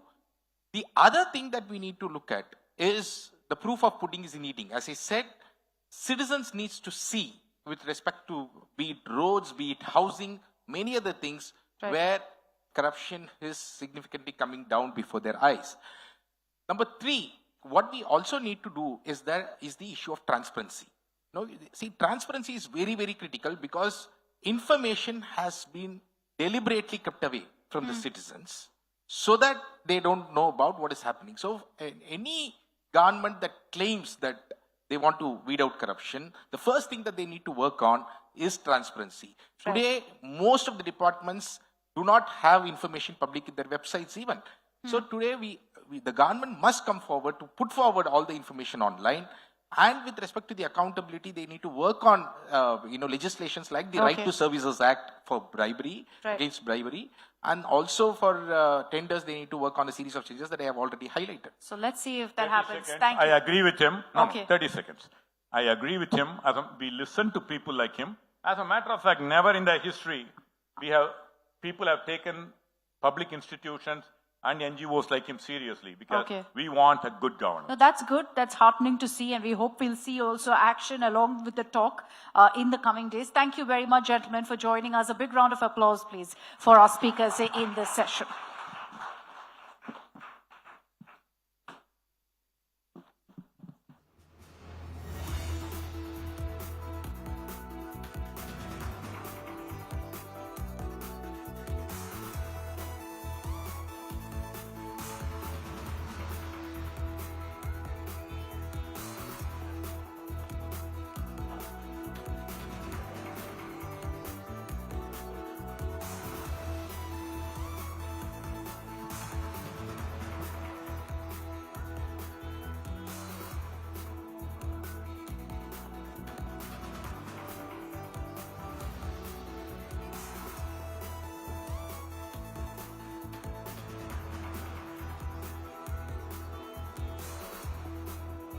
All right, ladies and gentlemen, we're ready for our next session, which is the NEP Showdown. I'd like to call on stage the moderator for the session, Rajdeep Sardesai, and also introduce our speakers, Mr. Satya Kumar, National Spokesperson and Senior Leader of the TVK, Vinod P. Selvam, State Secretary of the BJP Tamil Nadu, and PB Prince Gajendra Babu, Educationist and General Secretary of the State Platform for Common School System.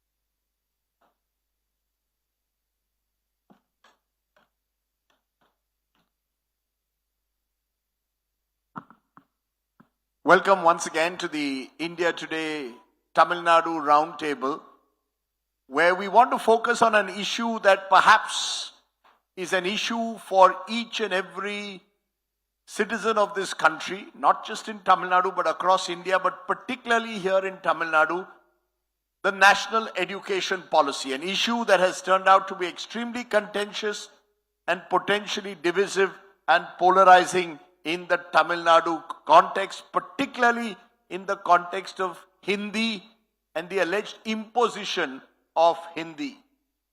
Three very special guests joining me. M. Satya Kumar is National Spokesperson and Senior Leader of the TVK government here in Tamil Nadu. Vinod Selvam is State Secretary, Bharatiya Janata Party. And PB Prince Gajendra Babu is Educationist and General Secretary, State Platform for Common School System. Appreciate all of you joining us. Let's, at the very outset, ask each and every one of you, starting with you, Mr. Satya Kumar, do you believe that the national education policy as it stands is in the interests of Tamil Nadu, or does it go against the interests of the students of Tamil Nadu? And if it doesn't go against the interests, what exactly are you concerned about? Since there is no uproar in other parts of the country like we are seeing in Tamil Nadu. Rajdeep, the NEP as such, it goes against the constitution itself. If you see Baba Sahib Dr. B.R. Ambedkar, when we had a debate in the Constituent Assembly, entry 66 list 1 was the union list, that is education was in the union list. Subsequently, because of the 42nd amendment, the matter came up to the concurrent list, and we as a party, we are standing for two-language policy. We are here for federal education system, which our founding father of the constitution thought about.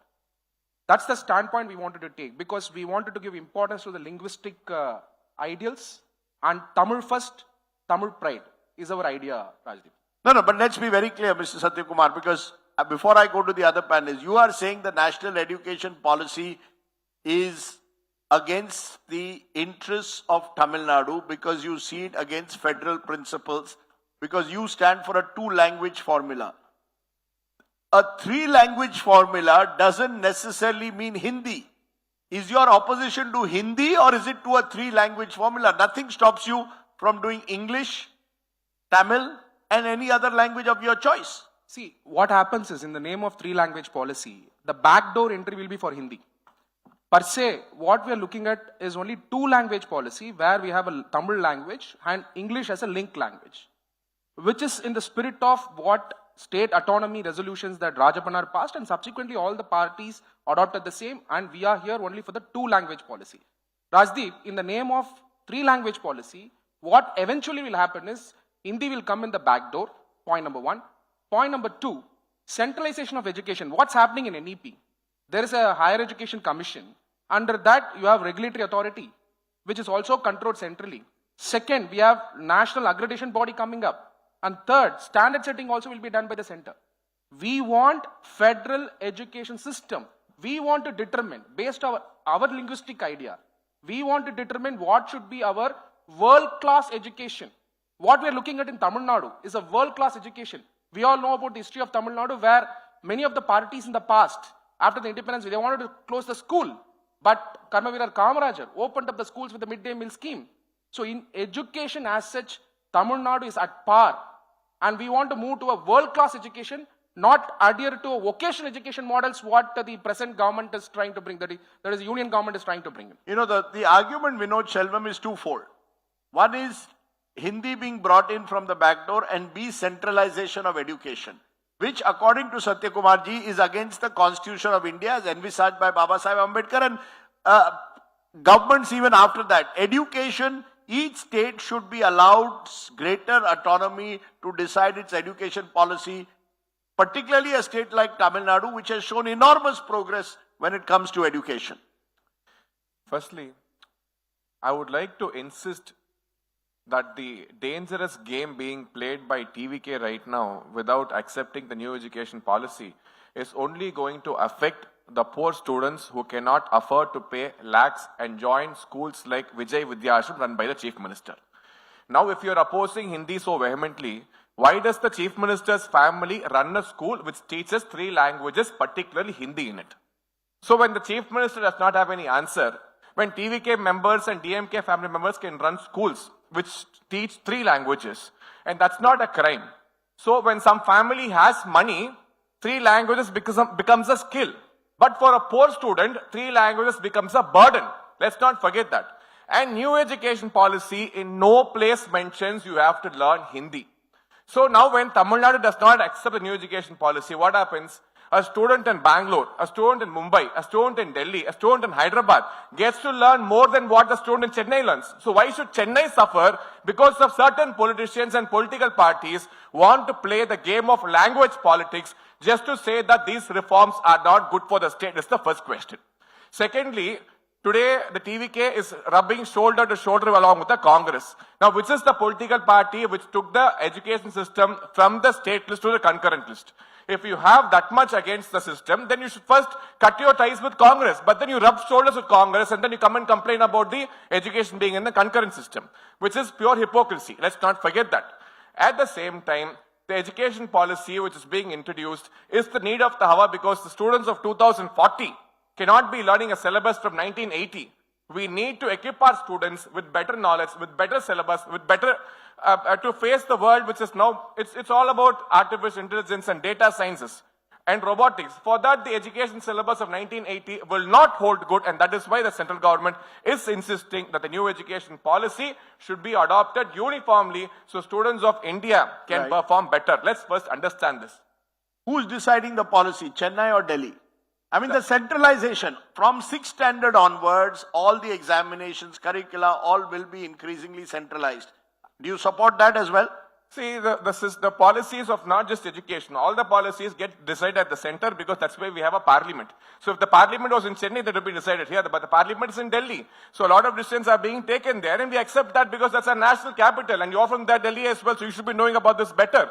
At the same time, the new education policy is now taking India away from the 10+2 system, which is the old thwarted the British system, the British era system, to a 5+3+3+4, where the students, even of the government schools, get exposure to primary education before proper professional schooling starts, helping in their brain development. So we are trying to bring in the CBSE syllabus, which is being taught in private schools, to the government school students. Now, how is that a crime is the question. Students get to learn vocational training from the 6th standard. Students get to choose which subjects they would like to learn from the 9th standard. So a lot of options are thrown open to students. They don't get, You're not moving towards rote learning. You're giving students far more options. Mr. Satyakumar, you want to quickly respond. Are you creating imaginary fears? A, about imposition of Hindi, which is being denied by government. You have choice. Number 2, that centralization, which you're saying, is actually in a way the government trying to standardize education across the country. See, Rajdeep, the entire point in Tamil Nadu, the education system is above the national level. The quality of the education is at par with the world-class education. Point number 1. Second, it creates a backdoor entry, Rajdeep. Ask him what is the bill name. Not necessarily in government schools. Government schools still lag behind private schools. Those who can afford it go to the private schools. Rajdeep, can you ask him what is the Act's name? It's in Hindi. The Education Policy Act name itself is Vikshit Bharat Shiksha Adhistyam Bill. We can't even pronounce it. So here is a situation where our Tamil Nadu students have performed really well at the world-class level because we have evolved to a scientific education What they are looking at is 5 plus 3 plus 3 plus 4, which is a vocational education. They wanted to go back to the traditional model to see to that scientific temper comes down in the education policy. You know, before I go to my third guest, you know, the two politicians, I just want one last question to you, Vinodji. You know, the government of India has now said that they will not, has declined allocations under education to Tamil Nadu, saying, unless you agree to the national education policy, we will deny you funds under the Samagra Shiksha Fund. I mean, this is coercive. It is as if a center will decide who they will fund, on what conditions they will fund. Surely Chennai and Tamil Nadu has every right to develop its own education model. If the education model is on par with the global standards, or at least with the standards prescribed by the center, the national education policy, then it's fine. Now the problem comes here. Now why are you denying them funds? The problem comes. Why are you denying? Let me just address this one point. When Satyakumar mentioned that the name is in Hindi, so the problem is not with the educational reform. The problem is with the language. So just for one petty issue of a language, of a name, do not deny the students of the rightful education they're supposed to get, which will make them be better in the future, make them ready for the global standards. So that is very important. Why are you restricting them and not letting them study? And if he feels the education system is so good in Tamil Nadu, why is the enrollment in government schools dropped from 90% to less than 50%? Parents are taking loans from loan sharks, to put their students in private schools so that they will be able to get better education. The government schools do not give that to the students anymore. So let's face the facts. Why are you denying fund allocation to a state? The PM Shri scheme was announced. All the states across the country, including the Congress-ruled states of Kerala, Karnataka, Telangana, they've all accepted it. They've accepted the money and they have accepted the system, and the money is being given to them. Why should Tamil Nadu deny such a scheme which is going to help the development of the schools, give better infrastructure, AI labs, skill labs? The Tamil Nadu's education budget is 44,000 crores. Looks very big on paper. But what is the actual percentage being spent on infrastructure? A mere 1,000 crores. So now the question is, where does the rest of the money go? The rest of the money goes in painting the walls and in salaries. That is all the money gets spent for. So Tamil Nadu does not spend the money on infrastructure for the school education or for the students. It's only for salaries, pensions and paint work. That's all they spend money on. Whereas a center which gives about 75,000 crores. Sir, I know I just want a simple question. Who has a better education model? A state like Uttar Pradesh, which is ruled by the BJP, or a state like Tamil Nadu, which is ruled by opposition parties, in this case TVK? Unfortunately, the fund, if you are going to look at fund allocation to outcomes in Tamil Nadu are much better. Examinations. UP does not complain. Tamil Nadu, the problem is not with the students. The problem is with the syllabus. Our syllabus is weak, and that is what is making our students not able to take competitive examinations. Students of Bihar don't complain. Students of UP don't complain. Pondicherry don't complain. Only the students of Tamil Nadu are complaining. Is because the syllabus in our state is weak. Very quickly, Satyakumar. I think Vinod has not gone through the rigors of the state education, because I am part of the state board. Here, the entire state syllabus is based on scientific temper. Point number 2, Rajdeep. The center is actually ragging the states. Whether it is a GST due that they have to give us to the Tamil Nadu, or with respect to the idea that they have proposed here, National Research Funding Agency that they are trying to propose as part of the NEP. What will happen eventually? Today, Tamil Nadu is paying taxes. Majority of the budgets go to Gujarat. Tamil Nadu is supporting the other states in the national level. Same will happen here. Tomorrow they'll say, you do this, you do that, you come to terms in this manner. Only then we will release the research fund. This will happen eventually, Rajdeep. Okay, I want to bring in Prince Gajendra Babu. Education is listening patiently. Mr. Gajendra Babu, is there something wrong with the Tamil Nadu education policy that needs to be changed? Is there questions over outcomes, particularly when it comes to government schools? This is a state which has seen an enormous mushrooming and proliferation of private education also, like many other parts of the country in the last 20 years. Thank you. And before going into the question directly, I'd like to look at NEP 2020. Yes. NEP 2020 is not only a document that completely disregards the Constitution of India, but it's also a best specimen for post-truth and gaslighting. It's really... Give me when you say that, why? Why do you say that? Because this document when you read the 66th page, before reading the 66th page, you have to read Kasturi Rangan, which is 484. And before Kasturi Rangan, there was a 43-page DNEP. And before that, there is a draft, some inputs for draft. And before that, we have TSR Subramaniam. So right from 2014, it traveled till 2019, and the policy is in 2020. When you look at the policy does not talk about educating people. It is more concentrating on literacy, numeracy, and occasional skilling. And I told it's a best specimen for post-truth and gaslighting, because they just put an idea that nothing has happened for all these 60 years. Just now we are going to build. They said it is Viksit Bharat, and this policy is for Viksit Bharat, which is going to be in 2047. If you say it is going to be Viksit Bharat, then Article 41 comes into play. Article 41 says right to education in according to the economic capacity of the state. So education has to be given as a fundamental right from the school up to the university level. In 1992, the Supreme Court was very clear in Mogini Jain case in declaring that unless Article 41, then it was 45 also, said unless Article 41 is realized, Article 14 and 21 will be meaningless. And in Unnikrishnan case and TMA Pai case, a larger bench after Mogini Jain, they did not dispute this particular fact. And even in the later judgments, they said that when the economic capacity of the state improves, education will be given as a fundamental right.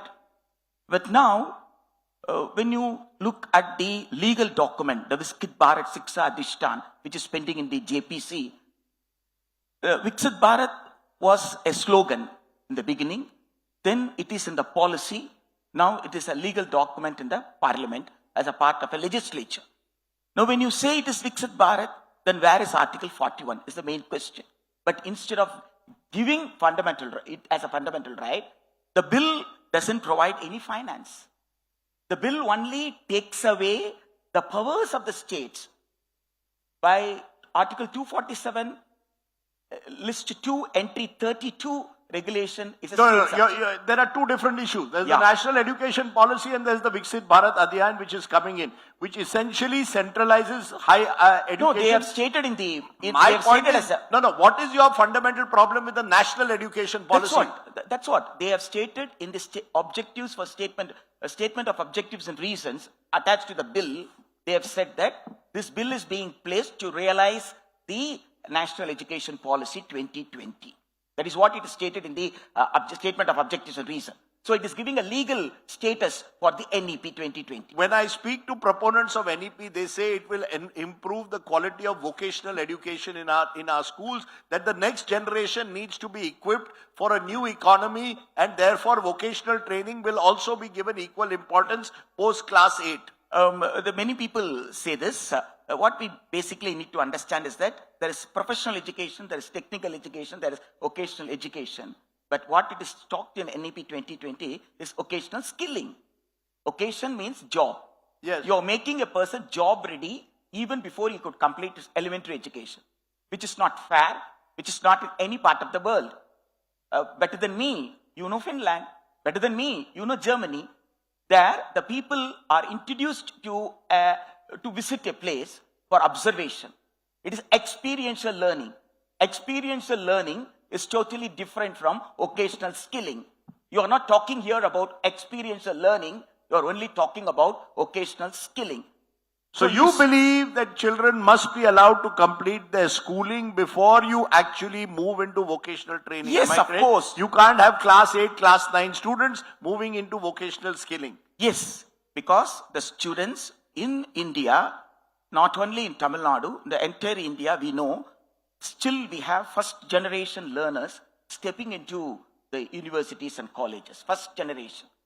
So given that background, the socially and educationally backward classes of people who are the majority Bahujans, given for generation together, they were occupied in some kind of an occupation, and that is what their children ought to do in the in the earlier generation. Now you are opened up a school and only one generation has come into the university.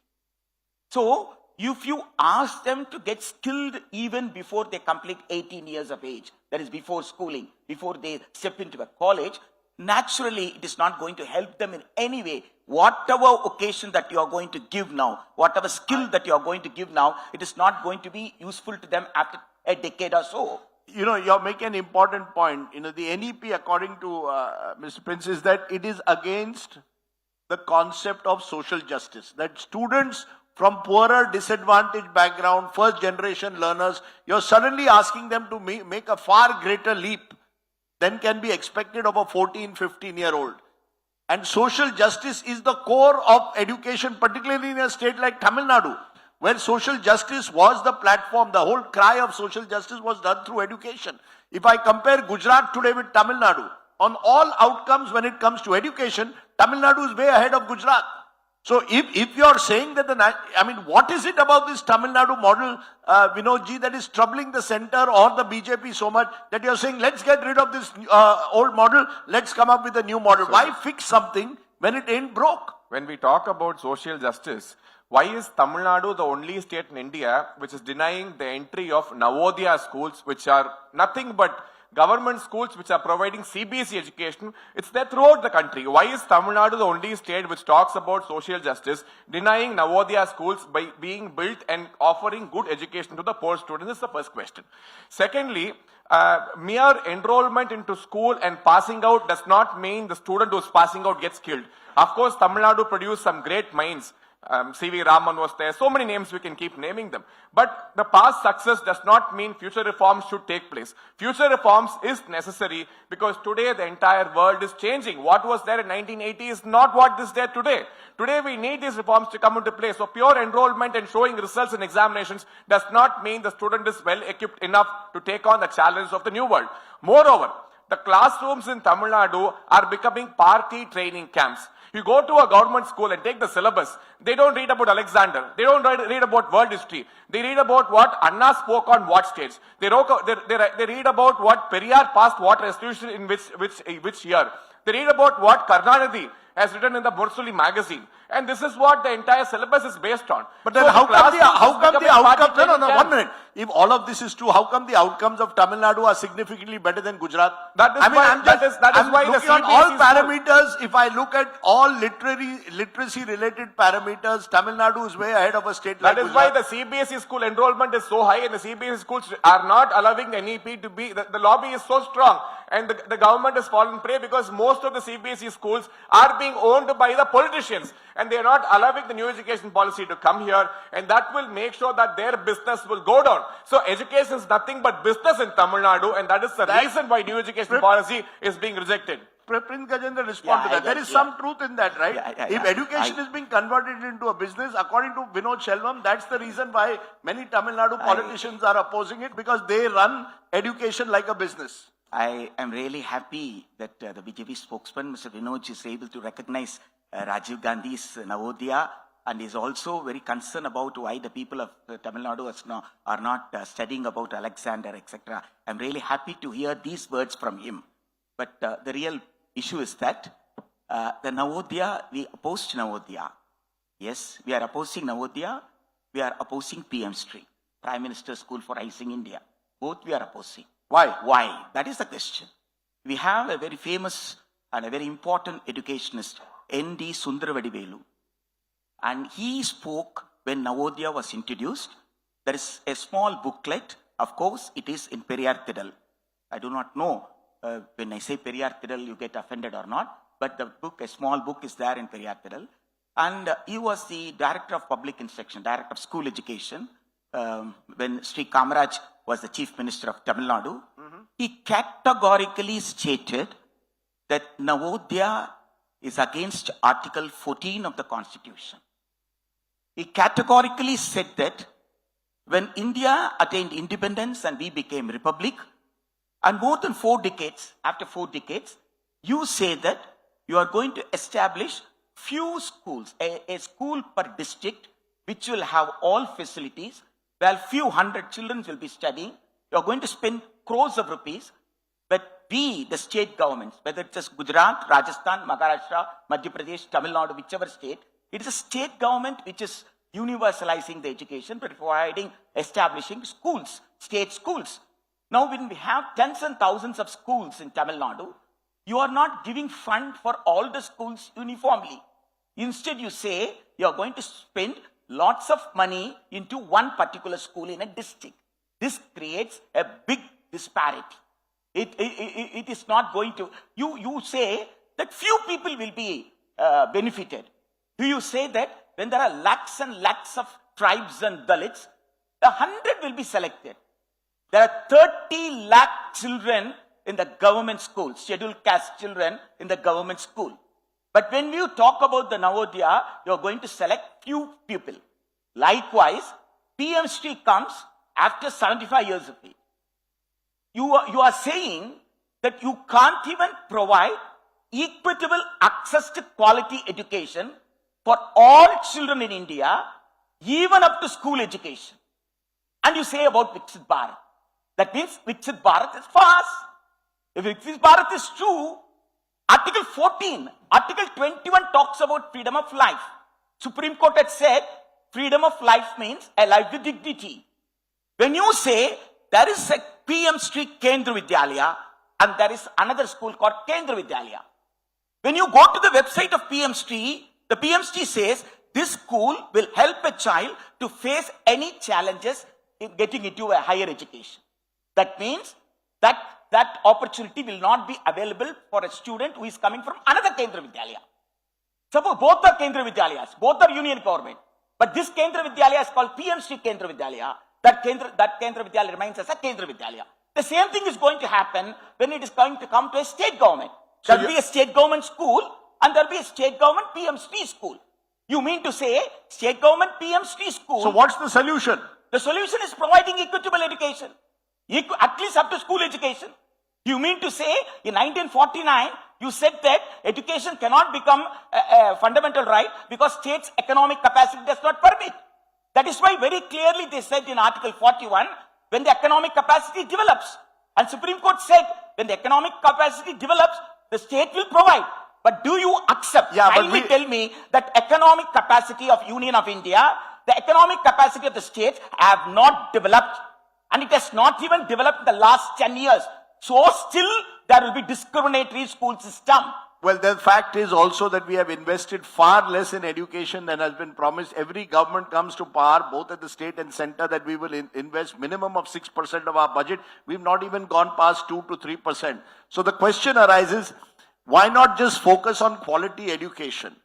And why not do it in a manner that ensures equal opportunity? Why create a discriminatory system is the critics of the NEP. The proponents are saying the time has come for certain uniformity across India so that every school has measures up to certain standards. The reality on the ground is the huge gap, widening gap between private schools and government schools. You'll admit that private schools today have far more infrastructure than any government school. Private schools do not allow the child to learn. They are not educated.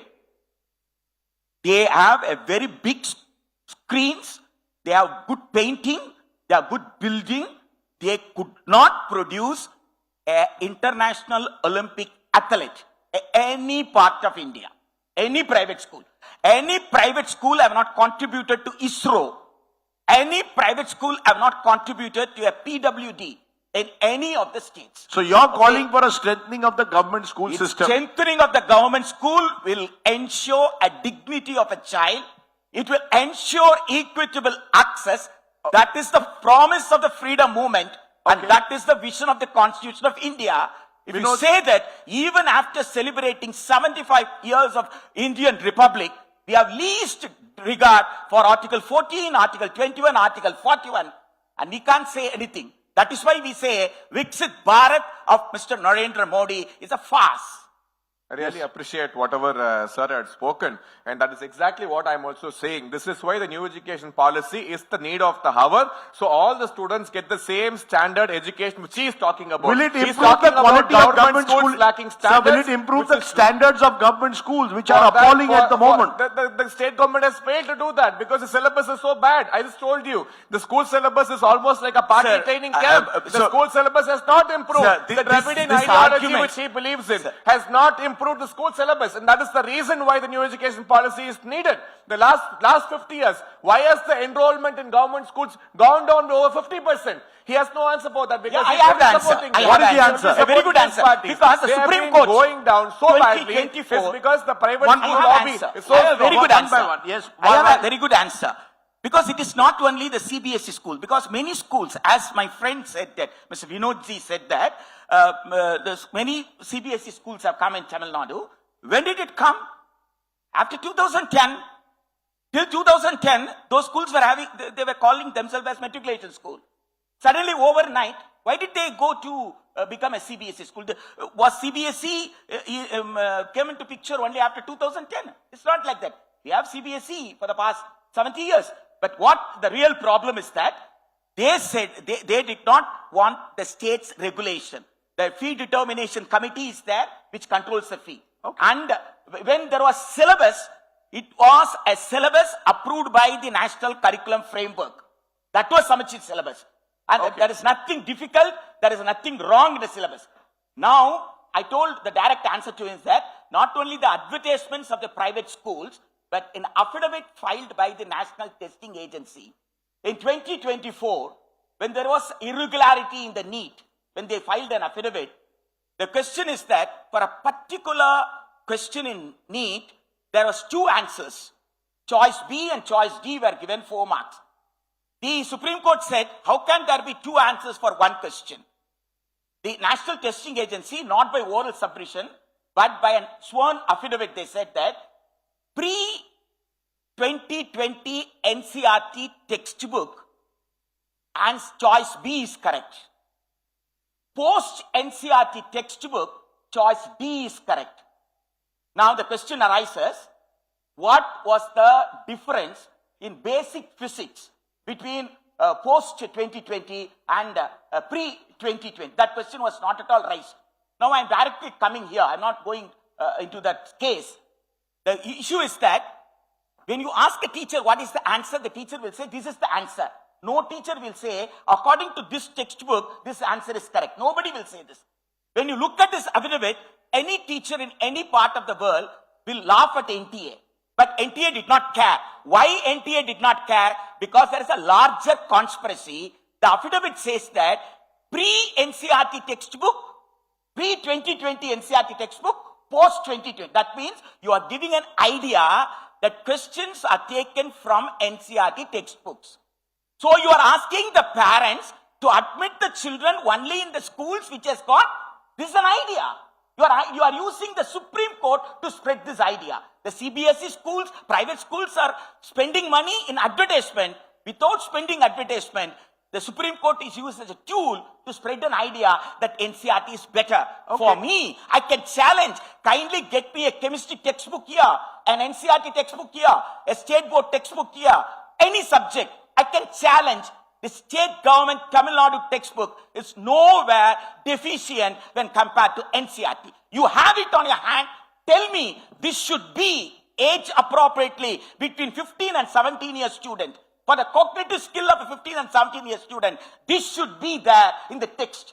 This should be in the syllabus. Tell me what is missing in Tamil Nadu, what is there in NCRT. Point it out. I am ready for the challenge. I want to ask, therefore, Satyakumar ji, you're the government in power. So in a strange sort of way, it is one of the few issues, education, that has bound you and the DMK. Both of you all are opposed to to NEET as it stands. Both of you are opposed to the national education policy. And critics will say you are using it to create a center versus state fight. This is Tamil Nadu using education to try and create a sense of Tamil Nadu versus Delhi. Am I right to say you also oppose the idea of a centralized NEET exam? Am I right in saying you oppose the idea of a national education policy because you want to create a sense of Tamil Nadu versus Delhi. Rajdeep, what TVK speaks is based on the Constitution of India, the values that are there in the Constitution of India. Coming to the point where why we oppose NEET, we have also proposed an idea to bring it to a special concurrent list and subsequently bring it to the state list. And our long-term reform would be to bring the education to the state list, and especially with respect to the medical education. Coming back to the point where, with respect to the equal access to education, Tamil Nadu has equal access to education in the first place. What we are looking at... But Tamil Nadu also has a huge gap like every other part of the country between government schools and private schools. That's the fallacy of the Dravidian parties. That's what we are trying to rectify now. We are trying to bring STEM education, AI education, everything into the curriculum. They have missed it and we are trying to bring it. STEM education is there for the past 10 years, all over India. STEM is there all over India, not only all over India, it is an UNICEF... Raju, let me complete. I didn't interrupt when he spoke. He spoke for 10 minutes. Yeah, go ahead. Let me complete. I think I need to give him a due share of time. So, the vision of Honorable Chief Minister Thalapathy Vijay is to see to that the STEM education and then AI education, all scientific education come within the government school level. Second, technology-oriented education is also the vision of the Tamil Nadu government. With social justice in place, secular social justice in place. Already we have 69% reservation here. And what Tamil Nadu has achieved is because of educational reforms that we brought, plus social justice, because of which the Tamil Nadu has risen to this level. What our Honorable Chief Minister is looking at is to squarely see to that the technology education, the scientific education goes to the grassroots level in the villages, which is not happened in the Dravidian parties. I don't see though the kind of investment still that is needed in education that will actually propel your state into that position where in every school quality education will reach. Then you must double the amount of money that you are going to spend on education. I haven't seen that happen either. It's 100 days. It's 100 days. Give us one more year. One more year? One more year, of course. The debt that the DMK government has left is 15 lakh crore, Rajdeep. It's not 10 lakh crore, as it reported in the national. Let me complete. 10 lakh crore direct debt. 3.5 lakh crores is in the public sector undertakings. 1,72,000 crores is a contingent liability. Anytime it can become a liability. They have left a 15 lakh crore debt, and we are trying to manage the fiscal prudence in the available budget. I will give an assurance. In the days to come, TVK government will ensure the education in Tamil Nadu. When I talk about education, the state government-run schools will be world-class, wherein the smart TVs, smart boards, the STEM education, AI education will reach to them with the enhanced breakfast, midday meal scheme, and also we'll explore multiple other options to see to that the child comes to the school. Okay. If you knew Tamil Nadu was in so much debt before the TVK came to power, why did you promise freebies worth 75,000 crores every year?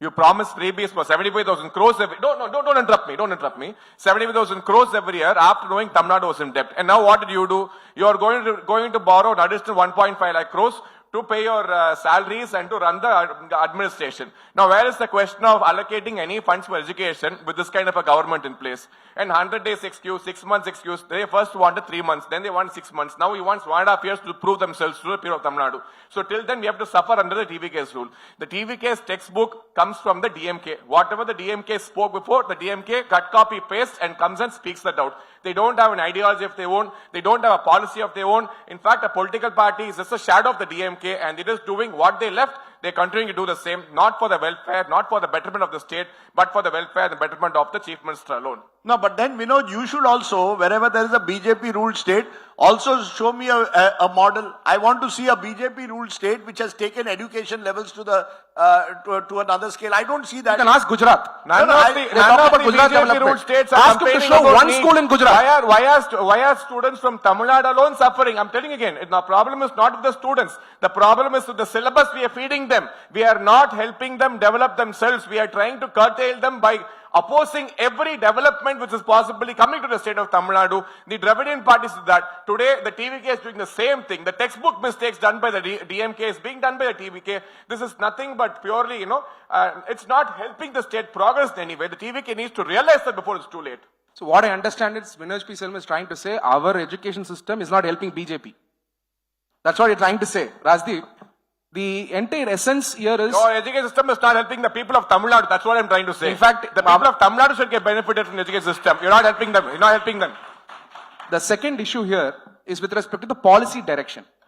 What we are looking at is we want to have a policy direction from our federal structure.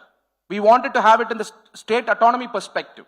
We want to set the tone of the education as per our ethnicity requirement. Tamil first, Tamil pride. The leaders who contributed to Tamil Nadu only will be spoken in the textbook. They brought the social justice. Arjun Anna brought social justice. MGR enhanced midday meal scheme. Kamarajar brought midday meal scheme. We will only talk about them. Do you want to speak about somebody who has not contributed to Tamil Nadu? What about Karnataka? What about Karnataka? Yeah, of course. Talk about Karnataka. My leader has always said, whatever contribution that is done by Kalanjar Karnataka will be spoken with a pride. With a pride. Today also in assembly, he has said, we will only address Mr. Karunanidhi as Kalanjar Karunanidhi. We revere every leader in Tamil Nadu. We may be against certain policies. We may be against certain ideas. But with respect to Tamil Nadu, Tamil first, Tamil pride is the idea of the TVK government. Okay. With English as a language, link language. I just have 2 minutes left. Pinjay Kajenda, if you had to, therefore, if you believe that you needed to take education to the next level, because there is a feeling that education in Tamil Nadu also has become a victim of profiteering. Let's be honest. Particularly higher education, large amounts of fees are charged, management fees are charged, and many of them are run by politicians. What is that one solution that you offer? Is there, where would you start? You have to strengthen the infrastructure, appointment of teachers in permanent posts, providing staff in the laboratories, like if you want to really have a good higher secondary student to step into a university, that's what we have to do. That's what Baba Sahib Ambedkar said in 1927. We want to strengthen education, but instead of strengthening education, we are only making examinations difficult.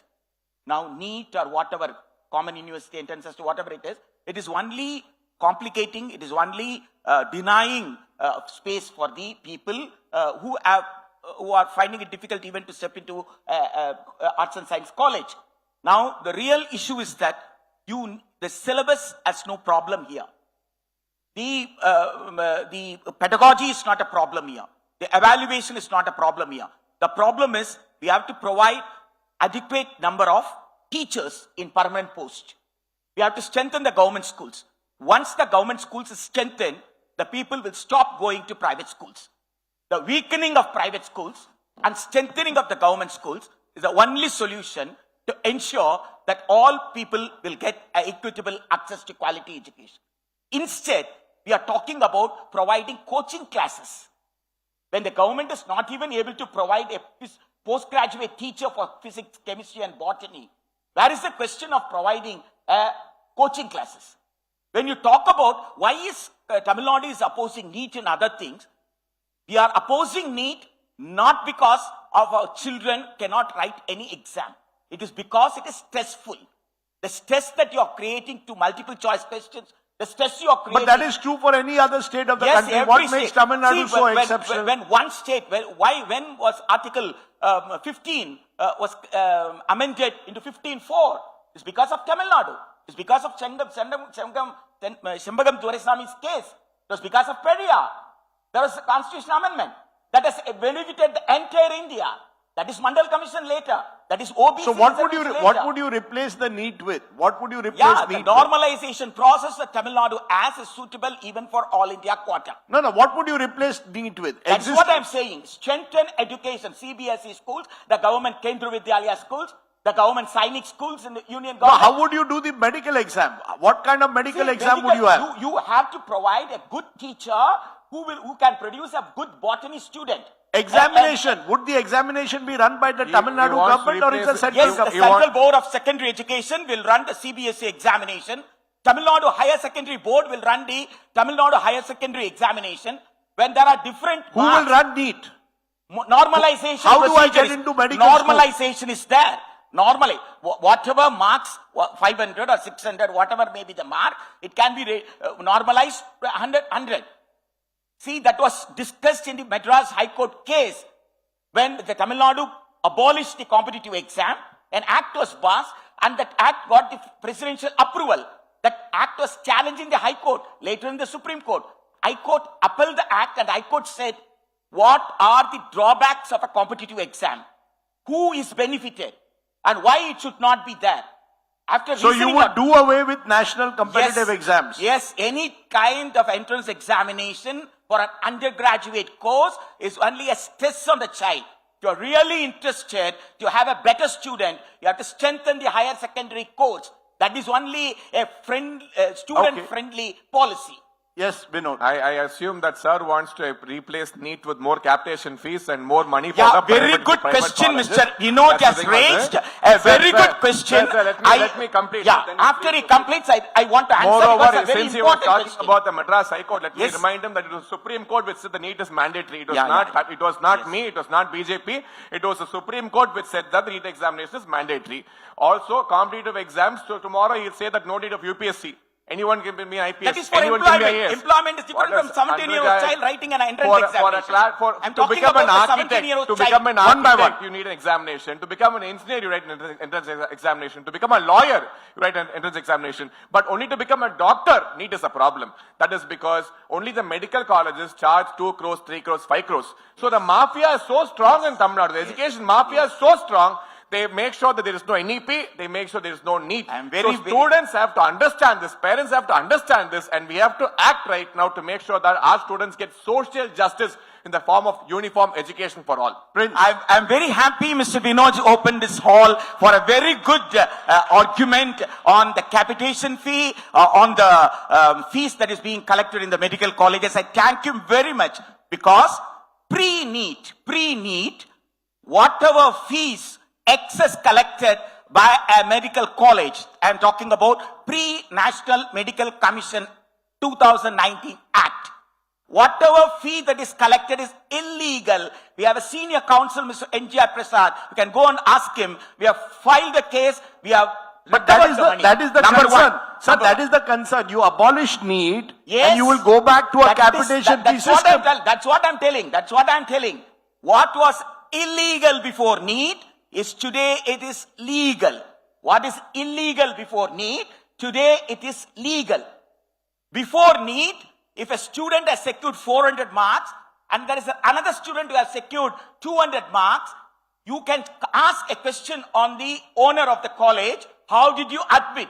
It is an irregularity. Right. They wanted to address that irregularity. Under NEET, 720 is the top mark. The minimum this year for the general category is 212, and anyone who secured 212 is eligible for medical admission. Once the 65,000 around seats in the government colleges all over India is filled, for the rest of the 65,000 private colleges, the 600, 580 out of 720 do not apply for counseling. They withdraw, they go for second re-NEET. Second attempt or third attempt, something like that. Who are going there? Those who have money. Those who can spend 15 lakh to 25 lakh per year in a medical college. Now, a person with 200 mark out of 720 can step into a medical college. If you ask the owner of the college, he will say, I have nothing to do. You go and ask the counseling. If you go to the government selection committee, they will say the student did not apply. Whoever applied, we have given. Why the student did not apply? Because the student cannot pay. So you're saying it's been regularized in a way. Yes. It still exists. The Okay. mafia is regularized. Okay, I want to ask therefore a final and we Then again another thing, the Supreme Court did not direct.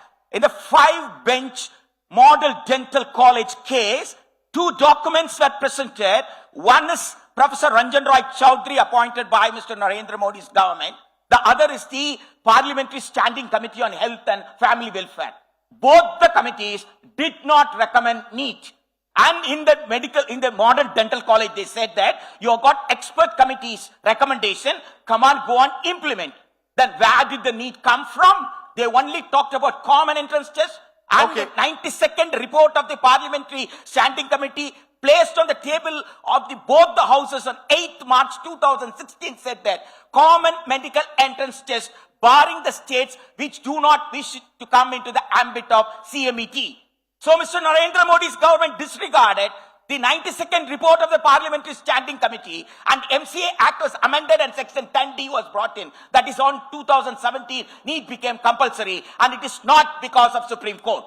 Later, there were many cases, pre and post this amendment, there were many cases. So don't blame the Supreme Court that it was the creation of Supreme Court. It was not the creation of Supreme Court. It's a creation of Niti Aayog and the government headed by Mr. Narendra Modi. NEET is a creation of Mr. Narendra Modi's government and Niti Aayog, and it is not the creation of Supreme Court.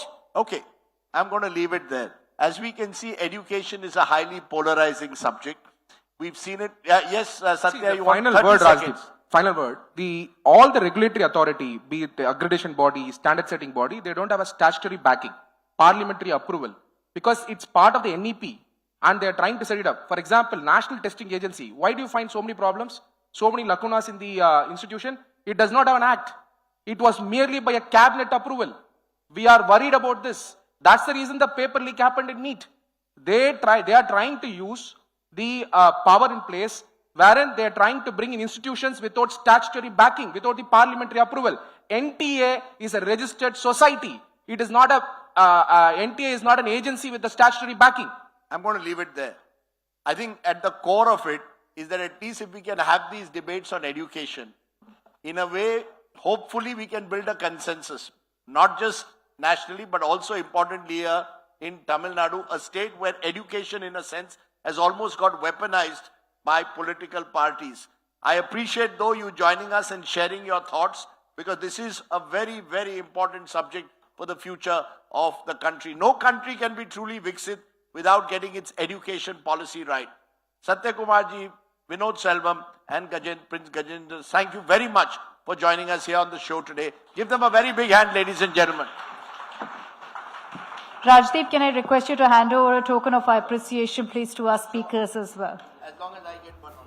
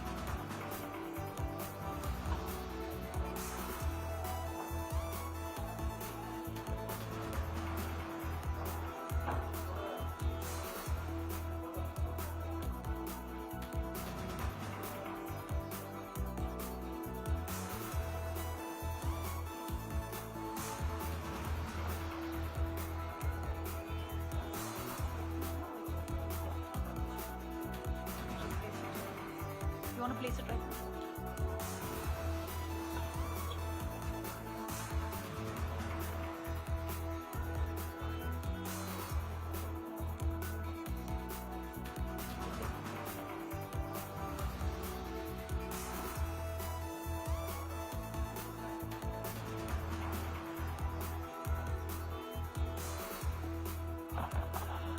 All right.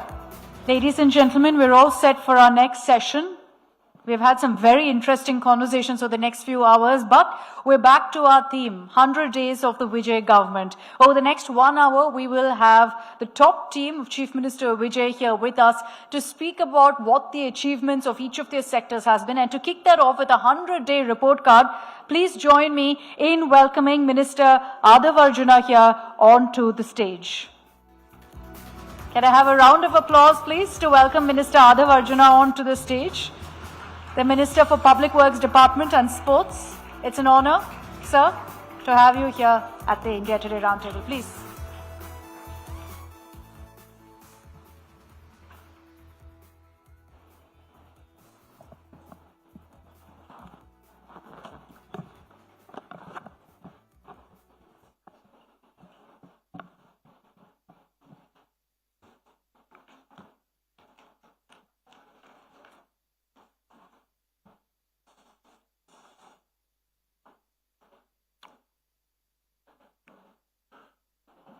Good evening every one, எல்லோருக்கும் வணக்கம்.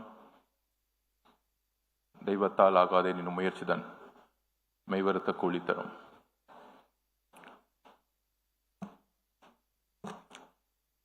Respected colleagues, friends, brothers and sisters,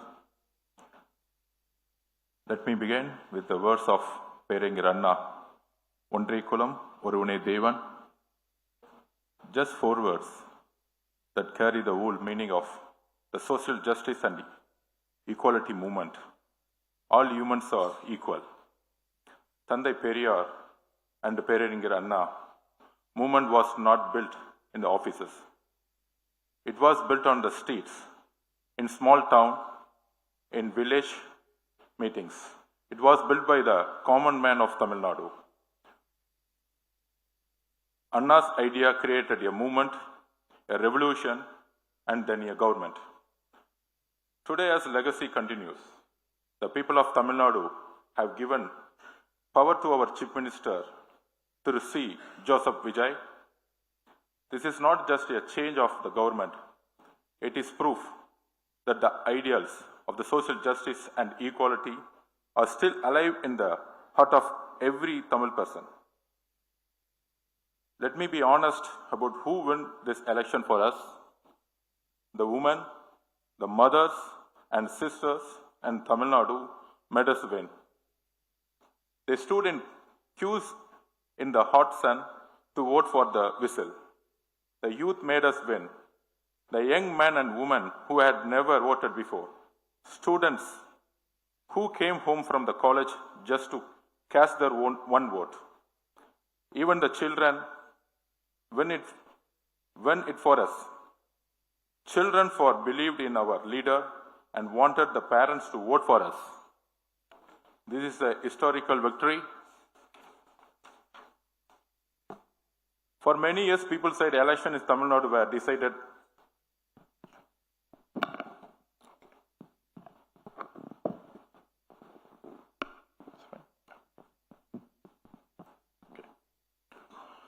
For many years, people said election in Tamil Nadu were decided by 3 things. First, caste arithmetic. Second, money power. Notes given at the night, votes brought like vegetables.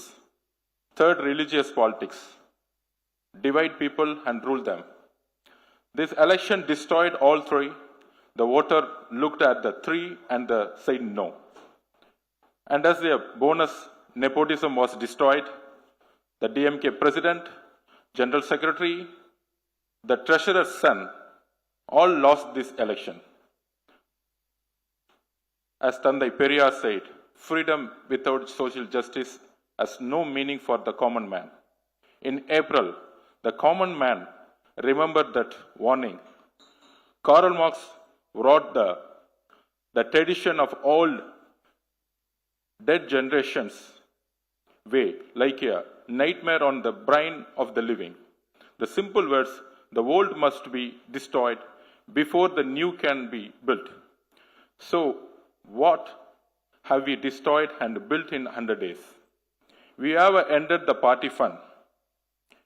We have ended the MLA minister fund. We have ended the CM fund. We have ended the family fund in the corruptions. 100 days. Not 1 rupee collected in the name of the government. This is a corruption-free governance. We have brought transparency into every department. No bribe for transfers and postings, and an engineer who wants to move near her family does not have to pay for it. Contracts are now open. Any contractor may bid, no suitcases. This is a small change on paper, but in real life, it is a revolution.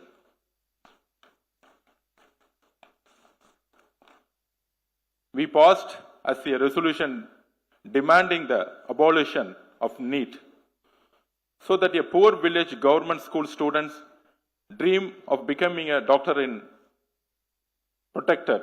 And mark my words, one day, NEET examination will be abolished by the Parliament where it was passed. We passed a resolution against FCRA, restrictions that seek to curb the voice of minorities.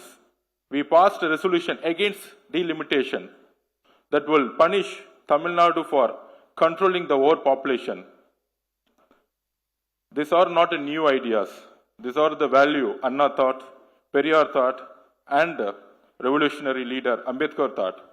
As Dr. Ambedkar said, political democracy cannot survive unless social democracy lies beneath it. We are only the carrying that ideas forward. Tamil Nadu is the second largest economy in India. Our factories, our ports, our engineer, our farmer, our worker contribute to this nation. And yet, our voice is not here in Delhi. Our representation is not sufficient. I ask everyone here a simple question. Why is it acceptance to make policies for North India, Bimara states, but never for South India? Why must we give more and receive less? We are only asking for what is fair. And I say this clearly today, a Prime Minister must emerge from the South, and the Prime Minister will emerge from the South, maybe not now, in future. He will represent every Indian and will treat every Indian equality. Lee Kuan Yew said it is best. My primary preoccupation was to give every citizen a stake in the country and its future. He took Singapore from a poor port to a first world nation in one generation.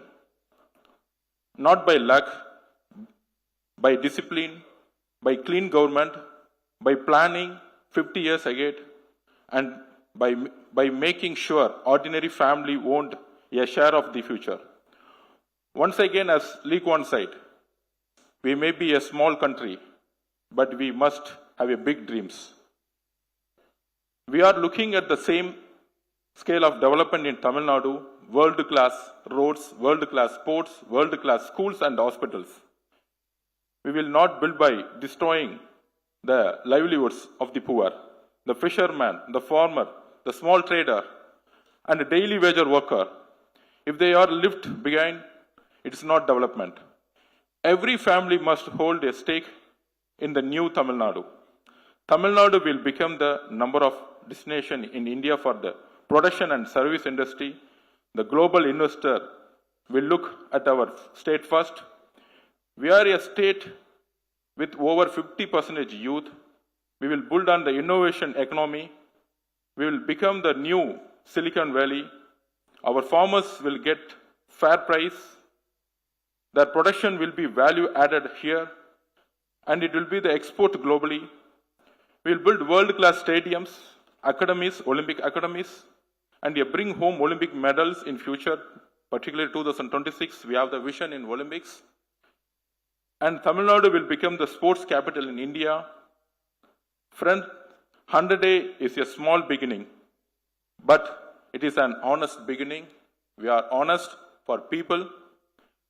Will be a government that the people remember forever.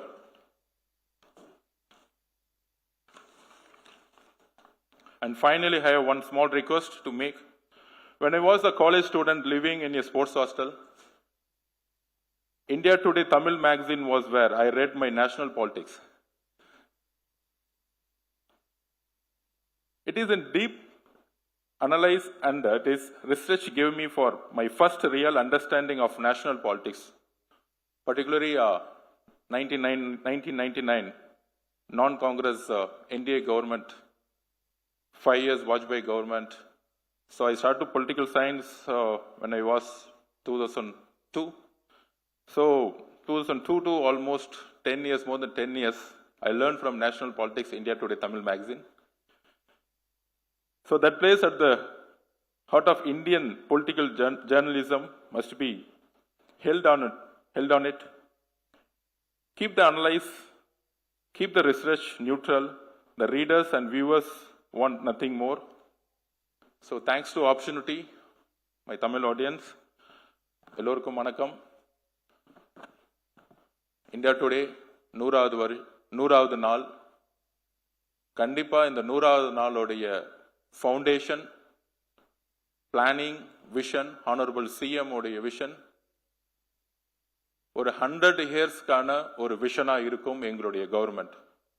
So Lee Kuan ஒரு 100 இயர்ஸுக்கான ஒரு விஷனை உருவாக்கினார். அட்மினிஸ்ட்ரேஷனா ஒரு leader உருவாகும் பொழுது மக்களுடைய அன்பையும் நம்பிக்கையும் உருவாக்கும் போது ஒரு லீடர் ஆவார். எலக்டோரல் பாலிடிக்ஸ் மூலியமா வித்தின் 2 இயர்ஸ்ல இன் தமிழ்நாடு பாலிடிக்ஸ்ல, அதுவும் தமிழ்நாடு மாதிரி இருக்கக்கூடிய veteran parties DMK and ADMK, Tamil Nadu is totally different politics. அதாவது for example Karnataka and Maharashtra different ideology electoral politics, BJP or Congress. But Tamil Nadu electoral politics, DMK, Anna after Mr. Kalaignar, then MGR, 1977, MGR. ரெண்டு பேருக்கும் ஒரே ideology leader. கலைஞர் எப்பயுமே அண்ணா தான் சொல்லுவார், because of founder, DMK founder is Anna. MGR உருவாக்கும் பொழுது of course பேரே Anna Dravida Munnetra Kazhagam. Anna is the party name. So ரெண்டு பார்ட்டிக்கும் same ideology, same ambitions. Then அதுக்கப்புறம் left parties, Congress, Dalit parties,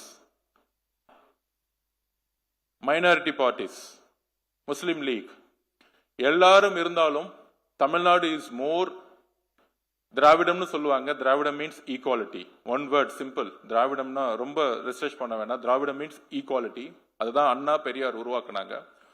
so 96% of vote bank covered left wing mind set, equality. So Tamil Nadu politics there is no gap in right wing. So for example, the vote bank share, DMK when Kalaignar sir இருக்கும்போது, madam Jayalalithaa இருக்கும் பொழுது almost they controlled 70%. Then after that PMK, Communist and VCK and Congress and IUML, almost it's covered 20%. So 95 to 96% same ideology. So we don't have any ideological problem. Why we are focusing more on corruption? எல்லாரும் கேட்குறாங்க, கரப்ஷன்ங்கிறது ஒரு நார்மலான ஒரு விஷயம் தானே அப்படின்னு. இந்த 50-60 வருஷமா ரெண்டு கட்சிக்கும் ஒரே ஐடியாலஜி தான். பட் பீப்புள் எலெக்ட் பண்ணது டிரான்ஸ்பரன்சி கவர்மெண்ட் அண்ட் டெவலப்மெண்ட். யார் அதிகமாக டெவலப்மெண்ட் பற்றி பேசுகிறாங்களோ, யார் கரப்ஷன் கம்மியாக பண்ணுறாங்களோ, ஸோ அவங்கள தான் நோக்கி எவ்ரி 5 years கவர்மெண்ட் மாறிட்டே இருந்துச்சு. பட் அதுக்கப்புறம் after Jayalalithaa madam and Kalaignar sir, அதுக்கப்புறம் it's a big vacancy. 2021, how we win the election? 2021, people want an administrator. Mr. M.K. Stalin is administrator, not a leader. So Mr. EPS failed administration after Amma and after Kalaignar. So people looked, Mr. M.K. Stalin sir, family உடைய domination இல்லாம டிரான்ஸ்பரன்சியா ஒரு government உருவாக்கணும்னு நினைச்சாரு. But அது அவரால் உருவாக்க முடியல. So EPS, ADMK EPS are failed the government up to 21. So a new government failed the transparency system and corruption and development. So our leader started a party, same ideology, our icons, Periyar, Anna, Periyar, Ambedkar, அது first time தமிழ்நாடோடைய ஹிஸ்டரியில only the TVK party பெரியாரையும் புரட்சியாளர் அம்பேத்கரையும் ideological லீடரை announce பண்ணது. Before that in Tamil Nadu the revolutionary leader doctor Ambedkar is look like in Tamil Nadu ஒரு Dalit leader அப்படின்னு. நோ, அவர் first TVK party, very clear message. Even அவர் ஃபர்ஸ்ட் கான்ஃபரன்ஸ் 5 ஐடியாலஜிக்கல் லீடர்ல 2 women 3, அதுல முக்கியமா பெரியாரையும் அம்பேத்கரையும் கொண்டு வந்ததுதான் ஒரு மிகப்பெரிய ஸ்ட்ரென்த் தமிழக வெற்றி கழகத்துக்கு. So ideologically we set, then what is a vision அப்படின்னு சொல்லும் பொழுது அவர் leader every campaign said transparency, people safety, women safety and youth employment. இந்த கரப்ஷனோடைய லீக்கேஜஸ் 100 rupees, ராஜீவ்காந்தி ஒருத்தட்டி சொன்னார், ஃபார்மர் பிரைம் மினிஸ்டர், நம்ம 100 rupees கொடுத்தா ஒரு கீழே 20 rupees கூட மக்கள்கிட்ட போக மாட்டேங்குது அப்படின்னு. So ideologically we are set, DMK, ADMK, every one it's same ideology. But the administration, we are every one focusing the electoral politics. பிரச்சாரம் பண்றோம், ரூலிங் பார்ட்டியை ஆப்போஸ் பண்றோம். லீடர் ஒவ்வொரு பிரச்சாரத்திலும் ஒவ்வொரு கேம்பெயின்லயும் கனெக்ட் பண்ணாரு. Lakhs and lakhs people. We believed before election. Even our editor என்ன interview பண்ணாரு. What I said exactly we delivered. We said definitely we are going to win. I in the last interview I'm not mentioned the number. I think you remember. I've never mentioned the number. I never said I'm going to win 200. I never said I'm going to win 150. But we said, of course we are going to form. We are going to cross 100, three-digit number. We are going to form the government. Because of the TVK, every national media before election, 3 months before, எல்லாரும் பார்த்தது என்னன்னா அது ஒரு Gen Z party, ஒரு youngsters party அப்படின்னு. No, Gen Z and youngsters in our campaignல ரோட்டுக்கு வந்தாங்க, பிரச்சாரம் பண்ணாங்க எங்களோட. But the real revolution, the first time revolution, see in the DMK was before ஒரு 67 ஆட்சிக்கு வரதுக்கு முன்னாடி ஷூட் அவுட் ஆச்சு, 2 language system fight, revolution. ADMK, MGR, more than 30 years politics experience, grassroots, he understands what is grassroots. ஆனா எங்களுடைய leader எங்க இருந்து அவரால் வெற்றி பெற முடிஞ்சுச்சுன்னா, the women, the mother and sisters believed our leader. அங்கதான் முதல் நம்பிக்கை உருவாக்கி இருந்தார். இதுதான் பிரச்சாரத்துல நாங்க பார்த்தோம். I'm the first person, the witness. அவரோட நான் டிராவல் பண்ணும் பொழுது the first meeting, the Trichy, almost 70% of women in the street with kids. ஒரு குழந்தைய தூக்கிட்டு 5 மணி நேரம் வெயில ஒரு woman நின்னாங்கன்னா, that is the movement. The women want to the revolution, the women want to the change. இத அப்ப இருக்கவங்க புரிஞ்சிக்கல. we understand நம்ம என்ன பண்ண போறோம் அப்படின்னு. So exactly we reached 108. Then all left ideology, communist and Congress and IUML, everyone support us. Maybe we are number, everyone is a DMK claim, you are just 108. But what is 108? Almost 80% of MLAs, lower middle class family. இது வரைக்கும் தமிழ்நாடு வரலாறுல ஒரு MLA உருவாகணும்னா ஒன்னு நெப்போட்டிசம்ல உருவாகி இருக்கணும், இல்ல அதிகமான மணி இருக்கணும், இல்லைன்னா ஒரு எம்எல்ஏ ஒரு மினிஸ்டரோட பையனா இருக்கணும். அதை எங்களுடைய leader mister C Joseph Vijay அவர்கள் தூக்கி எறிஞ்சிருக்கார். That is a revolutionary. ஒரு ஜென்சி இளைஞர் அரசியலுக்கு வர முடியும்.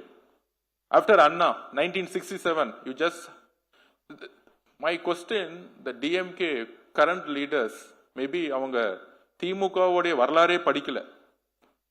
எலெக்ஷனுக்கு முன்னாடி இது ஜென்சி பார்ட்டின்னு ஒரு கேலி கிண்டல் பேசிட்டு இருந்தாங்க. ஆனா அண்ணா உருவாக்கும் பொழுது அண்ணா கூட இருந்தவங்க எல்லாருமே, இன்க்ளூடிங் மிஸ்டர் கலைஞர் கருணாநிதி, ஏஜுக்கு 26 years தான். கலைஞருக்கே வயசு அப்ப 26 வயசு தான்.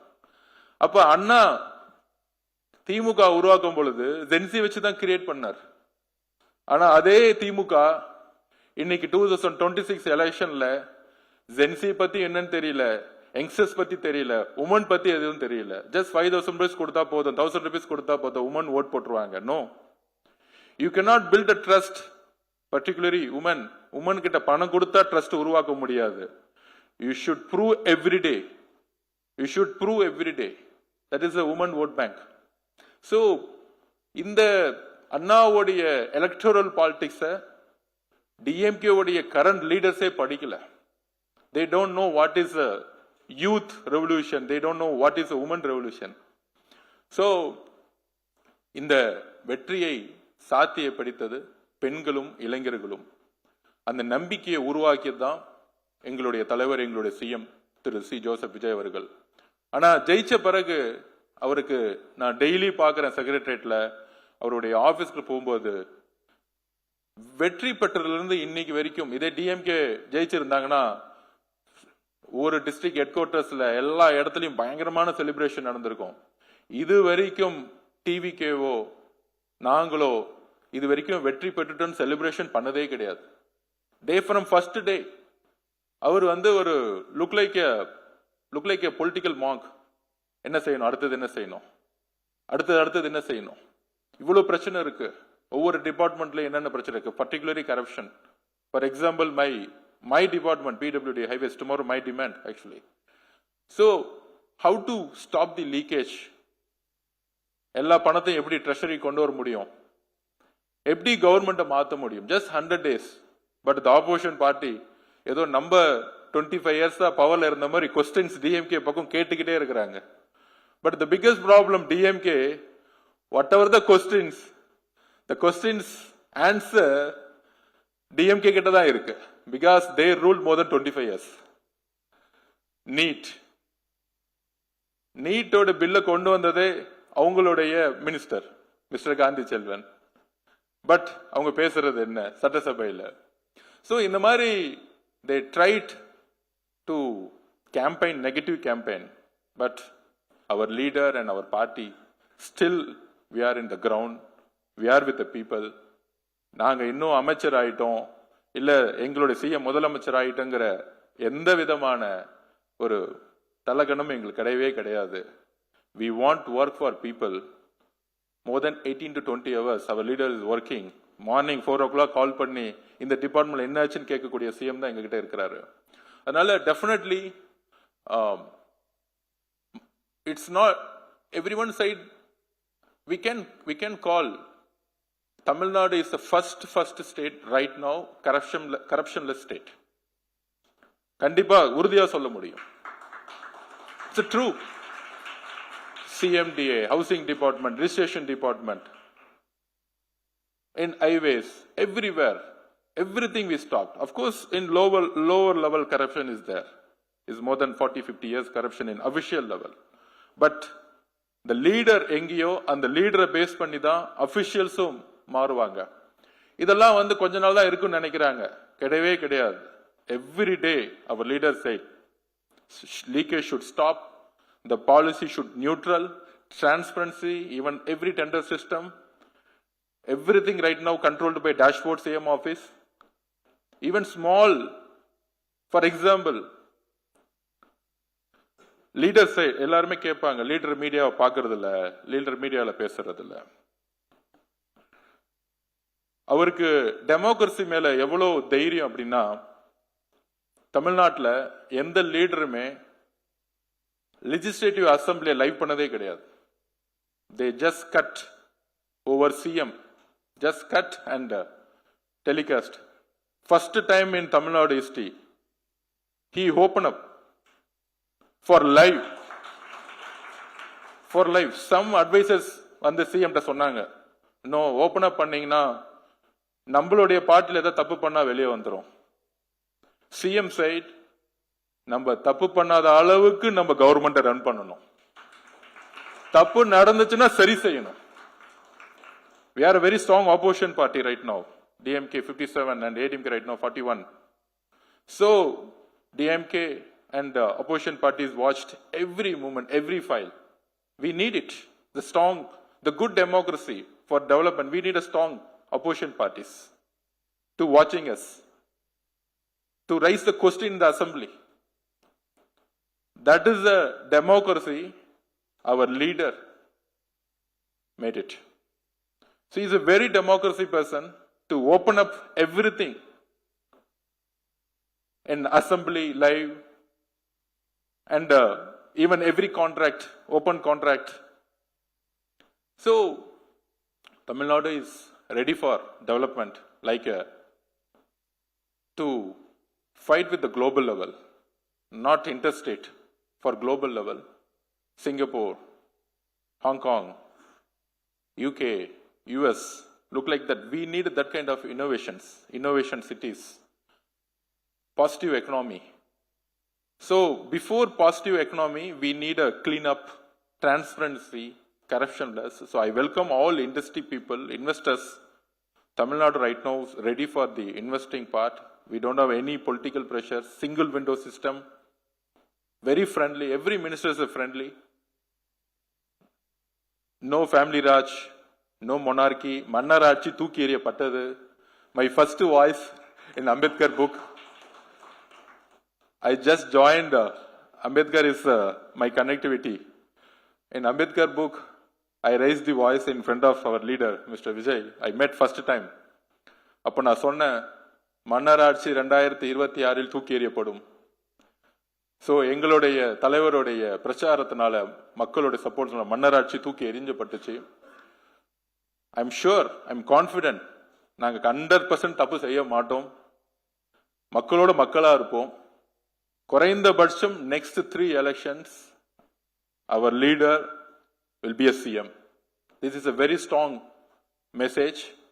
We know how to handle the election. We know how to handle DMK because we are honest. We are honest. So, in the, I think the first channel and TV to celebrating with us, very, what is it? Very strong and emotional connect with India Today and TVK. And election day, before one day also, you expressed what is truth. We marked 105 to 110, same. The first channel, Indiaவே திரும்பி பார்க்குற மாதிரி TVK will be the power ன்னு சொன்னீங்க. So I thanks India Today management for honest report. Because தமிழ்நாட்டில இருந்து யாருமே அந்த honest report எடுத்து கொடுக்கல. So மீடியா ஒரு லைம் லைட் இருந்தாதான் ஒரு லீடர் உருவாக முடியும் கிடையவே கிடையாது. நம்ம மக்களோட, முக்கியமா பெண்களோட நம்ம உண்மையா இருந்தா போதும். பெண்கள் எந்த எலெக்ஷனையும் உருவாக்குவாங்க. It's a revolution after 60 years. It's not easy. This revolution and history is not easy. இதுக்கு பின்னாடி ஒரு பெரிய சயின்ஸ், நம்பிக்கை, அன்பு இருக்கு. This is the first election, ஒரு லீடர் வேணும்னு மக்கள் ஓட்டு போட்டாங்க. அந்த லீடர் அன்பையும் நம்பிக்கையும் உருவாக்குனார். This is the first election in Tamil Nadu after 1967. So I thanks India Today management and all editors and reporters, all students. So thank you so much. Any issues, we are ready. Transparency, any issues, we are ready to face media. We are open up. If any mistakes, we are going to ratify our every policy. Thank you so much. Thank you so much. Valga Tamil.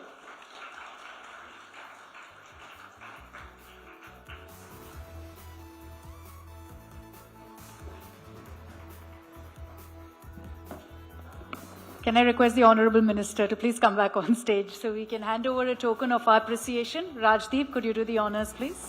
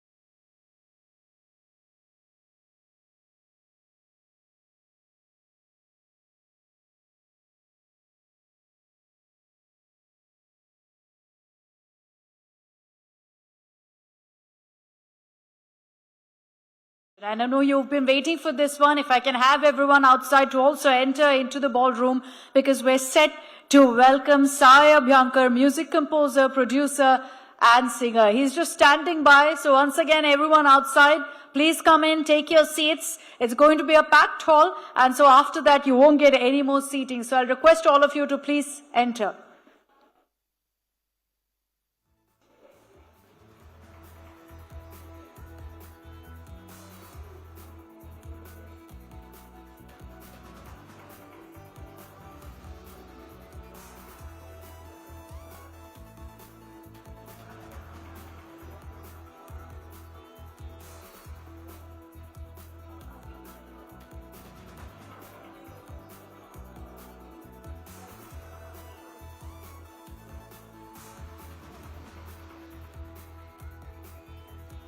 Okay, put your hands together as we welcome Sai Abhyankar here to the India Today Roundtable.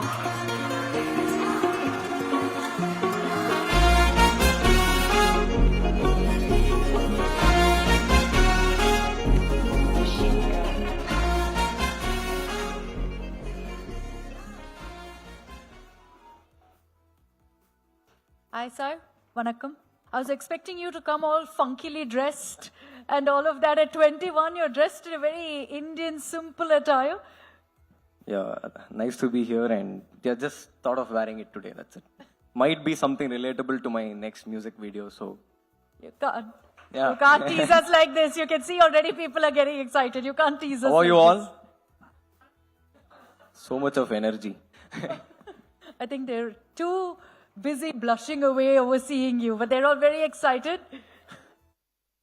But Sai, welcome to the India Today Roundtable. I think when we were kind of reaching out and, based in Delhi, a lot of people don't know about the talent that the Tamil film industry has. At 21, you've achieved so much, Sai. How is it? You're so young, you've now got your own independent music doing so well. You've now entered into Bollywood. Some of the biggest, filmmakers want to sign you on. Is it very overwhelming? Sometimes are you like, am I dreaming? No, I genuinely am really grateful to God for whatever He has given to me till now, and I just get this thought of keeping it very consistent with whatever I do. And a lot of people are giving so much of love and support throughout. So when you say like 21 and doing all this, it's just pure God's blessing, I believe. It's nothing what I can do. Yeah. This is your dream. You're living your dream? By God's grace, yes. Or is there more that you're striving to kind of achieve? Do you think that, have you peaked at 21? Let me put it that way. I'm just starting out. So this is my first point.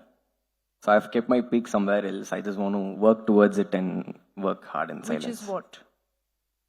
Because I see it as among the music composers, legend A.R. Rahman, right? And then if I were to look at the Tamil film industry and overall, then there's Anirudh. Where are you? Have you reached that level? Are you striving to reach that level? Is that the ambition? I want to be sincere in what I do, and I want to give people good music. So I'm just happy to, I'm happy wherever it takes me. So I just want to be sincere in what I do, yeah. Take us through your journey. You started off with the independent music. It blew up in a way. Did you expect that reaction? That when it, went viral and then your songs, everyone had them on their lips and then one after another just kept getting bigger and bigger? So we can't expect such things actually. When we start out, and I was producing in a very small room of mine. It's a computer room. That's what we call it in our home. So it's a very small room with just a very minimalistic setup. And that's where it all started for me. I started making grooves and sequences since I was 6th, 7th standard. So when I started doing them, I never thought that I'll release them. I never thought that I'll be celebrated by people like them showing love abundantly to me. And so nothing was there in my thought when I started it out. And it all just eventually happened, and I didn't predict it, yeah. When did you feel that, okay, I've arrived, my music is being celebrated, it's being enjoyed? What was that one moment?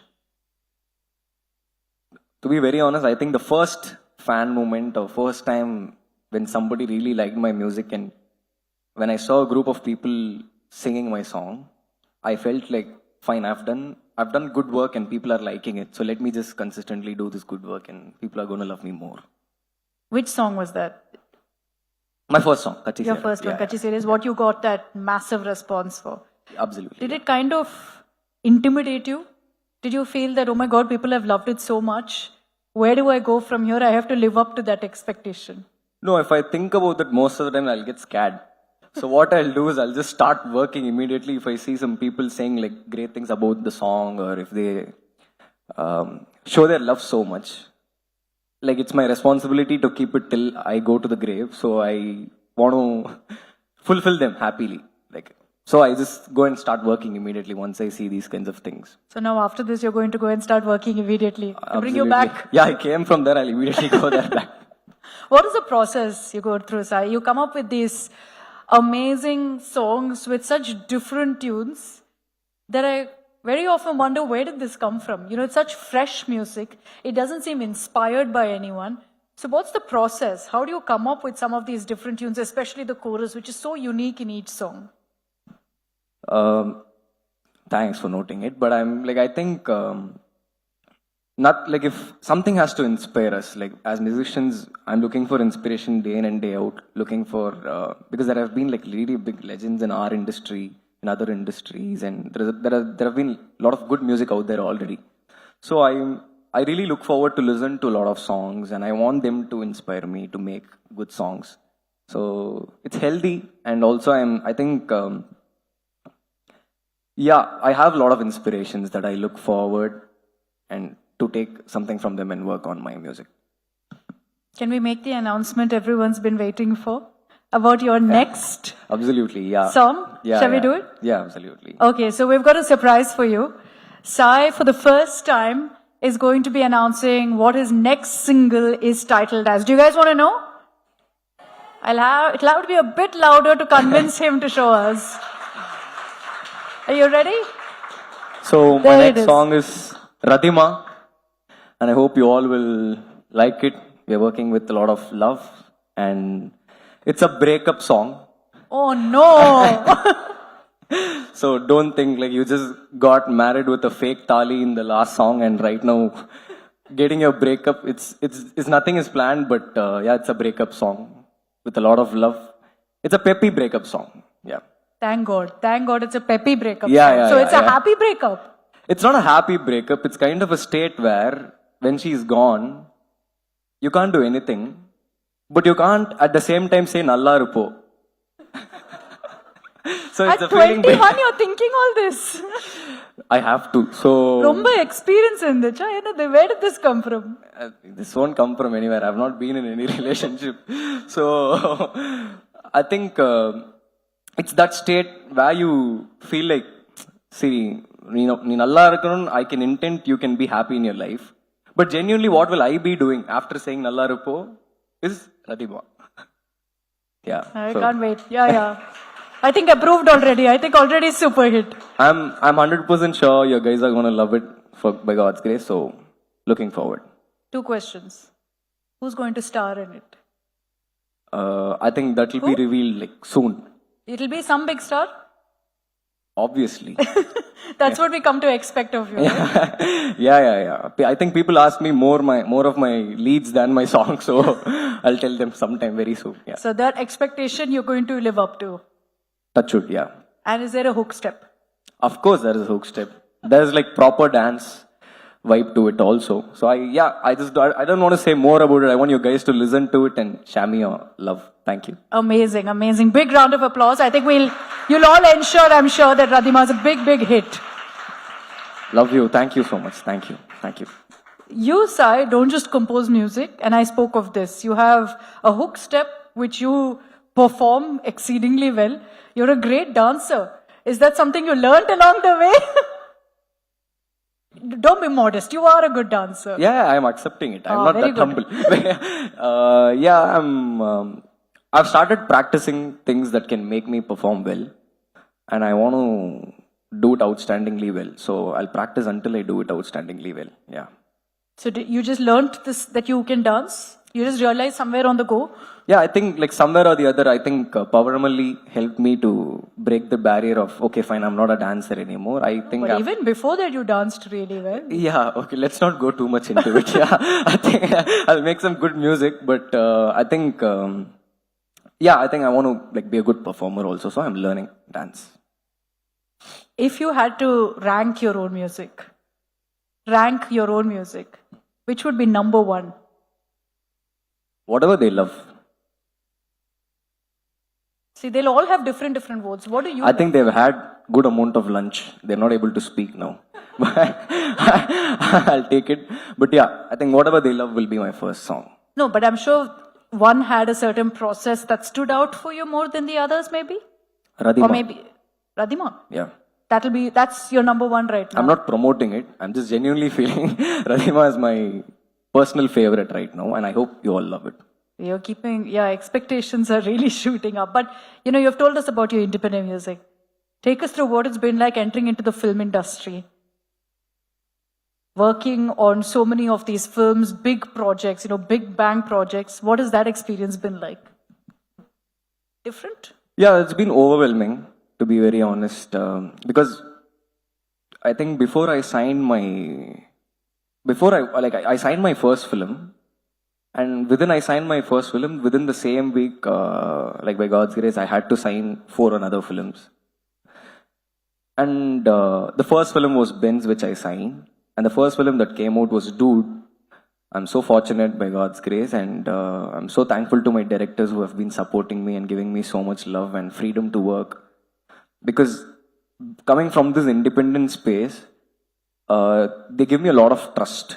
They say, just do what you like, which is something which a creator feels the most liberated when he hears. So I think very fortunate to work with such directors and legendary people. Yeah, of course. But I think they've given you the trust because you've also delivered, right? I don't think we're going to constantly be, just hold on to it, sir. Yeah. Because we're going to constantly be talking about your journey. And it's all positive. So constantly we'll have to hold on to it. But I'm saying that you've performed, yes, as an independent, but also in the film songs, you've delivered with each one of them. There's a lot of pressure, I'm sure, especially when you have big stars in those films. Does that make you kind of sweat it out, saying, I have to keep that character of that star alive, but it's my music. How do I bring the two? Did you face that with like a Karupu? To be very honest, like if I start thinking things like that, then I'll forget to do music. So I just tend to do what I like, and if it comes out well, the director likes it, and everybody will love it, and they'll shoot it properly, and it'll be delivered to the audience. And if something is working, I think it's 100% from the sincerity. It's nothing from luck or anything. So I think it's genuine from my end. Whatever I deliver to my directors and to the stars I'm working with. Do you have a list of actors, stars, filmmakers, celebrities that you want to work with? And are you ticking them off? Yeah, like I wouldn't have, thinking back at 2024 when my first song came out, I wouldn't have even believed myself if I would have thought I would work with Atlee sir. And when that's happening, that's something I would really cherish, and I'm just working on with Raka, with Allu sir and Atlee sir. So I think it's very special. I wouldn't believe it, and I'm just happy, and I feel I need to be more consistent and work hard. So I'm just keen on that, and I want to work with Christopher Nolan. Wow. My God, you're the second person to talk of Christopher Nolan on the stage. We had Dhruv Vikram earlier also who said the same thing. Oh, really? Okay. I think they had did some AI video of Christopher Nolan saying how Sai Abhyankar's music is, and I wish that comes true someday. I'll work for it. Yeah. That's your goal then. By God's grace. Yeah. That's your goal, to be worldwide known, to reach the biggest filmmakers. One actor you'll not get a chance to work with is Vijay. Don't make me emotional, please, because I heard today I was supposed to meet, and I think that's the major chunk I'll be missing in my life, I believe, to be very honest. Thinking about it right now, I genuinely feel it's not possible anymore, so I don't know what to do. It would have been your dream to compose music for his film? Absolutely, without any doubt. I would have given them a 16-track album. That should if I had worked with Sir, and I'm missing it so much. I'm missing it really so much badly. You know, that's the thing with your generation. You'll perhaps see new superstars come, but I think the superstars you grew up with, some of them could be moving away from film into other arenas. It is not just Vijay, there are others too. Do you feel that, you know, okay, that's a good thing because you have someone like Vijay who's now the chief minister. So he's obviously a larger purpose. Do you selfishly think? I think it's like he was a hero for the cinema fans earlier. I think he's a hero for everybody right now, unanimously. So I think that's an even more bigger state to be in, and all love and sincere wishes and prayers. You're part of Gen Z, right? You know, there's a lot of talk of what Gen Z is capable of right now. What do you think defines Gen Z? How does it define you?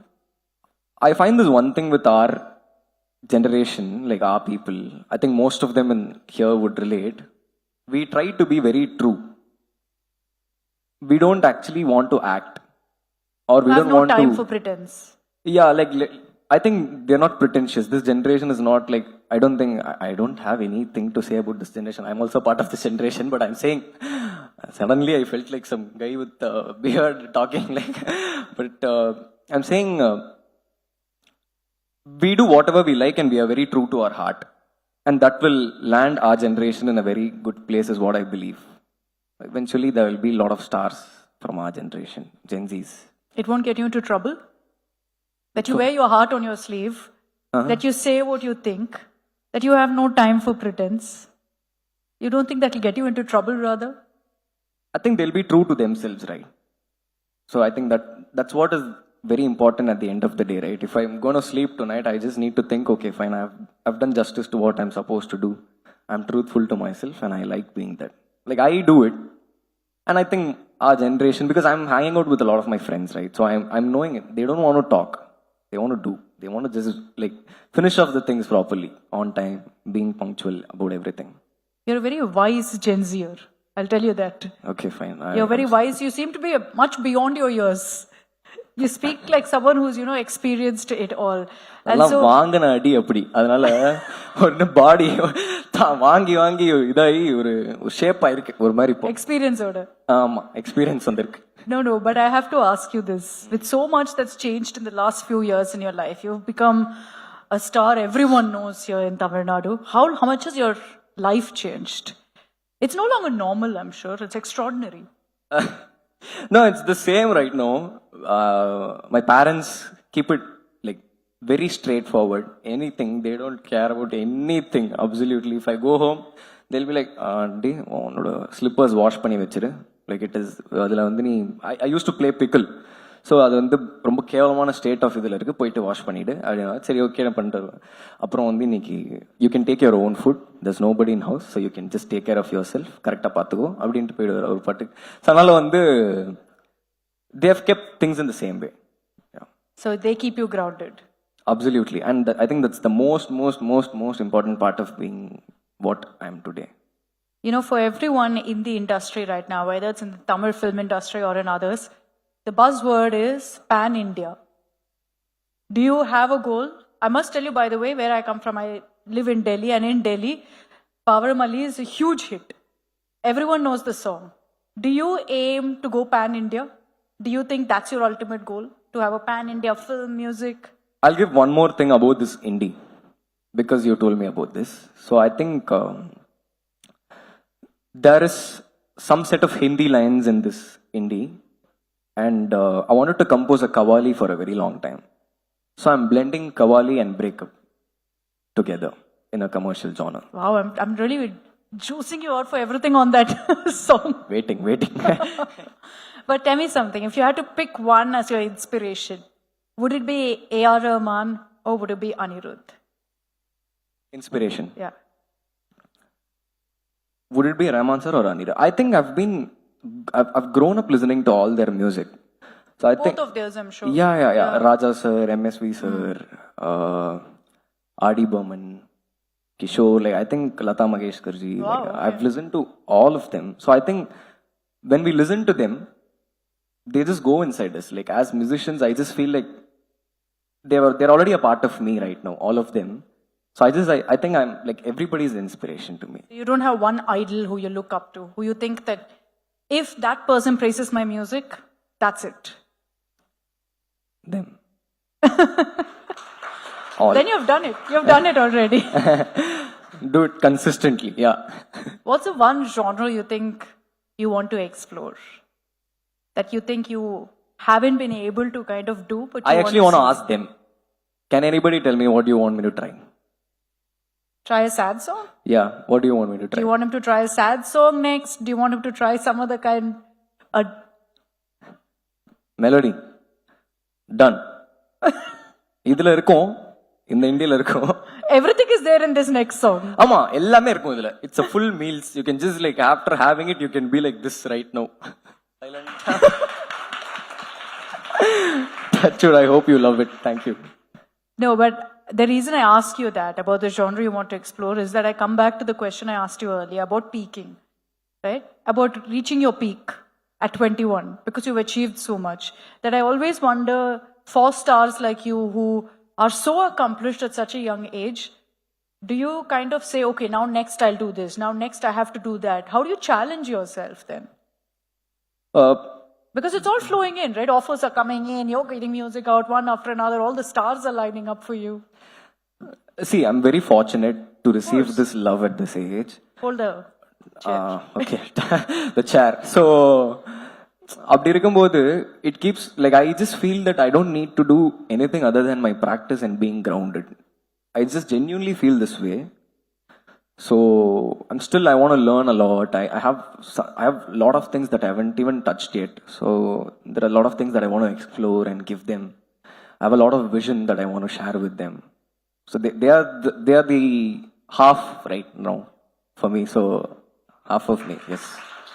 We've seen Sai Abhyankar, the music composer, of course. We've seen Sai Abhyankar, the dancer. Will we see Sai Abhyankar, the actor, also very soon? You said you'll do whatever they want. You said you'll do whatever they want. I'll do whatever they want in music. So, no, of course. If somebody can act, they can go and act. I don't know to act. You said this about dancing also. He's a good dancer, no? No, we can learn dancing, but we can't learn acting. No? It needs to be a part of you. Acting school.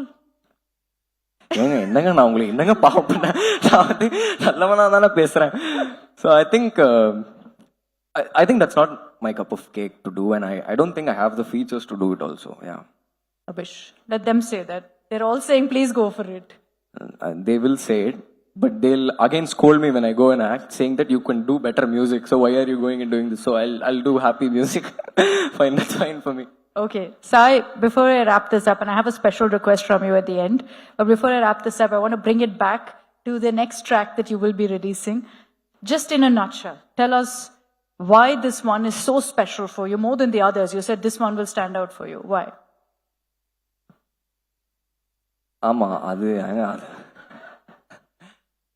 பர்சனல்னு சொல்லலாம் இந்த பாட்டு ரொம்ப. You said it's not from experience.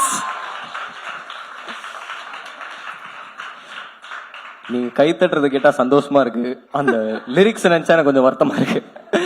So அதனால அதுதான் உங்களுக்கு பிடிக்கும் ரொம்ப நம்புறேன். I hope you all will love it and can't wait for you all to listen to it and react to me. Love you. Wow. Yeah. Okay, I have a little treat for the girls. Hello, sir. We have a little treat. Can I have 5 girls on the stage who can dance with Sai to Pavaramali? I wore this costume so that you won't ask me to dance. No, irrespective. Hook step mattu. 5 girls, come up fast. I'll count 5. Do you really think? Yeah, see, they good. Come on. Come. No, I don't think I can dance with this outfit. Ayyo. Okay, there we're getting them on. Come. Enga, I'll sing for them. Yeah. I'll Okay, sing. Sing. ஏங்க விட்டுருங்க பாவங்க அவங்க இது அவங்க இதுன்ற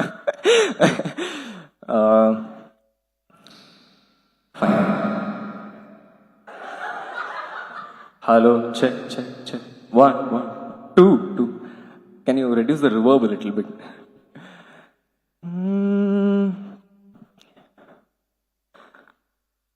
யார் பழியோ யார் பிழையோ யார் வெச்ச கண்மொழியோ நான் கேட்ட கேள்விக்கு நீ மட்டும் தாவிடையோ என்னாகும் என் விதியோ என்னாகும் என் விதியோ என்னாகும் என் விதியோ என்னாகுமோ விட்டு போன வாசலிலே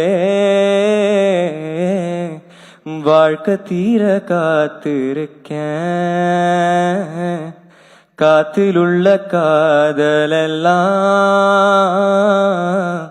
கூட்டி காத்து தாரேனா. Thank you. Thank you. Amazing. You're supremely talented. I'll sing one more. I'll sing Pavadamalli. Wow, please.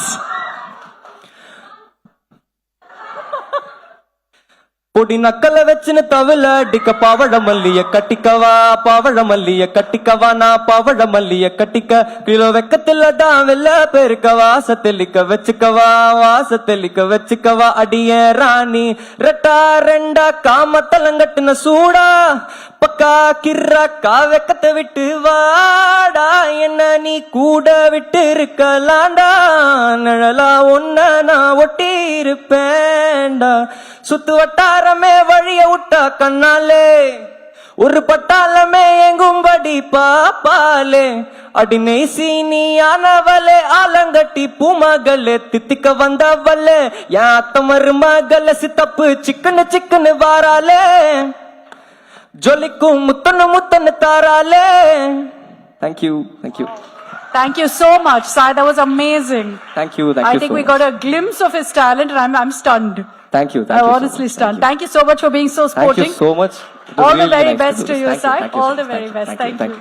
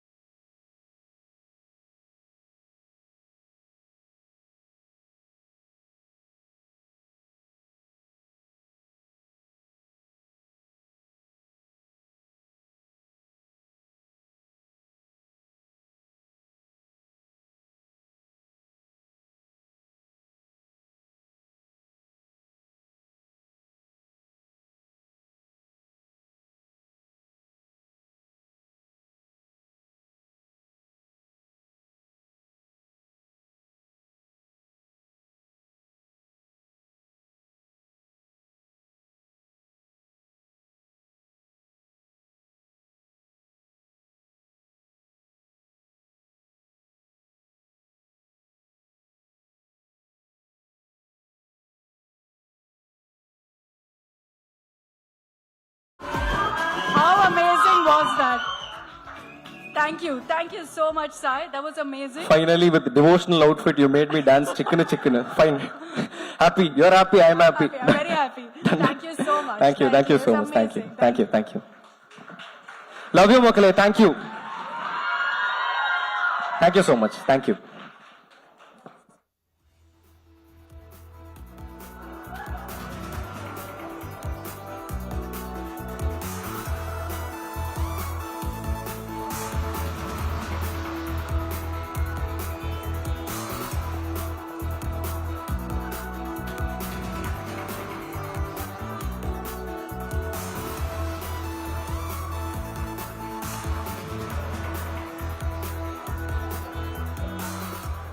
Ladies and gentlemen, please be seated. Please be seated. Can I request all of them to please be seated? Don't crowd the entry, please.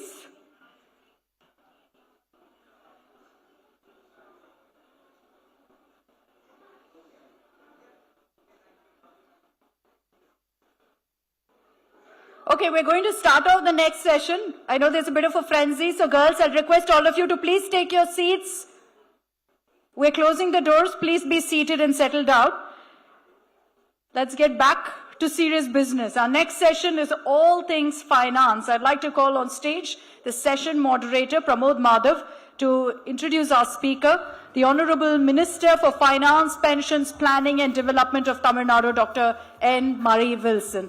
Please give a big round of applause to welcome the Honorable Minister.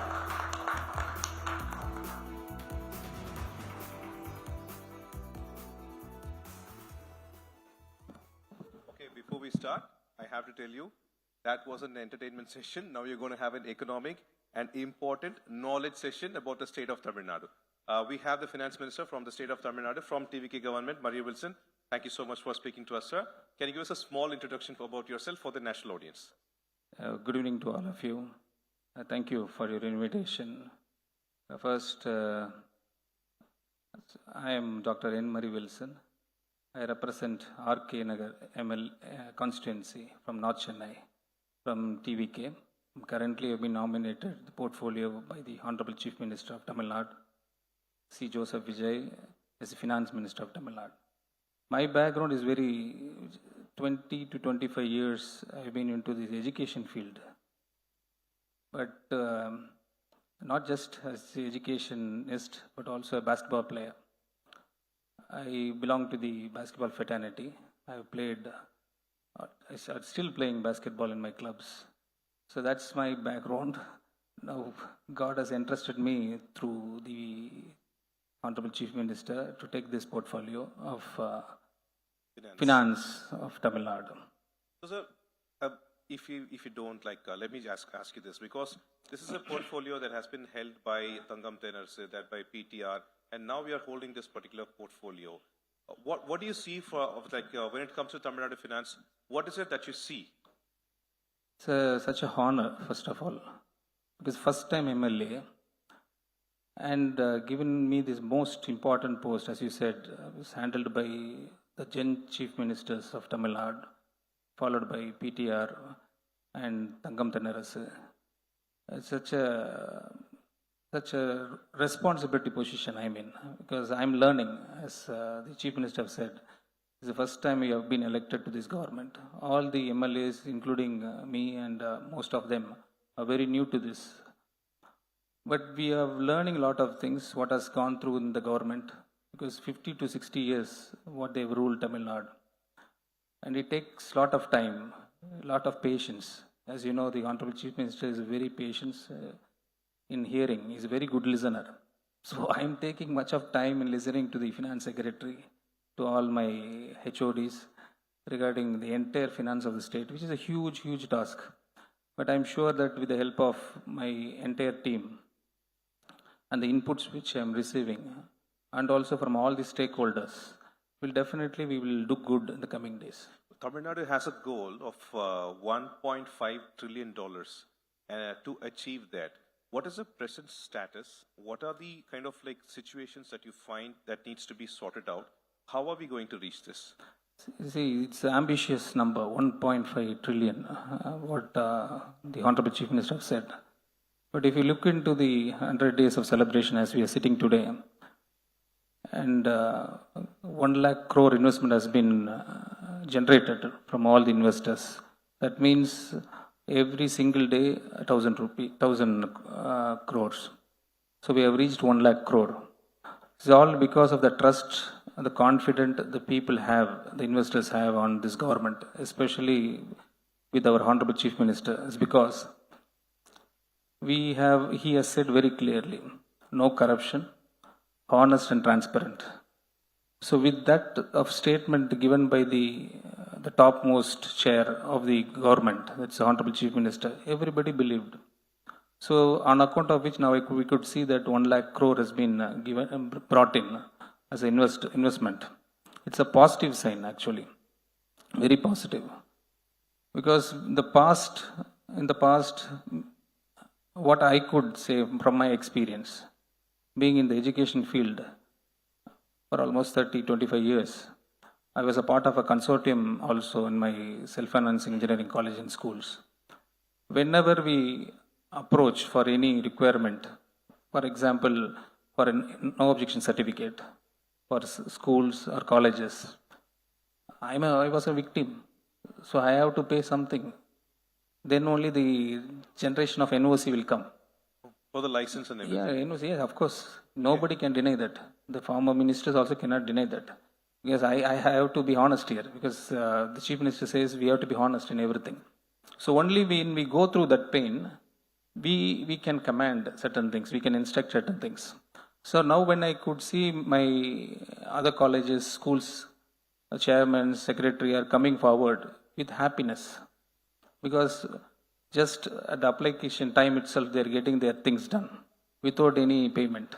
So it's the similar way the other construction companies or any people who want to do business in Tamil Nadu, when they see this opportunity, they are rushing towards. Yes, they are very happy. If, for example, one construction company who wants to construct just one project, two projects, then now they are coming, we have 10 projects. Because the single window applications, no middlemen, no corruption. So that's how the change is happening. Don't you find hurdles with the old system, people who are not, something against it or something? How are you handling all those issues? Come again? When you're trying to bring this kind of change, don't you find any hurdles from already pre-existing authorities or something? 100%, what you're saying is exactly correct. These people are coming with a lot of, hurdles by saying that, sir, this is not possible. Even to be honest, in the administration, bureaucrats also. But when they see the leader instructing, it should be done without any corruption, they fall in line now. They fall in line. And almost all people who I met them personally, they're very, very happy. Even I got people from US, I met some delegates from Singapore. They're very, very happy that they're saying that one statement of corruption free. And as you know, the TVK was formed by giving only one motto: by birth we are equal. That has reached the lot of people in Tamil Nadu. So we have gone to power with my single majority. Similarly, when the Honorable Chief Minister have said corruption-free government, that one motto has reached plenty of people. How bad was the corruption? Because you constantly keep saying about this corruption issue, and also you released a white paper immediately after taking charge as a finance minister. How bad is the corruption in the state of Tamil Nadu? It's very, very bad, very bad. In fact, the last 2 weeks before, the Corporation of Chennai have cancelled almost 23,000 crore, the bidders who have done their tendering process well before the election. 23,000 crores they've cancelled because of overestimate and lobbying. So such was the bad position. Anybody can come and can influence, can get the orders done.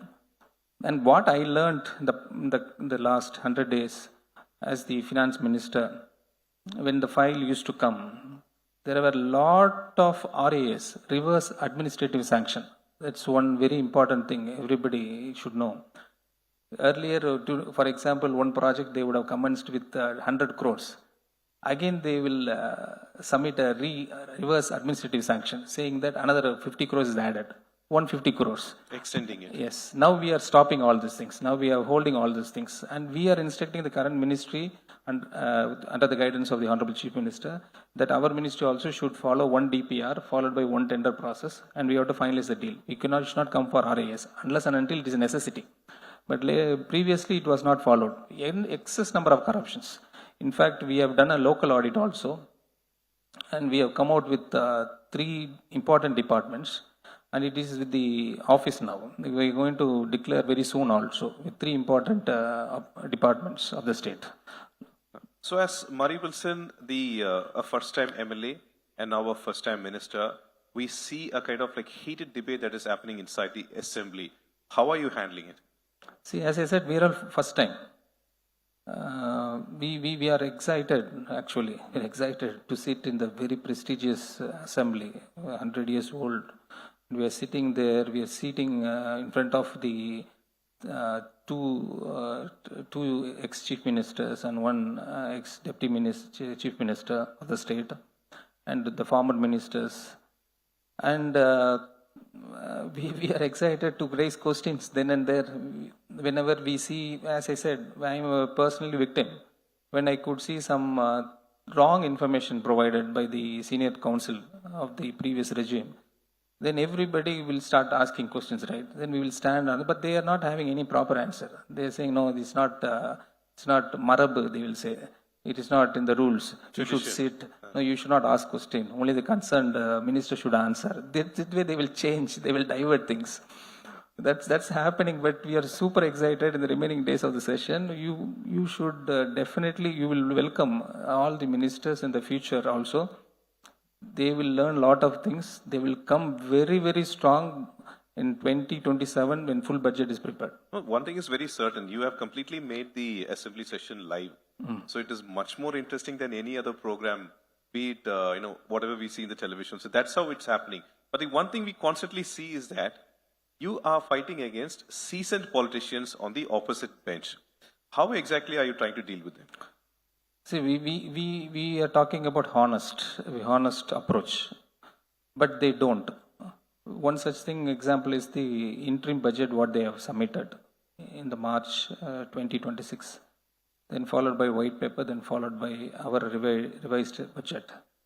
So what one difference is that in the SOTR, state owned tax revenue, in the interim budget which they have submitted in 2026 March, they have given a 19% jump, which is not at all possible. Why? Because in SOTR in the last 24-25 and 25-26 actual, it was a growth only of 8%. So when we projected in a white paper, we said it's around going to be 11% or 12%.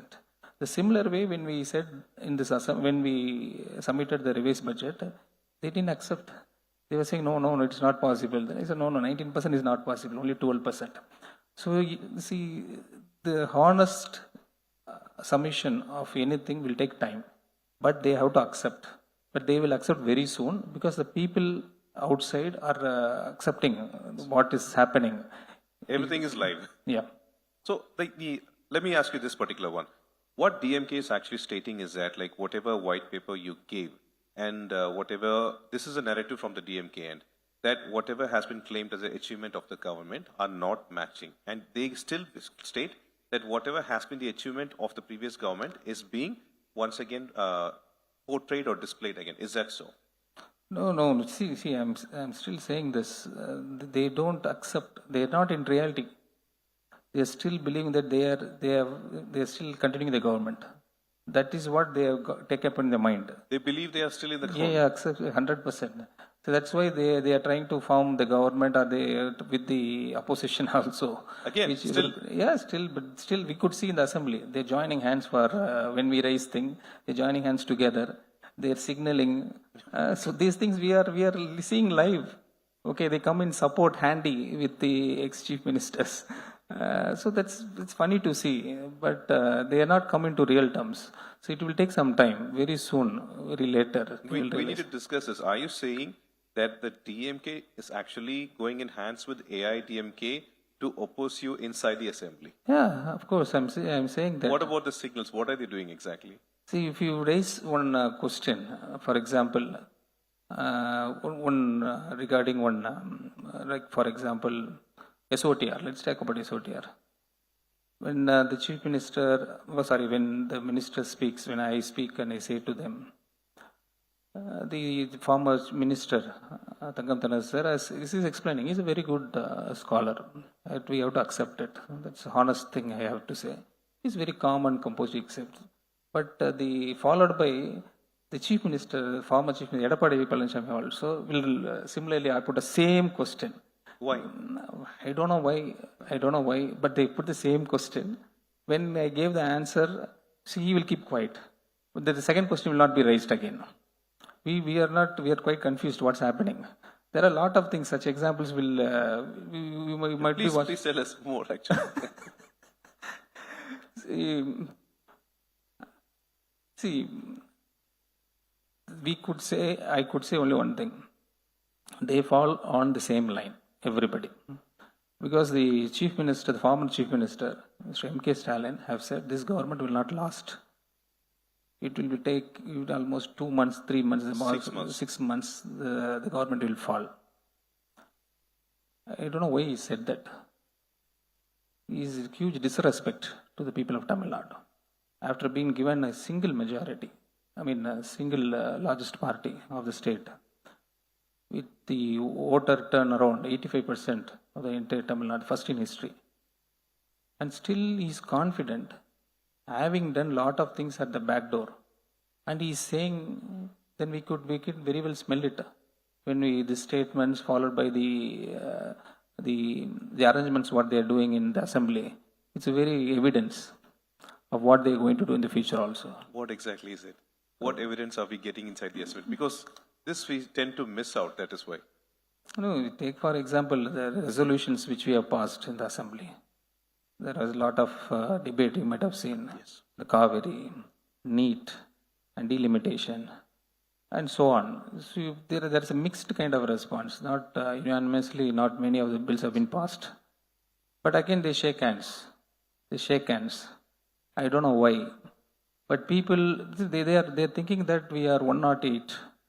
I am telling you through this platform, very soon we are going to reach the maximum. And the by-election is around the corner. That time we will see the other face of this government. Are you saying that DMK and ADMK are still shaking hands together and possibly oppose you in the by-elections together? Might be, but I'm not sure. I can't put assumption into play. But that is my point of view. I don't want to generalize things. At the same time, you're also stating that DMK still claims that you have only 6 months of governance and things like that. Does that mean they are still trying to bring down your government? They will try, right? Because they never expected this kind of mandate. Even when they go to sleep or they are moving into any functions, they keep crying, they keep shouting. Even one of the experienced leader of their party, I think is R.S. Bharati, he's saying he's cursing the people of Saidapet. They will not have a good death. What kind of statement is this?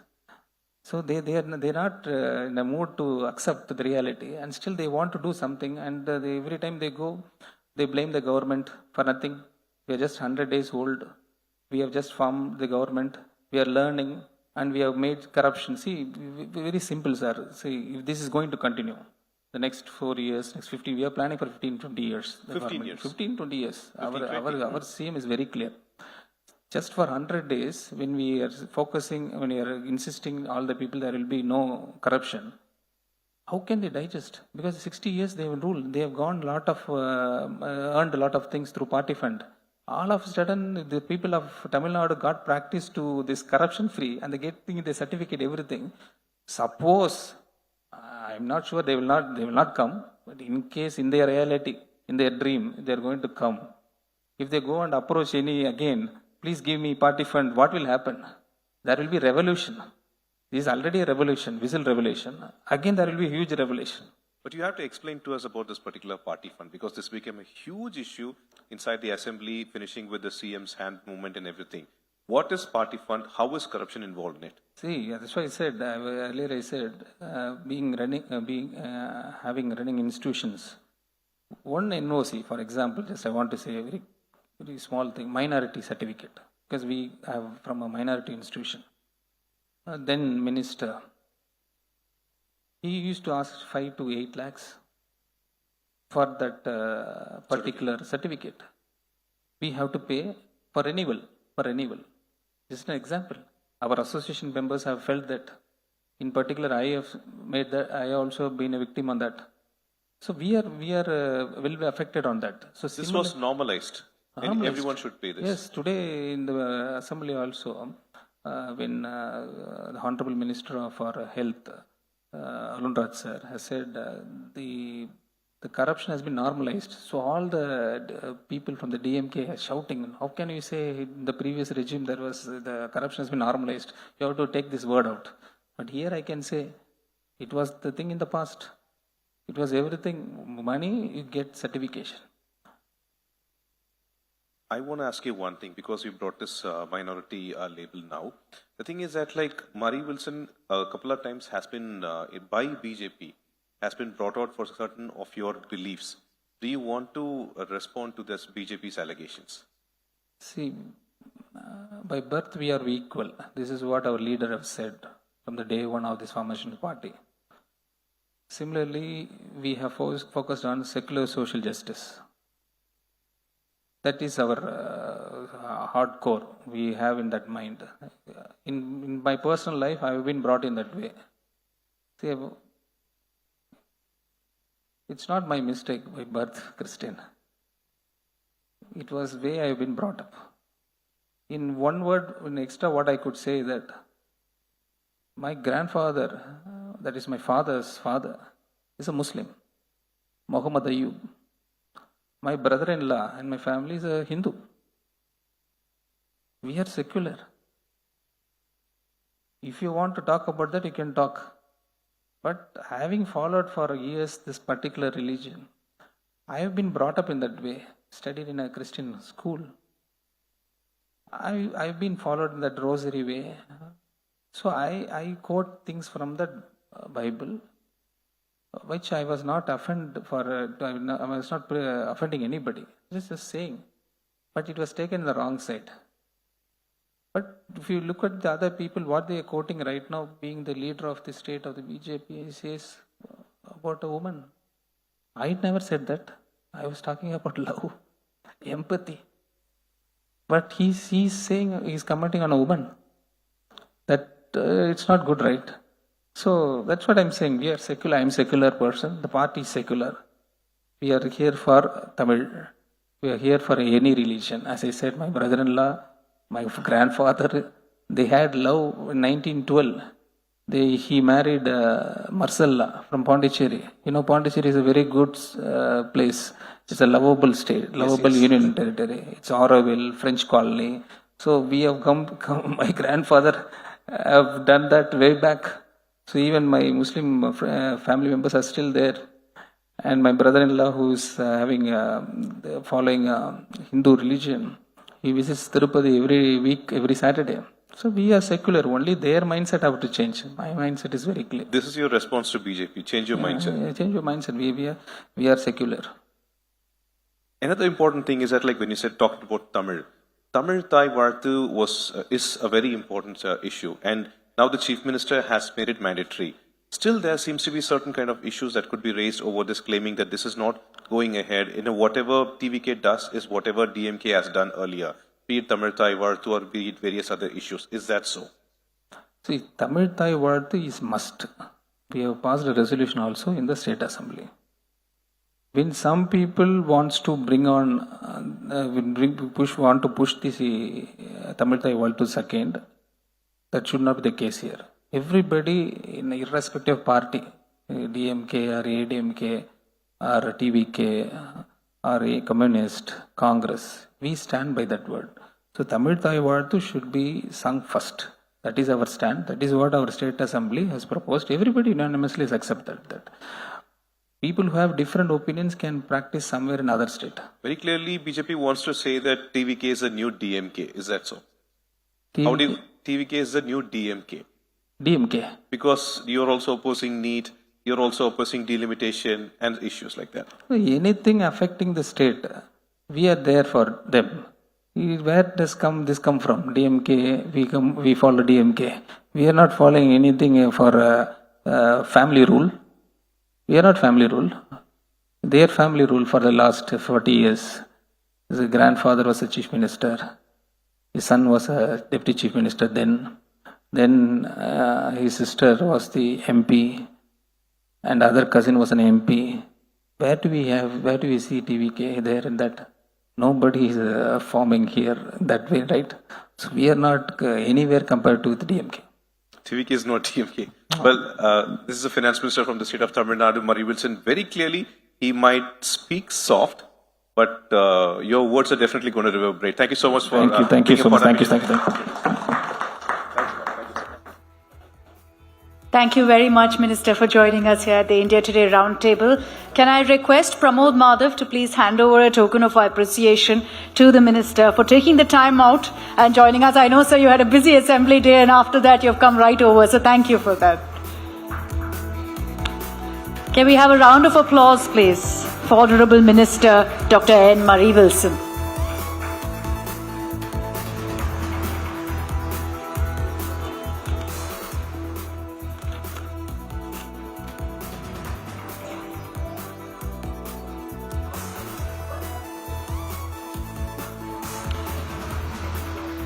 And with that, ladies and gentlemen, we come to the end of a very, very memorable day, the end of the India Today Tamil Nadu Roundtable. For everyone who's been with us through the day, catching up with these conversations, meeting some of the newsmakers that we've had here, those of you who enjoyed the inauguration by Chief Minister Vijay, thank you all very much for your time. I'd also like to thank all of our partners, G Square Housing, Hint, GRT Jewelers, Crafto app and Vasant & Co. Thank you once again for your time. Nandri.